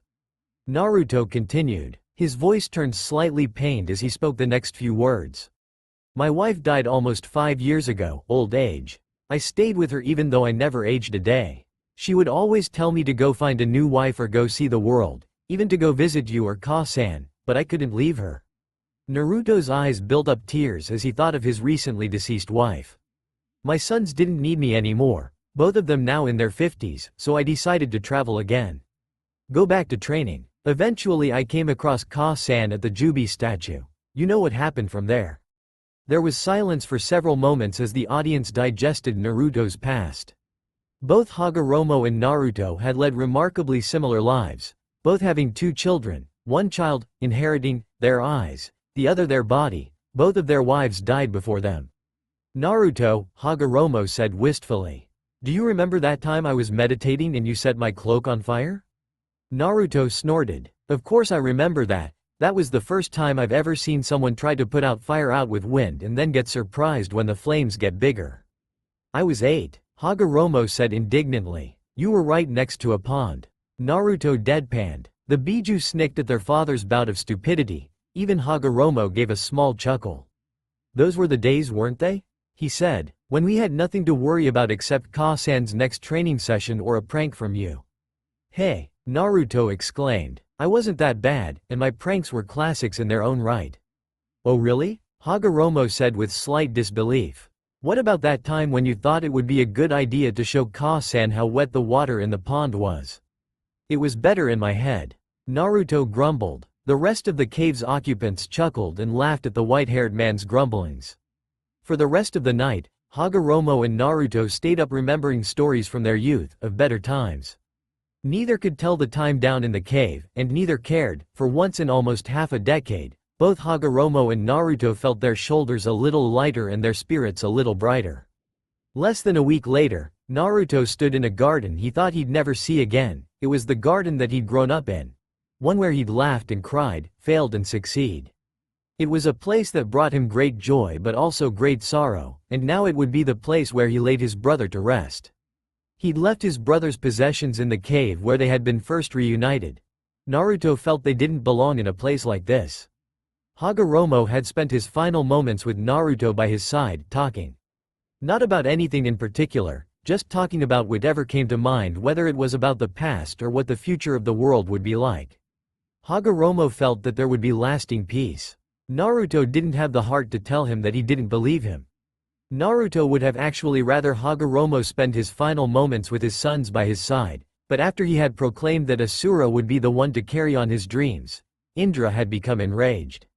He had yelled at his father how he was wrong and that he would prove it by defeating his brother. Indra had then stormed out with Asura following him, trying to get him to stop, to no avail.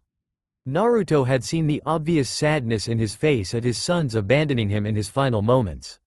So he had stepped out of the shadows he had been hiding himself in and proceeded to simply talk to his brother about some of the less meaningful things, until he heard his brother's breath start to slow.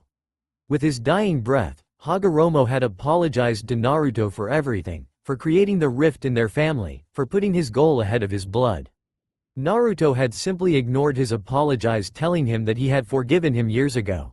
Hagoromo had given him a teary smile in return. Hagoromo had asked if Naruto would watch over his descendants, keep them fighting each other, like he knew he would with his own. Naruto had told him that he would try his best, but that his speciality was antagonizing people rather than keeping them from attacking each other. Hagoromo had given his brother a small laugh, telling him that they would meet again one day and that he loved him. Before his breath stilled, his heart settled and his pulse stopped. And like that, Hagoromo Otsutsuki, the sage of 6 paths, the savior of this world, was dead, and Naruto was alone. He was the last member of what was once the Otsutsuki family. Naruto stared down at the grave that belonged to his brother. It was a simply grave, a rectangular hole in the ground that Naruto covered up with earth. The gravestone was a large bamboo tree that Naruto had grown within seconds thanks to his power over wood. Naruto felt the tree was a fitting gravestone. Naruto felt that this is what Hagoromo would have desired if he could plan his own funeral. Performed in a quiet, isolated place that has some sort of significance to him, only with family. Or what was left of his family anyway. Naruto didn't know what would happen now. He didn't know what to do. For the first time since his family had split and gone their separate ways, Naruto was lost. Though, Naruto thought as his head snapped up and turned towards the south. Maybe I do have something I can do.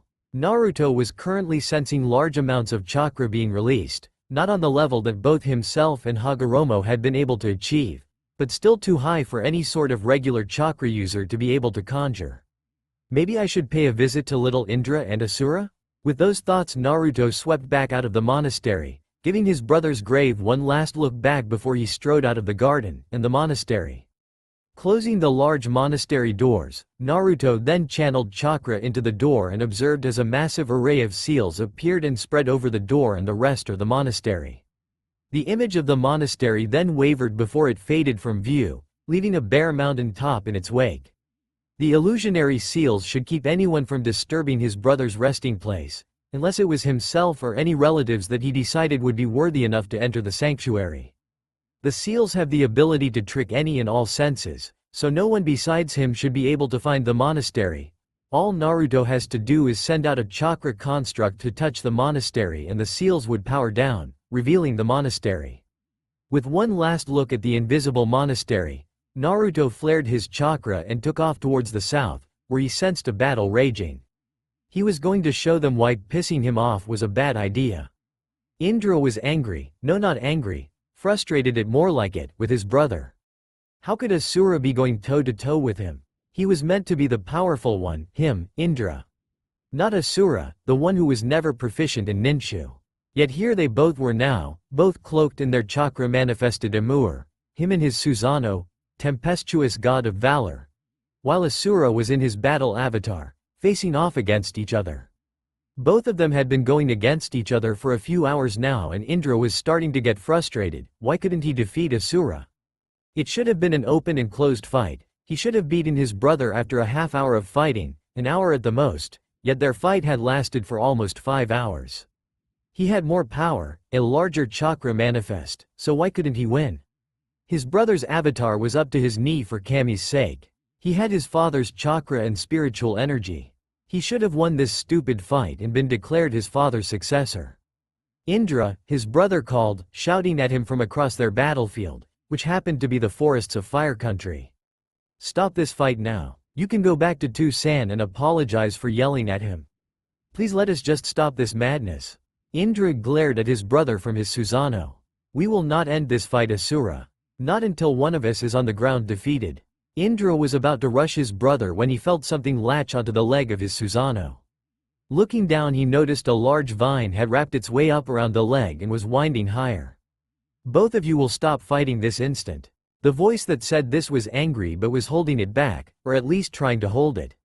Looking towards the source of the voice, Indra saw something he thought he'd never see anyone but his father doing. Flying, or at least levitating.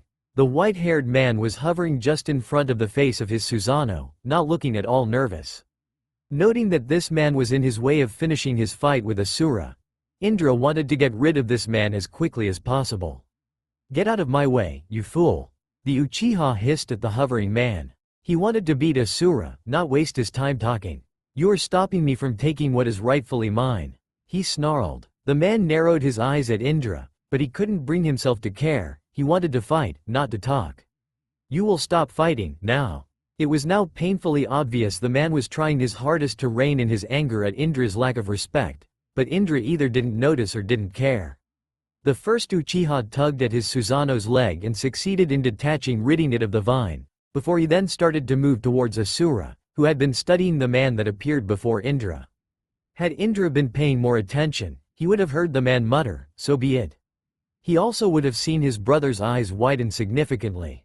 But he didn't, so he was surprised when he felt a hand on his Susanoo's shoulder. Turning around, Indra was met with a massive, glowing, dark blue fist that smashed into the face of his Susanoo. Indra was sent reeling from the force of the strike, his Susanoo losing its balance and crashing to the ground with a boom, flattening a mile of forest with his fall. Gathering his bearings, Indra looked to the source of the fist only to be shocked. Where there was once a man floating in the air, there was now a giant dark blue copy of the man, who was now inside the chakra construct.